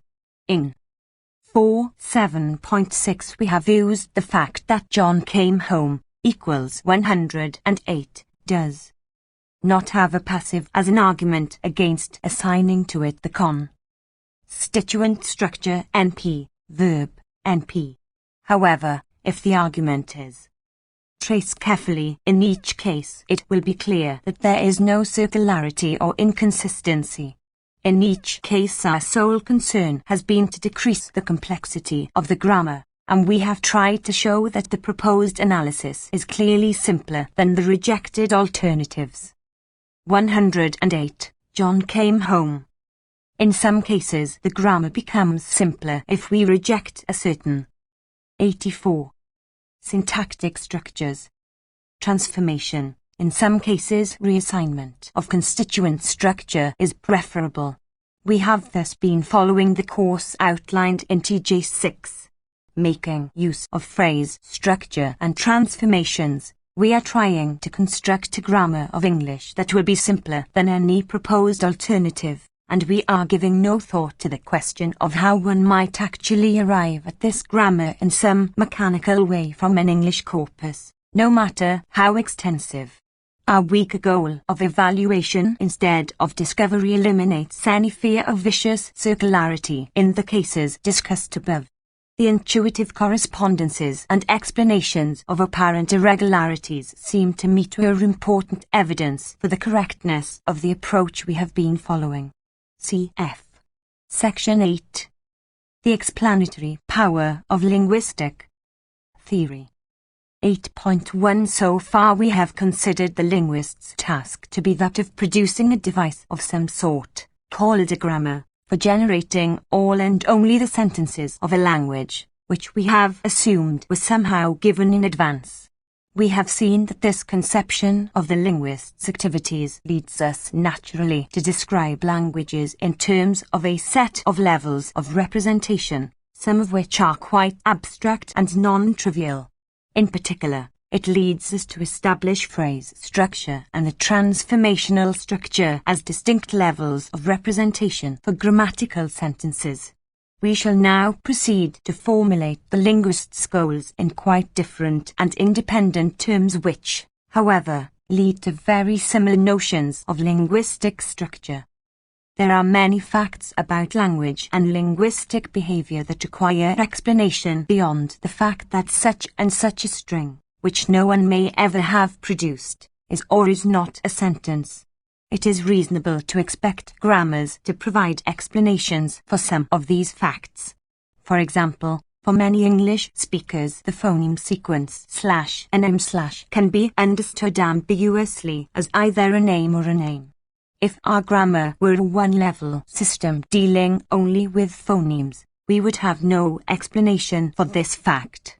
But when we develop the level of morphological representation, we find that, for quite independent reasons, we are forced to set up morphemes a, an, aim and name, associated with the phonemic shapes /a/, /n/,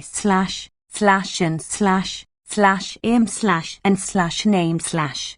Hence, as an automatic consequence of the attempt to set up the morphology in the simplest possible way, we find that the phoneme sequence /n is ambiguously represented on the morphological level. In general. 86. Syntactic structures. We say that we have a case of constructional homonymity when a certain phoneme sequence is analyzed in more than one way on some level. This suggests a criterion of adequacy for grammars. We can test the adequacy of a given grammar by asking whether or not each case of constructional homonymity is a real case of ambiguity, and each case of the proper kind of ambiguity is actually a case of constructional homonymity. More generally, if a certain conception of the form of grammar leads to a grammar of a given language that fails this test, we may question the adequacy of this conception and the linguistic theory that underlies it. Thus, a perfectly good argument for the establishment of a level of morphology is that this will account for the otherwise unexplained ambiguity of /nm/. We have a case of constructional homonymity when some phoneme sequence is ambiguously represented. Suppose that on some level two distinct phoneme sequences are similarly or identically analyzed. We expect that these sequences should somehow be understood in a similar manner, just as cases of a dual representation are understood in more than one way. For example, the sentences. 109. John played tennis. 2. My friend likes music. Are quite distinct on phonemic and morphemic levels. But on the level of phrase structure they are both represented as verb NP. Correspondingly, it is evident that in some sense they are similarly understood. This fact could not be explained in terms of a grammar that did not go beyond the level words or morphemes, and such instances offer a motivation for establishing the level of phrase structure that is quite independent of that advanced in $3. Note that considerations of structural ambiguity can also be brought. Obviously, not all kinds of ambiguity will be analyzable in syntactic terms. For example, we would not expect a grammar to explain the referential ambiguity of sun, light, in color, weight, etc. In his 2 models of grammatical description, Linguistics Today, Word 10.233, 1954, Hockett uses notions of structural ambiguity to demonstrate the independence of various linguistic notions in a manner very similar to what we are suggesting here. The explanatory power of linguistic theory. 87. Fourth, as a motivation for establishing a level of phrase structure. Such expressions as old men and women and they are flying. Planes, that is, those specks on the horizon are, my friends are evidently ambiguous, and in fact they are ambiguously analyzed on the level of phrase structure, though not on any lower level. Recall that the analysis of an expression on the level of phrase structure is provided not by a single string but by a diagram such as 15, or, equivalently, by a certain set of representing strings too. What we are suggesting is that the notion of understanding a sentence be explained in part in terms of the notion of linguistic level. To understand a sentence, then, it is first necessary to reconstruct its analysis on each linguistic level, and we can test the adequacy of a given set of abstract linguistic levels by asking whether all-right grammars formulated in terms of these levels enable us to provide a satisfactory analysis of the notion of understanding. Cases of higher-level similarity of representation and higher-level dissimilarity, constructional homonymity, are simply the extreme cases which, if this framework is accepted, prove the existence of higher levels. In general, we cannot understand any sentence fully unless we know at least how it is analyzed on all levels, including such higher levels as phrase structure, and, as we shall see, transformational structure. We were able to show the inadequacy of a theory of linguistic structure that stopped short of phrase structure by exhibiting cases of ambiguity and similarity of understanding that were unexplained on lower levels. But it turns out that there is still a large residue of unexplained cases even after the level of phrase structure is established and applied to English. Analysis of these cases demonstrates that is, by what is called a phrase marker in mythological structure of linguistic theory and 3 models for the description of language, above, p. 22, fn. 1. See 3 models. For discussion of the constructional homonymity of the flying planes within a phrase structure grammar.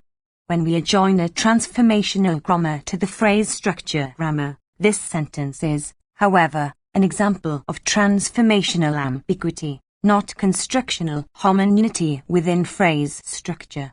In fact, it is not clear that there are any cases of constructional homonymity purely within the level of phrase structure once a transformational grammar is developed. 88. Syntactic structures. Necessity for a still higher level of transformational analysis in a manner independent of $3.57. I shall mention only a few representative instances. 8.2 in 37.6 we came across our example of a sentence, that is, I found The boy studying in the library equals 103, whose ambiguity of representation could not be demonstrated without bringing transformational criteria to bear. We found that under one interpretation, this sentence was a transform under $P of I, found.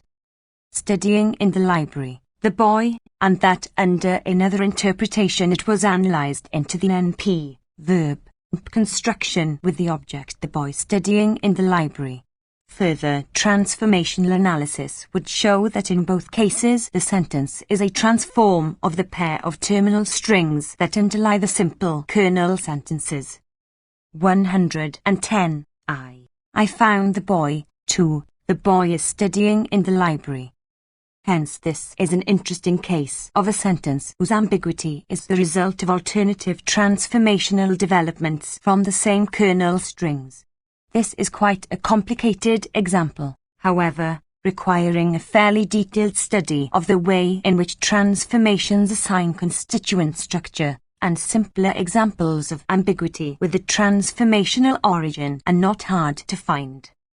Consider the phrase 11I, which can be understood ambiguously with hunters as the subject, analogously to 112I, OR as the object, analogously to 112, 111, the shooting of the hunters, 112I, the growling of lions, 2, the raising of flowers. On the level of phrase structure there is no good way to explain this. Plus ambiguity. All of these phrases are represented as tli, v-ing dash. Plus of np.3 in transformational terms. However, there is a clear and it is true that 111 may be represented ambiguously with shoot taken, either as a transitive or an intransitive verb, but the essential fact here is that there. The explanatory power of linguistic theory. 89. Automatic explanation. Careful analysis of English shows that we can simplify the grammar if we strike such phrases as 111 and 112 out of the kernel and reintroduce them by transformation. To account for such phrases as 112I, we will set up a transformation that carries any sentence of the form NP, C, V into the Q plus spunding phrase of the form there, Ving, of NP, and this transformation will be designed in such a way that the result is an NP.4 to account for 112. We will set up a transformation which carries any sentence of the form NP, C, V, NP into the Q plus spunding NP of the form there, Ving, of NP. Thus, the first of these transformations will carry lions growl into the growling of lions, and the second will carry John raises flowers into the raising of flowers.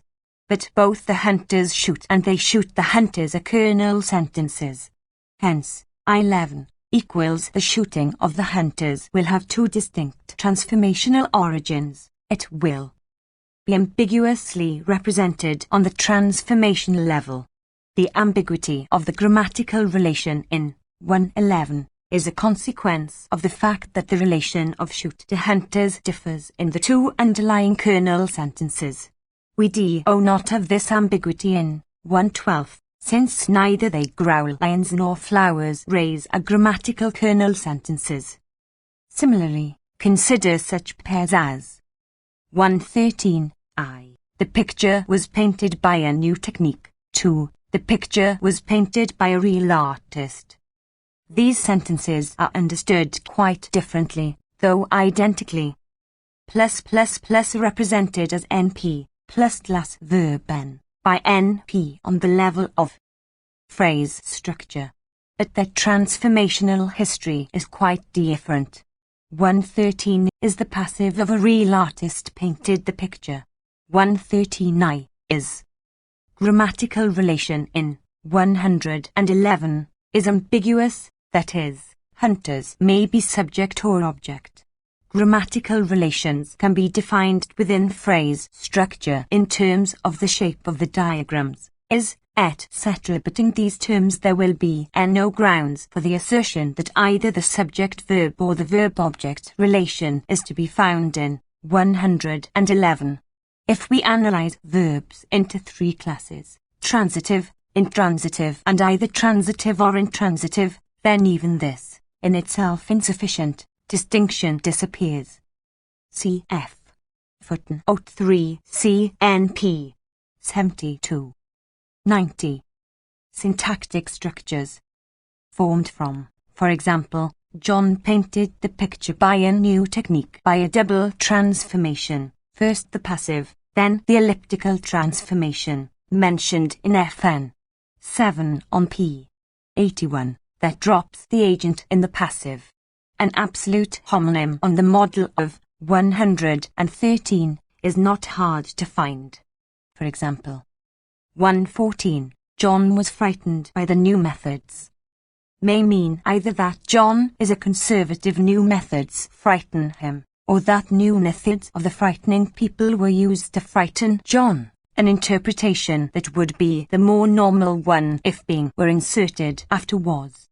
On the transformation level, 114 has both the analysis of 113I and 113, which accounts for its ambiguity.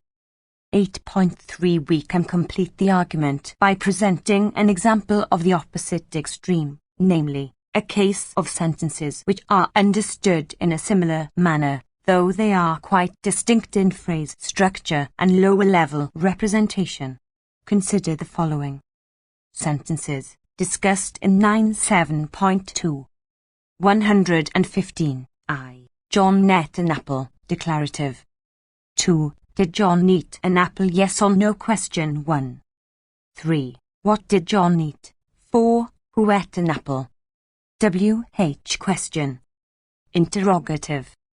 It is intuitively obvious that 115 contains two types of sentences, declaratives, 115I, and interrogatives, 115F4. Furthermore, the interrogatives are intuitively subdivided into two types, the yes or no question, 115, and the 111 question S, 115-4. It is difficult, however, to find a formal basis for this classification that is not arbitrary and ad hoc. If, for example, we classify sentences by their normal intonation, then 115I, 115 and 115 if, with a normal declarative, falling, intonation, will be opposed to 115 with raising intonation. If we classify sentences on the basis of word order, then 115I and 115 if, with normal NP, verb, NP order, will be opposed to 115 and 115, which have inversion of subject and auxiliary. Nevertheless, any grammar of English will. The explanatory power of linguistic theory. 91. Classify these sentences in the manner indicated in 115, and any speaker of English will understand these sentences according to this pattern. Certainly a linguistic theory that fails to provide grounds for this classification must be judged inadequate. The representation of a string on the level of transformations is given by the terminal string, or strings, from which it originates and the sequence of transformations by which it is derived from this underlying string.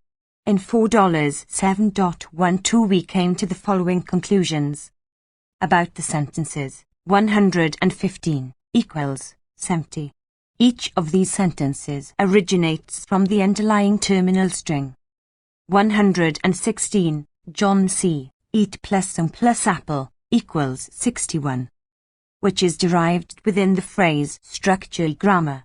115I is derived from 116 by applying obligatory transformations only, hence, it is by definition a kernel sentence. 115 is formed from 116 by applying the obligatory transformations and t. Both 115 and 115 are formed by applying obligatory transformations t and t. They differ from one another only in the choice of the noun phrase to which t applies. Suppose that we determine sentence types in general in terms of transformational history, that is, representation on the transformational level. Then the major subdivisions of 115 are the kernel sentence, 115I, on the one hand, and 115 all of which have t in the transformational representation, on the other. Thus, 115 are all interrogatives. 115 form a special subclass of interrogatives, since they are formed by the additional subsidiary transformation t. Thus, when we formulate the simplest transformational grammar for 115, we find that the intuitively correct classification of sentences is given by the resulting transformational representations. Syntax and semantics. 9.1 We have now found cases of sentences that are understood in more than one way and are ambiguously represented on the transformational level, though not on other levels, and cases of sentences that are understood in a similar manner and are similarly represented on the transformational level alone. This gives an independent justification and motivation for description of language in terms of transformational structure, and for the establishment of transformational representation as a linguistic level with the same fundamental character as other levels. Furthermore, it adds force to the suggestion that the process of understanding a sentence can be explained in part in terms of the notion of linguistic level. In particular, in order to understand a sentence, it is necessary to know the kernel sentences from which it originates. More precisely, the terminal strings underlying these kernel sentences, and the phrase structure of each of these elementary components, as well as the transformational history of development of the given sentence from these kernel sentences. 1. The general problem of analyzing the process of understanding is thus reduced, in a sense, to the problem of explaining how kernel sentences are understood, these being considered the basic content elements from which the usual, more complex sentences of real life are formed by transformational development. When transformational analysis is more carefully formulated, we find that knowledge of the transformational representation of a sentence, which incorporates the phrase structure of the kernel strings from which the sentence originates, is all that is necessary to determine the derived phrase structure of the transform. Syntax and semantics. 93. In proposing that syntactic structure can provide a certain insight into problems of meaning and understanding, we have entered onto dangerous ground. There is no aspect of linguistic study more subject to confusion and more in need of clear and careful formulation than that which deals with the points of connection between syntax and semantics. The real question that should be asked is, how are the syntactic devices available in a given language put to work in the actual use of this language? Instead of being concerned with this very important problem, however, the study of interconnections between syntax and semantics has largely been dominated by a side issue and a misformulated question. The issue has been whether or not semantic information is required for discovering or selecting a grammar, and the challenge usually posed by those who take the affirmative in this dispute is, how can you construct a grammar with no appeal to meaning? The remarks in 5.8 about possible semantic implications of syntactic study should not be misinterpreted as indicating support for the notion that grammar is based on meaning. In fact, the theory outlined in $4.37 was completely formal and non-semantic. In 5.8, we have indicated briefly some ways in which the actual use of available syntactic devices can be studied. Perhaps this problem can be elucidated somewhat further by a purely negative discussion of the possibility of finding semantic foundations for syntactic theory. 9.2.1 A great deal of effort has been expended in attempting to answer the question, how can you construct a grammar with no appeal to meaning? The question itself, however, is wrongly put, since the implication that obviously one can construct a grammar with appeal to meaning is totally unsupported. One might with equal justification ask, how can you construct a grammar with no knowledge of the hair color of speakers? The question that should be raised is, how can you construct a grammar? I am not acquainted with any detailed attempt to develop the theory of grammatical structure in partially semantic terms or any specific and rigorous proposal for the use of semantic information in constructing or evaluating grammars. It is undeniable that intuition. 94. Syntactic structures. About linguistic form is very useful to the investigator of linguistic form, that is, grammar. It is also quite clear that the major goal of grammatical theory is to replace this obscure reliance on intuition by some rigorous and objective approach. There is, however, little evidence that intuition about meaning is at all useful in the actual investigation of linguistic form.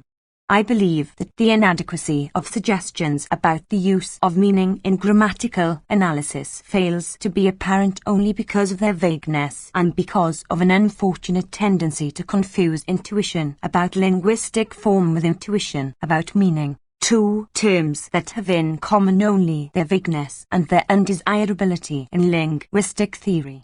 However, because of the widespread acceptance of such suggestion, it may be worthwhile to investigate some of them briefly, even though the burden of proof in this case rests completely on the linguist who claims to have been able to develop some grammatical notion.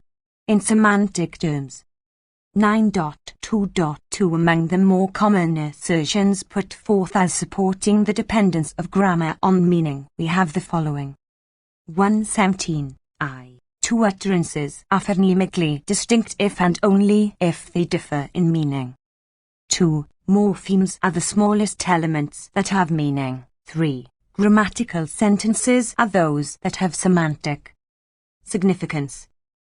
4. The grammatical relation subject-verb, that is, NP, TFP as an analysis of sentence, corresponds to the general structural meaning actor-action. V. The grammatical relation verb-object, that is, verb, NP as an analysis of VP, corresponds to the structural meaning action goal or action object of action. Vi. An active sentence and the corresponding passive are synonymous. 9.2.3 A great many linguists have expressed the opinion that phonemic distinctness must be defined in terms of differential meaning. Synonymity, to use a more familiar term, as proposed in Syntax and Semantics. 95.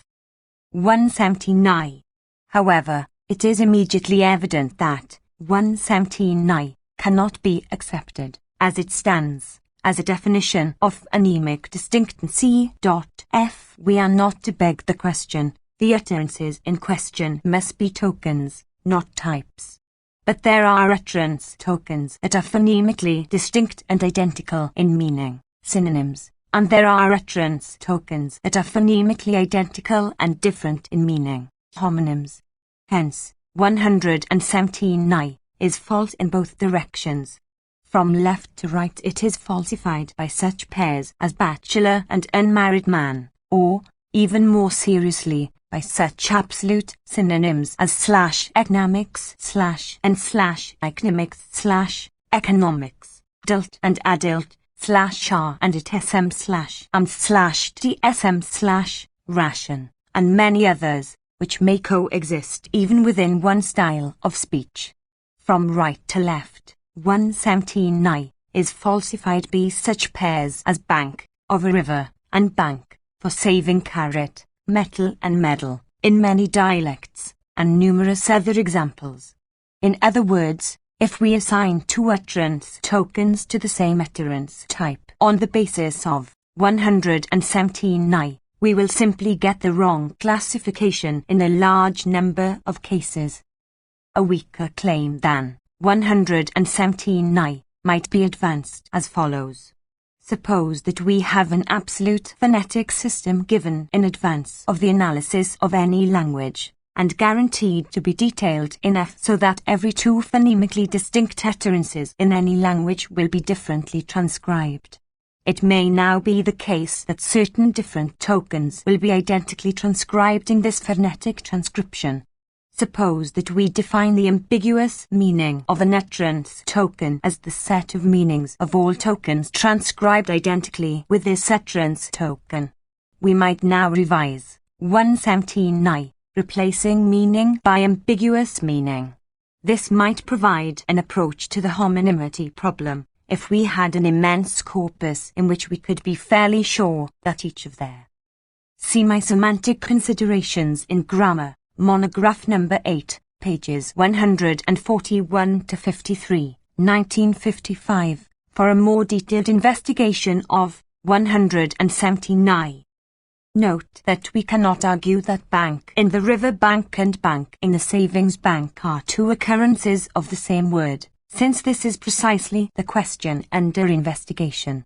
To say that two utterance tokens are occurrences of the same word is to say that they are not phonemically distinct, and presumably this is what the synonymity criterion 117 is supposed to determine for us. 96. Syntactic structures. Phonetically distinct forms of a given word occurred with each of the meanings that this word might have. It may be possible to elaborate this approach even further to cope with the problem, cf. synonyms. In such a way, one might hope to determine phonemo-distinctness by laborious investigation of the meanings of phonetically transcribed items in a vast corpus. The difficulty of determining in any precise and realistic manner how many meanings several items may have in common, however, as well as the vastness of the undertaking, make the prospect for any such approach appear rather dubious. 9.2.4 Fortunately, we do not have to pursue any such far-fetched and elaborate program in order to determine phonemic distinctness. In practice, every linguist uses much more simple and straightforward non-semantic devices. Suppose that a linguist is interested in determining whether or not metal and medal are phonemically distinct in some dialect of English. He will not investigate the meanings of these words, since this information is clearly irrelevant to his purpose. He knows that the meanings are different, or he is simply not concerned with the question, and he is interested in determining whether or not the words are phonemically distinct. A careful field worker would probably use the pair test, for either with two informants or with an informant and a tape recorder. For example, he might make a random sequence of copies of the utterance tokens that interest him, and then determine whether or not the speaker can consistently identify them.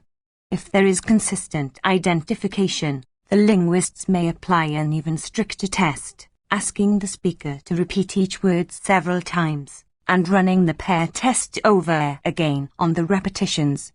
If consistent distinguishability is maintained under repetition, he will say that the words metal and medal are phonemically distinct. The pair test with its variants. Cf. My Semantic Considerations of Grammar, monograph number 8, pages 141 to 54. 1955, M. Halley, The Strategy of Phonemics, Linguistics Today, Word. 10.197 209, 1954, Z. S. Harris, Methods in Structural Linguistics, Chicago. 1951, pp. 32 F. C. F. Hockett. A Manual of Phonology, Memoir 11, Indiana University, Publications in Anthropology and Linguistics, Baltimore, 195% p. 146. Syntax and semantics. 97. An elaborations provides us with a clear operational criterion for phonemic distinctness in completely non-semantic terms. 5. It is customary to view non-semantic approaches to grammar as possible alternatives to semantic approaches, and to criticize them as too complex, even if possible in principle.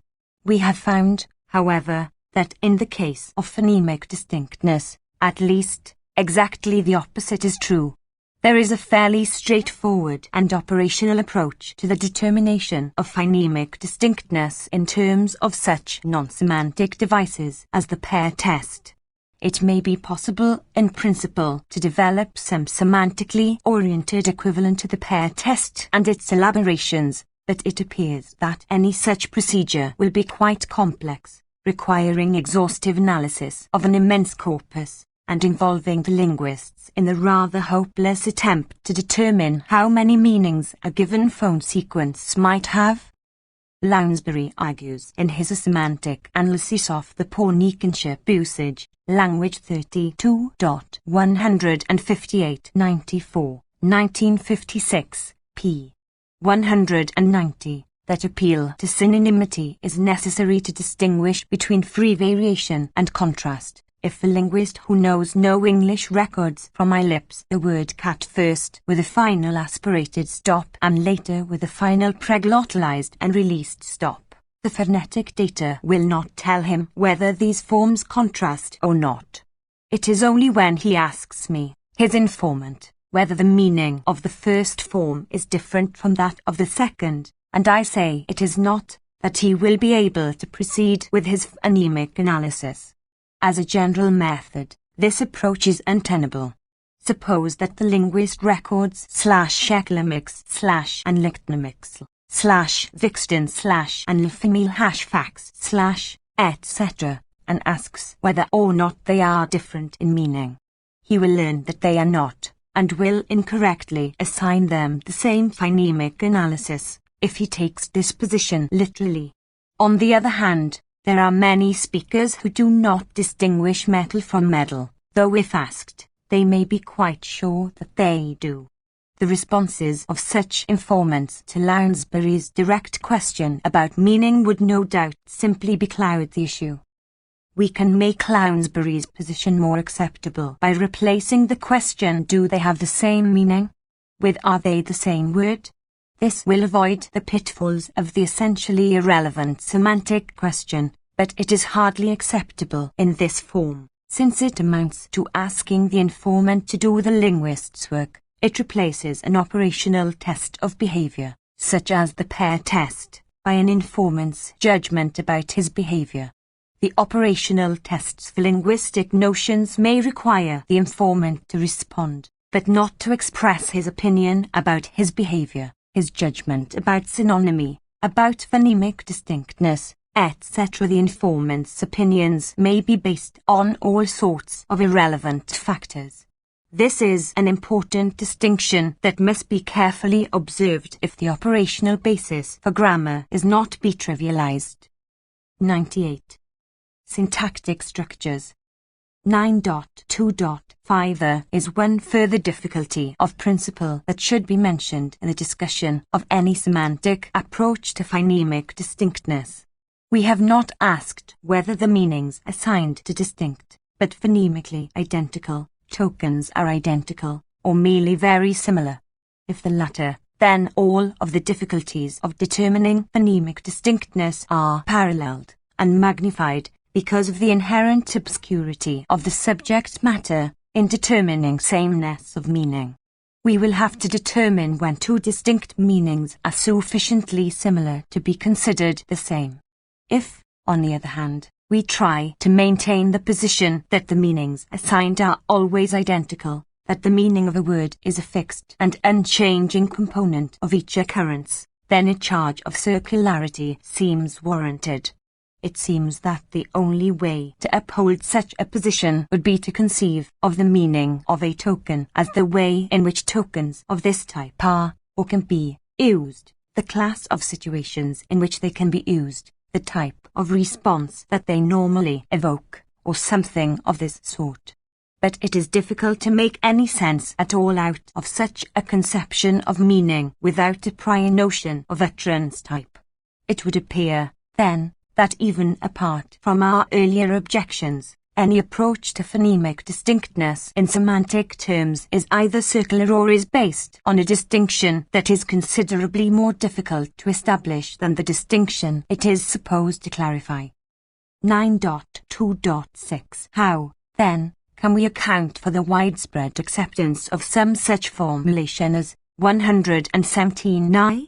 I think that there are two explanations for this. In part, it is a consequence of the assumption that semantic approaches are somehow immediately given and are too simple to require analysis. Any attempt to provide a careful description, however, quickly dispels this illusion. A semantic approach to some grammatical notion requires as careful and detailed a development as is justly required of any non-semantic approach. And as we have seen, a semantic approach to phonemic distinctness is beset by quite considerable difficulties. A second source for such formulations as 117 I believe, is a confusion of meaning with informant's response. We thus Syntax and Semantics 99. Find such comments on linguistic method as the following. In linguistic analysis we define contrast among forms operationally in terms of difference in meaning responses. We have observed in 59.2.3 that if we were to determine contrast by meaning response in any direct way we would simply make the wrong decision in a great many places, and if we try to avoid the difficulties that immediately arise, we are led to a construction that is so elaborate and has such intolerable assumptions that it can be hardly taken as a serious proposal. And we saw in 9.2.5 that there are apparently even more fundamental difficulties of principle. Hence, if we interpret the quoted citation literally, we must reject it as incorrect. If we drop the word meaning from this statement, however, we have a perfectly acceptable reference to such devices as the pair test. But there is no warrant for interpreting the responses studied in the pair test as semantic in any way. One might very well develop an operational test for rhyme that would show that bill and pill are related in a way in which bill and ball are not. There would be nothing semantic in this test. Phonemic identity is essentially complete rhyme, and there is no more reason for postulating some unobserved semantic reaction in the case of bill and bill than in the case of bill and pill. It is strange that those who have objected to basing linguistic theory on such formulations as 117 should have been accused of disregard for meaning. It appears to be the case, on the contrary, that those who propose some variant of 117 must be interpreting meaning so broadly that any response to language is called meaning. But to accept this view is to denude the term meaning of any interest or significance. I think that anyone who wishes to save the phrase study of meaning as descriptive of an important F. Lounsbury, A Semantic Analysis of the Pawnee Kinship Usage, Language 32.158-94, 1956, p. 191. One should not be confused by the fact that the subject in the pair test may be asked to identify the utterance tokens by meaning. He might just as well be asked to identify them by arbitrary exclamation mark tilde chosen numbers, by signs of the zodiac, etc. We can no more use some particular formulation of the pair test as an argument for dependence of grammatical theory on meaning than as an argument that linguistics is based on arithmetic or astrology. 100. Syntactic structures. Aspect of linguistic research must reject this identification of meaning with response to language, and along with it, such formulations as 179. 9.2.7. It is, of course, impossible to prove that semantic notions are of no use in grammar, just as it is impossible to prove their irrelevance of any other given set of notions.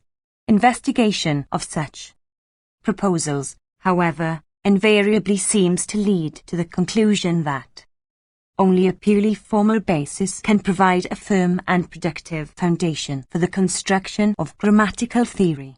Detailed investigation of each semantically oriented proposal would go beyond the bounds of this study and would be rather pointless, but we can mention briefly some of the more obvious counterexamples to such familiar suggestion as 117. Such morphemes as to in, I want to go, or the dummy carrier. Doing, did he come? Cf. 5.7.1 can hardly be said to have a meaning in any independent sense, and it seems reasonable to assume that an independent notion of meaning, if clearly given, may assign meaning of some sort to such non-morphemes as gl, in, gleam, glimmer. Thus we have counterexamples to the suggestion 117 that morphemes be defined as minimal meaning-bearing elements. In section 2 we have given grounds for rejecting semantic significance as a general criterion for grammaticalness, as proposed in LL7.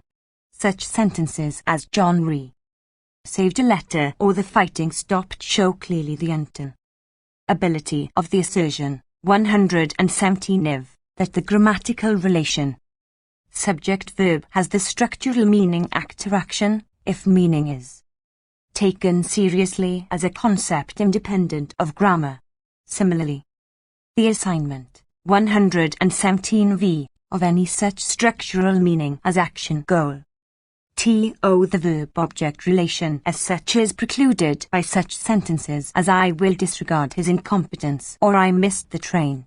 In contradiction to 117v, we can describe circumstances in which a quantificational sentence such as everyone in the room knows at C. L. Bloomfield, Language, New York, 1933, p. 156, Z. S. Harris, Methods in Structural Linguistics, Chicago, 1951, p. 177, 0. Jesperson, Language, New York, 1922, Chapter 20, for many further examples. Syntax and Semantics. 101. At least two languages may be true, while the corresponding passive at least two languages are known by everyone in the room is false. Under the normal interpretation of these sentences, for example, if one person in the room knows only French and German, and another only Spanish and Italian, this indicates that not even the weakest semantic relation, factual equivalence, holds in general between active and passive. 9.3 These counterexamples should not, however, blind us to the fact that there are striking correspondences between the structures and elements that are discovered in formal grammatical analysis and specific semantic functions. None of the assertions of 117 is wholly false. Some are very nearly true. It seems clear, then, that undeniable, though only imperfect correspondences hold between formal and semantic features in language. The fact that the correspondences are so inexact suggests that meaning will be relatively useless as a basis for grammatical decryption. Errorful analysis of each proposal for reliance on meaning confirms this, and shows, in fact, that important insights and generalizations about linguistic structure may be missed if vague semantic clues are followed too closely. For example, we have seen that the active-passive relation is just one instance of a very general and fundamental aspect of formal linguistic structure. The similarity between active-passive, negation, declarative interrogative, and other transformational relations would not have come to light if the active-passive relation had been investigated exclusively in terms of such notions as synonymity. Another reason for suspecting that grammar cannot be effectively developed on a semantic basis was brought out in the particular case of phonemic distinctness in 9.2.5. More generally, it seems that the study of meaning is fraught with so many difficulties even after the linguistic meaning-bearing elements and their relations are specified, that any attempt to study meaning independently of such specification is out of the question. To put it differently, given the instrument language and its formal devices, we can and should investigate their semantic function, as, for example, in R. Jacobson, Betragseralgi min Kasaslara, Travnu.dl Circle lit G Rizfikte Prague 6.248, 1936. But we cannot, apparently, find semantic absolutes, known in advance of grammar, that can be used to determine the objects of grammar in any way. 102. Syntactic structures. The fact that correspondences between formal and semantic features exist, however, cannot be ignored. These correspondences should be studied in some more general theory of language that will include a theory of linguistic form and a theory of the use of language as subparts. In 9.8 we found that there are, apparently, fairly general types of relations between these two domains that deserve more intensive study. Having determined the syntactic structure of the language, we can study the way in which this syntactic structure is put to use in the actual functioning of language. An investigation of the semantic function of level structure, as suggested briefly in $8, might be a reasonable step towards a theory of the interconnections between syntax and semantics. In fact, we pointed out in $8 that the correlations between the form and use of language can even provide certain rough criteria of adequacy for a linguistic theory and the grammars to which it leads. We can judge formal theories in terms of their ability to explain and clarify a variety of facts about the way in which sentences are used and understood. In other words, we should like the syntactic framework of the language that is isolated and exhibited by the grammar to be able to support semantic description, and we shall naturally rate more highly a theory of formal structure that leads to grammars that meet this requirement more fully. Phrase structure and transformational structure appear to provide the major syntactic devices available in language for organization and expression of the content. The grammar of a given language must show how these abstract structures are actually realized in the case of the language in question, while linguistic theory must seek to clarify these foundations for grammar and the methods for evaluating and choosing between proposed grammars. It is important to recognize that by introducing such considerations as those of $8 into the meta-theory that deals with grammar and semantics and their points of connection, we have not altered the purely formal character of the theory of grammatical structure itself. In $9.37 we outlined the development of some fundamental linguistic concepts in purely formal terms.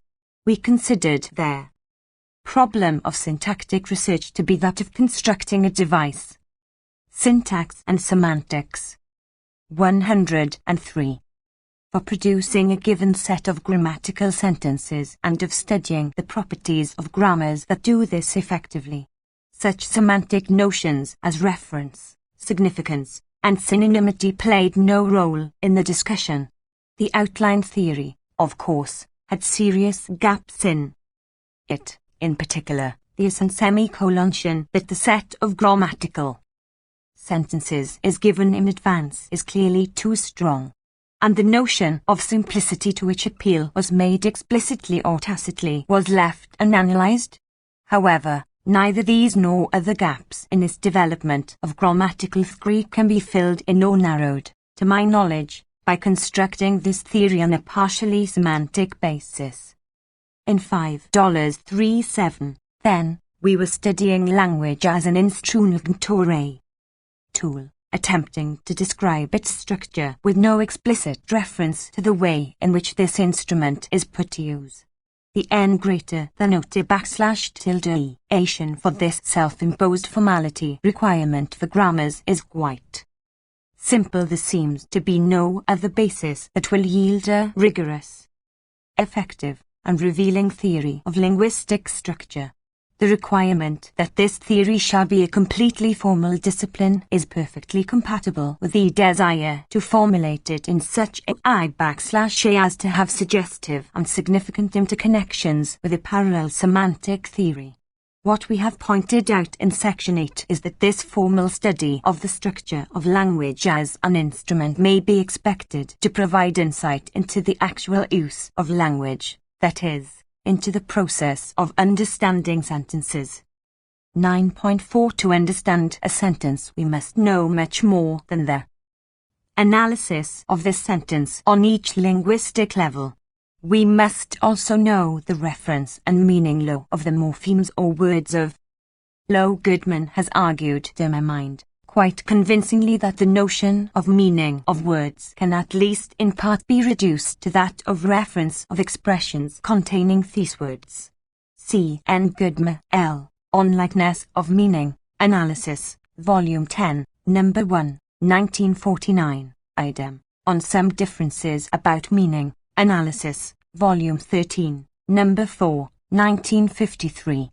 Goodman's approach amounts to reformulating a part of the theory of meaning in the much clearer terms of the theory of reference. Just as much of our discussion can be understood as suggesting a reformulation of parts of the theory of meaning that deal with so-called structural meaning in terms of the completely non-semantic theory of grammatical structure. Part of the difficulty with the theory of meaning is that meaning 104 syntactic structures, which it is composed. Naturally, grammar cannot be expected to be of much help here. These notions form the subject matter for semantics. In describing the meaning of a word, it is often expedient or necessary to refer to the syntactic framework in which this word is usually embedded. For example, in describing the meaning of hit, we would no doubt describe the agent and object of the action in terms of the notions subject and object, which are apparently best analyzed as purely formal notions belonging to the theory of grammar. We shall naturally find that a great many words or morphemes of a single grammatical category are described semantically in partially similar terms. For example, verbs in terms of subject and object, etc. This is not surprising. It means that the syntactic devices available in the language are being used fairly systematically. We have seen, however, that so generalize from this fairly systematic use and to assign structural meanings to grammatical categories or constructions just as lexical meanings are assigned to words or morphemes is a step of very questionable validity. Another common but dubious use of the notion structural meaning is with reference to the meanings of so-called grammatically functioning morphemes such as ig, I, y, prepositions, etc. The contention that the meanings of these morphemes are fundamentally different from the meanings of nouns, verbs, adjectives, and perhaps other large classes is often supported by appeal to the fact that these morphemes can be distributed in a sequence of blanks or nonsense syllables so as to give the whole the appearance of a sentence, and in fact, so as to determine the grammatical category of the nonsense elements. For example, in the sequence Birotska rule is italically, we know that the three words are noun, verb, and adverb by virtue of the s, i's, atidly, respectively. But this tends to be used as a catch-all term to include every aspect of language that we know very little about. Insofar as this is correct, we can expect various aspects of this theory to be claimed by other approaches to language in the course of their development. L1 Such a description of the meaning of hit would then account automatically for the use of hit in such transforms as Bill was hit by John. hitting Bill was wrong, etc., if we can show in sufficient detail and generality that transforms are understood in terms of the underlying kernel sentences. Syntax and semantics. 105. Property does not sharply distinguish grammatical morphemes from others, since in such sequences as the Pirotsky rule yesterday or give him, what to the blanks are also determined as a variant of past tense in the first case, and as there, some, etc., but not a, in the second. The fact that in these cases you were forced to give blanks rather than nonsense words is explained by the productivity or open-endedness of the categories noun, verb, adjective, etc., as opposed to the categories article, verbal affix, etc. In general, when we distribute a sequence of morphemes in a sequence of blanks, we limit the choice of elements that can be placed in the unfilled positions to form a grammatical sentence. Whatever differences there are among morphemes with respect to this property are apparently better explained in terms of such grammatical notions as productivity, freedom of combination, and size of substitution class than in terms of any presumed feature of meaning. Summary. In this discussion we have stressed the following points. The most that can reasonably be expected of linguistic theory is that it shall provide an evaluation procedure for grammars. The theory of linguistic structure must be distinguished clearly from a manual of helpful procedures for the discovery of grammars, although such a manual will no doubt draw upon the results of linguistic theory, and the attempt to develop such a manual will probably, as it has in the past, contribute substantially to the formation of linguistic theory. If this viewpoint is adopted, there is little motivation for the objection to mixing levels, for the conception of higher-level elements as being literally constructed out of lower-level elements, or for the feeling that syntactic work is premature until all problems of phonemics or morphology are solved. Grammar is best formulated as a self-contained study independent of semantics. In particular, the notion of grammaticalness cannot be identified with meaningfulness, nor does it have any special relation, even approximate, to the notion of statistical order of approximation. In carrying out this independent and formal study, we find that a simple mode of language as a finite state Markov process that produces sentences from left to right is not acceptable, and that such fairly abstract linguistic levels as phrase structure and transformational structure are required for the description of natural languages. We can greatly simplify the description of English and gain new and important insight into its formal structure if we limit the direct description in terms of phrase structure to a kernel of basic sen. Summary. 107. Tenses, simple, declarative, active, with no complex verb or noun phrases, deriving all other sentences from these, more properly from the strings that underlie them, by transformation, possibly repeated. Conversely, having found a set of transformations that see grammatical sentences into grammatical sentences, we can determine the constituent structure of particular sentences by investigating their behavior under these transformations with alternative constituent analyses. We consequently view grammars as having a tripartite structure. A grammar has a sequence of rules from which phrase structure can be reconstructed and a sequence of morphophonemic rules that convert strings of morphemes into strings of phonemes. Connecting these sequences, there is a sequence of transformational rules that carry strings with phrase structure into new strings to which the morphophonemic rules can apply. The phrase structure and morphophonemic rules are elementary in a sense in which the transformational rules are not. To apply a transformation to a string, we must know some of the history of derivation of the string, but to apply non-transformational rules, it is sufficient to know the shape of the string to which the rule applies. As an automatic consequence of the attempt to construct the simplest grammar for English in terms of the abstract levels developed in linguistic theory, we find that the apparently irregular behavior of certain words, for example, have, be, seem, is really a case of higher level regularity. We also find that many sentences are assigned dual representations on some level, and many pairs of sentences are assigned similar or identical representations on some level. In a significant number of cases, dual representation, constructional homonymity, corresponds to ambiguity of the represented sentence, and similar or identical representation appears in cases of intuitive similarity of utterances. More generally, it appears that the notion of understanding a sentence must be partially analyzed in grammatical terms. To understand a sentence, it is necessary, though not, of course, sufficient, to reconstruct its representation on each level, including the transformational level where the kernel sentences underlying a. 108. Syntactic structures. Given sentence can be thought of, in a sense, as the elementary content elements out of which this sentence is constructed.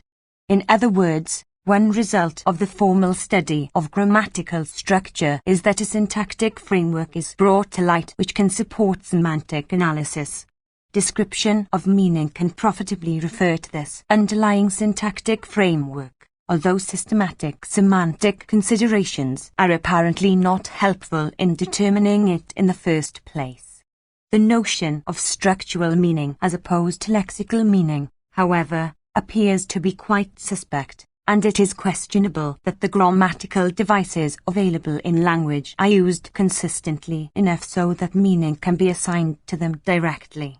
Nevertheless, we do find many important correlations, quite naturally, between syntactic structure and meaning, or, to put it differently, we find that the grammatical devices are used quite systematically. These correlations could form part of the subject matter for a more general theory of language concerned with syntax and semantics and their points of connection. Appendix I. Notations and Terminology. In this appendix we shall present a brief account of the new or less familiar notational and terminological conventions that we have used. A linguistic level is a method of representing utterances. It has a finite vocabulary of symbols. On the phonemic level, we call this vocabulary the affair of the language, which can be placed in a linear sequence to form strings of symbols by an operation called plus concatenation and symbolized by this on the morphemic level.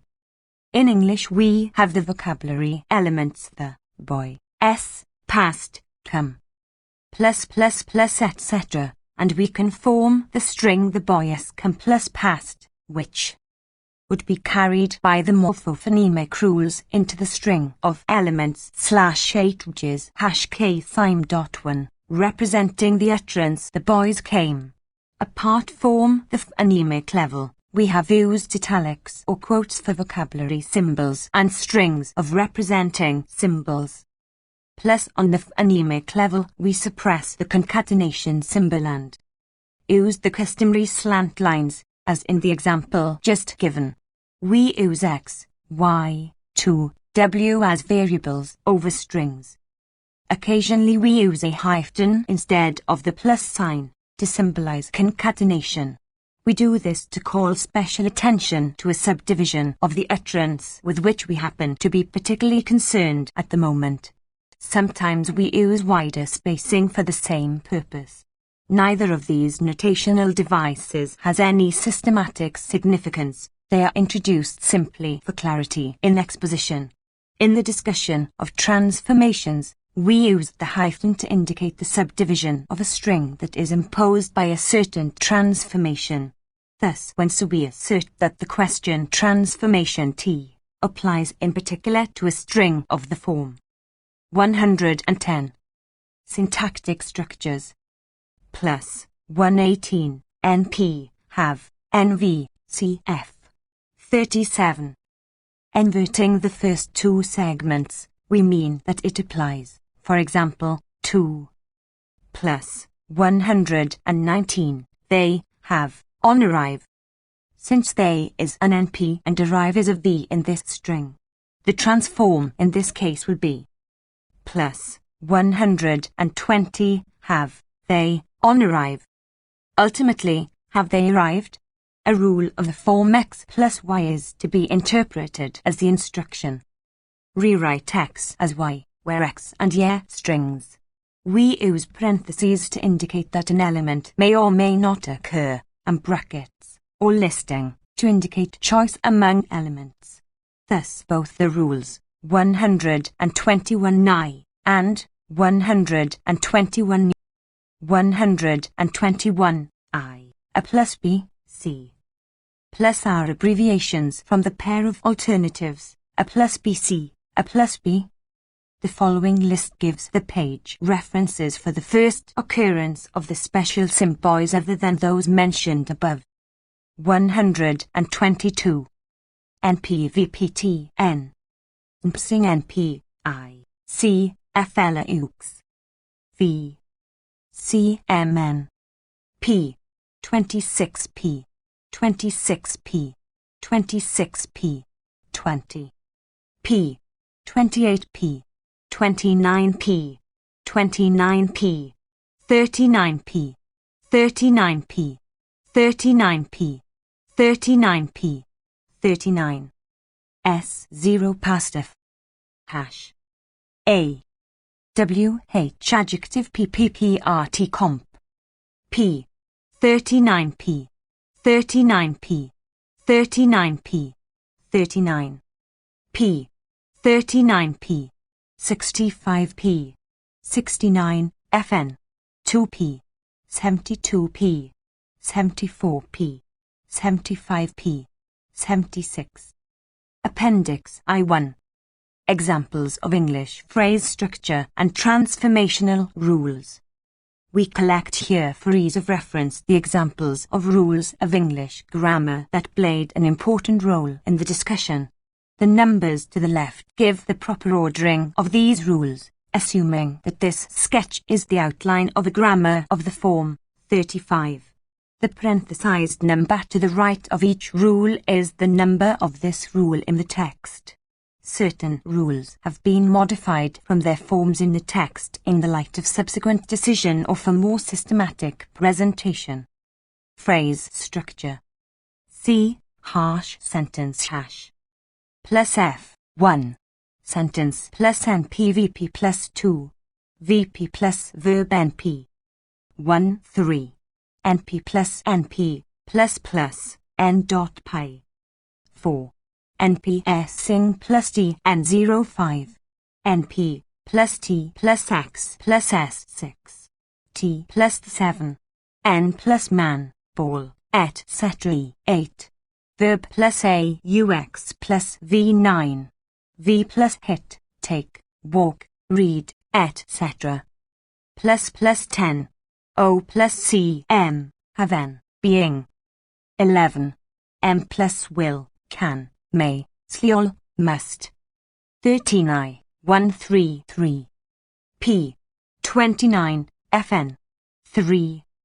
P. Dot 29, FN. Dot 3. P. 29, FN. 3. 1, 3, 4. 13 tilde. 28I, 28 2. 28 3. 28 4. Transformational structure. A transformation is defined by the structural analysis of the strings to which it applies and the structural change that it effects on these strings. Syntactic structures. Passive, optional. Structural analysis, NP, O, V, NP. Plus structural change, X, X, X3, X4, X4, X, B, N, X3, BY plus X. 34. T colon tilde, obligatory, X, V, PRT, pronoun. Structural analysis, Y, V, comp, NP. 86, 92. Structural change, X, X, X, X4 plus X, x, x4, x3. T colon and optional. Structural analysis, x, v, prt, np. 85. Structural change, same as 13. Number transfer analysis, obligatory. I structural analysis, x, c, y, s in the context np, dash. Structural change, c plus 0 in other contexts passed in any context. 29i. T, optional. NPCV. INP, C plus M. Structural analysis, NP, C plus HAVE. NP, C plus B. Plus structural change, XI, X2, X3 plus XI, X, and X3. TA, optional. Structural analysis, same as 16. CF. 45, 47. Structural change, XI, X2, X, plus XI, X, 1A, X3. T, optional. Structural analysis, same as 16. CF. 41, 43. Structural change, X, X, X3 on X, XI, X3. T, optional and conditional on T. T, structural analysis, X, NP, Y, X or Y may be null. Structural change, same as 18. 60.I. T, structural analysis, NP, X. 60II. Plus structural change, X, X2 plus WHX, X2. Where WH plus animate noun plus who, CF. P. 69, FN. 2. Plus WH animate noun T what. Appendix 11. 113.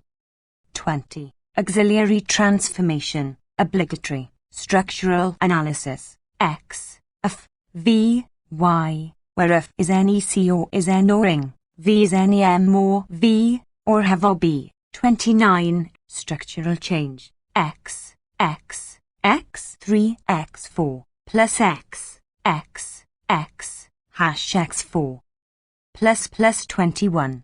Word boundary transformation, obligatory. Structural analysis, X, Y, where X, V or Y, F. 29. Structural change, X, X, plus X, I, hash X. 21. Do, transformation, obligatory. Structural analysis, hash, F. Plus structural change, X, I, X, plus X, I, do X. 40. Generalized transformations. 22. Conjunction. 26. Structural analysis of S, Z, X, W. Of S, Z, X, W. Where X is a minimal element, for example, NP, VP, etc., and Z, W are segments of terminal strings. Structural change, XI, X, X3, X4, X's, X, plus XI dash. X, plus and plus X's, X. 23. T. 48, 50. Structural analysis of S, same as 16. Offs, same as 16. Structural change, XI, X, X, X4, X, X, plus X, X2, X3 and so X is X4. T is actually a compound with the conjunction transfer.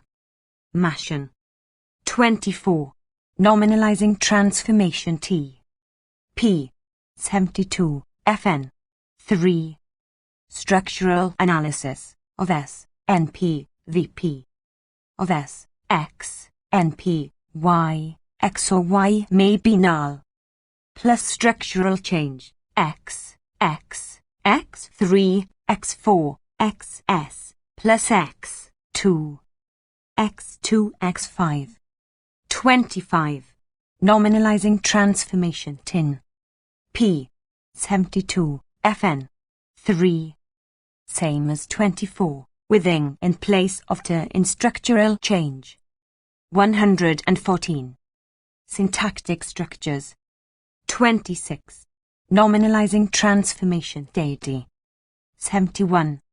Structural analysis of S, T, N is A of S, same as 24. Structural change. 11. X, X, X, X, X, X, 7. X, XL plus X, comma plus X, X, 7. Bibliography. Morphophonemic structure. Rules. 19, 45, p. 58, Fn. 8, p. 69, Fn. 2, etc. We thus have 3 sets of rules, as in 35, rules of phrase. 1. Y. Bar Hillel, Logical Syntax and Semantics, Language 30.237, 1954. Structure, transformational rules, including simple and generalized transformations, and morphophonemic rules.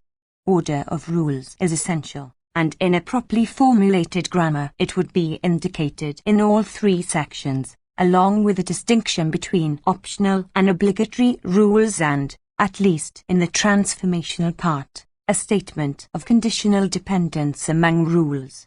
The result of 2b. Block, a set of postulates of phonemic analysis, language 24.346, 1948. 3. L. Bloomfield, Language, New York, 1933. 4. N.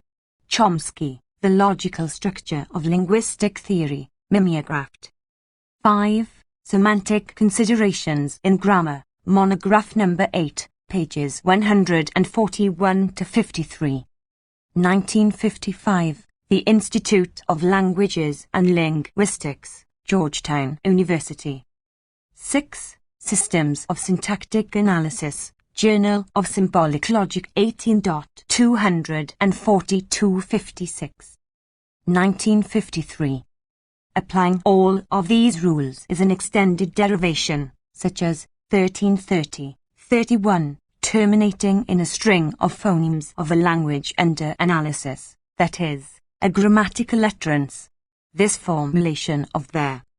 7. 3 models for the description of language, I.R.T. Transactions on Information Theory, Volume IT 2, Proceedings of the Symposium on Information Theory, September, 1956. 8. Transformational Analysis, Ph.D. Dissertation, University of Pennsylvania. Transformational rules is meant only to be suggestive. We have not developed the machinery for presenting all these rules in a proper and uniform manner. See the references cited in FN. 8, p.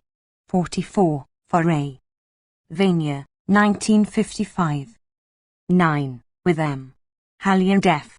Lukoff, on accent and juncture in English.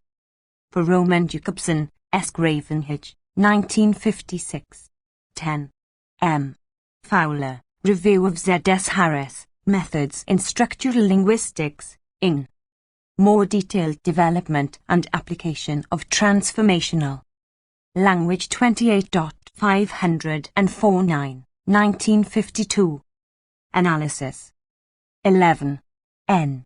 Goodman, The Structure of Appearance, Cambridge, 1951. I. 12. Unlikeness of Meaning, Analysis, Volume 10, Number 1, 1949. 13. On Some Differences About Meaning, Analysis, Volume 13, Number 4, 1953. Both 12 and 13 are reprinted, with an additional note, in Philosophy and Analysis, M. MacDonald, Editor, New York, 1954. 14. M. Halley, The Strategy of Phonemics, Linguistics Today, Word 10.197-209. 1954. 15. Z. S. Hams, Discourse Analysis, Language, the 28th of January 1930, 1952. 16, 17, 18, 19. Distributional Structure, Linguistics Today, Word 10.146-62, 1954. From Phoneme to Morpheme, Language 31.190-222, 1955. Methods in Structural Linguistics, Chicago, 1951. Concurrence and Transformations in Linguistic Structure, Language. 33. 283-340, 1957. 20. F. W. Howard, Axiomatic Syntax, The Construction and Evaluation of a Syntactic Calculus, Language 31.409-14, 1955. 21. L. Jelmslev, Prolegomena to a Theory of Language equals Memoir 7, Indiana. Publications in Anthropology and Linguistics, Baltimore, 1953. 22. C. F. Hockett, A Formal Statement of Morphemic Analysis, Studies in Linguistics, the 27th of October 1939, 1952. 116. Bibliography. 23. A Manual of Phonology equals Memoir 11, Indiana University. Publications in Anthropology and Linguistics, Baltimore, 1955. 24. Problems of Morphemic Analysis, Language 23.321-43, 1947. 25. Two Models of Grammatical Description, Linguistics Today, Word 10.210-33, 1954. 26. Two Fundamental Problems in Phonemics, Studies in Linguistics. 7.33, 1949. 27. R. Jacobson, Betragsuralgie Minkesslera, Travaux du Cercle Linguistique de Prague 6.248, 1936. 28. The phonemic and grammatical aspects of language and their interrelation, Proceedings of the 6th International Congress of Linguists 518. Paris, 1948. 29. O. Jesperson, Language, New York, 1922. 30. F. Lounsbury, A Semantic Analysis of the Pawnee Kinship Usage, Language 32.158-94, 1956. 31. B. Mandelbrot, Simple Games of Strategy Occurring in Communication Through Natural Languages, Transactions of the IRE, Professional Group on Information Theory, JIT 3, 124-37, 1954. 12. Structure Formal Date Text Set Communication, Dirk Toots. Word the 10th of January 2027, 1954. 33. E. Nieder, A Synopsis of English Syntax, South Pasadena, 1951. 34. K. L.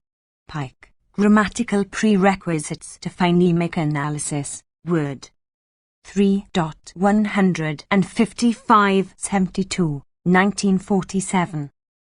35. More on Grammatical Prerequisites, Word 8.106-21, 1952.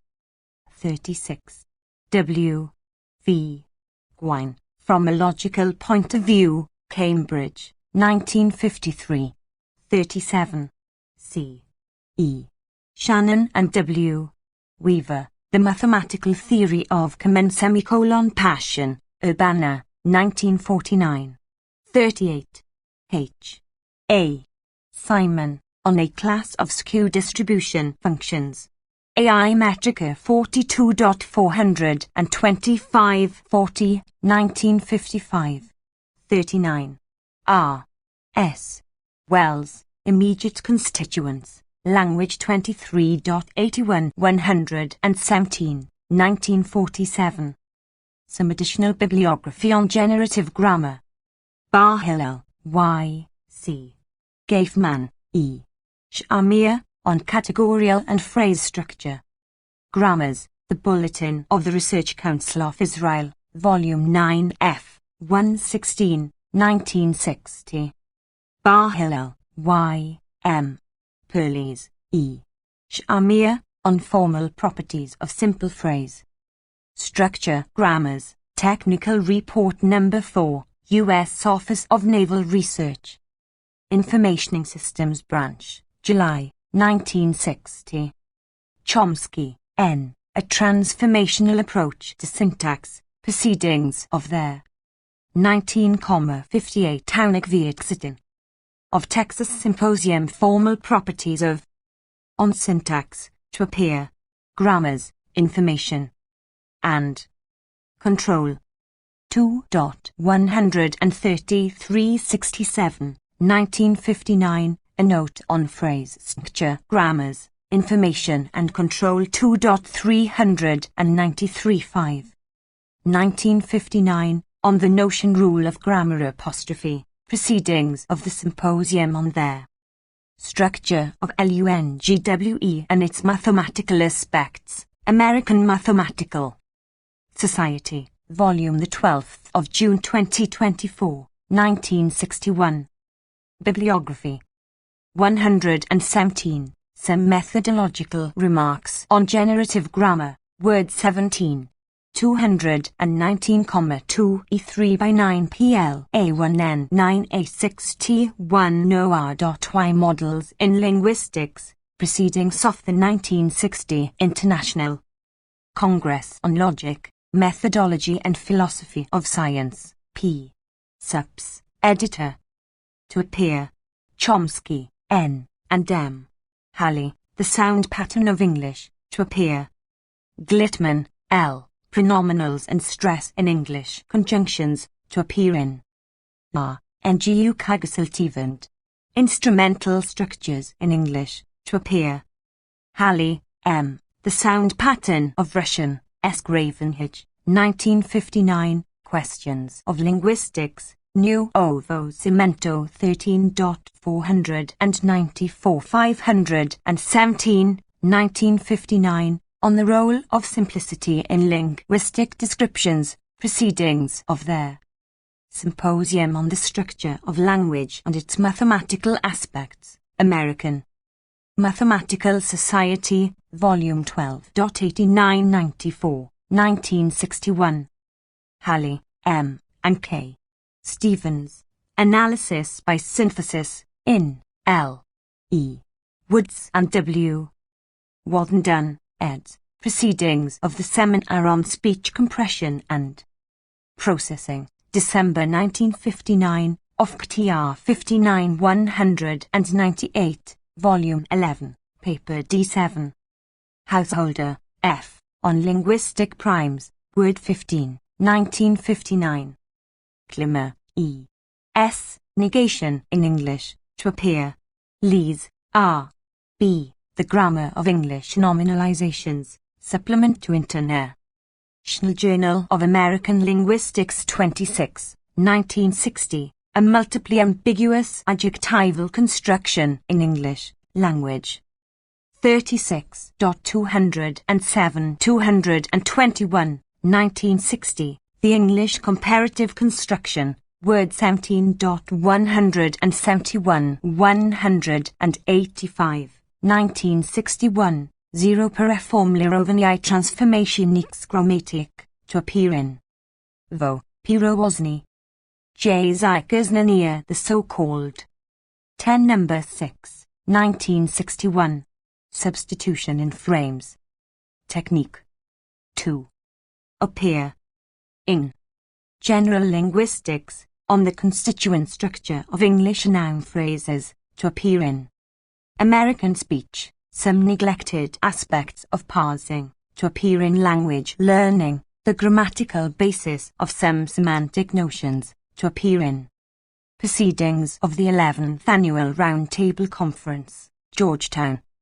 University Monograph Series, on the Testability of Linguistic Predicates, to appear in Voprazi.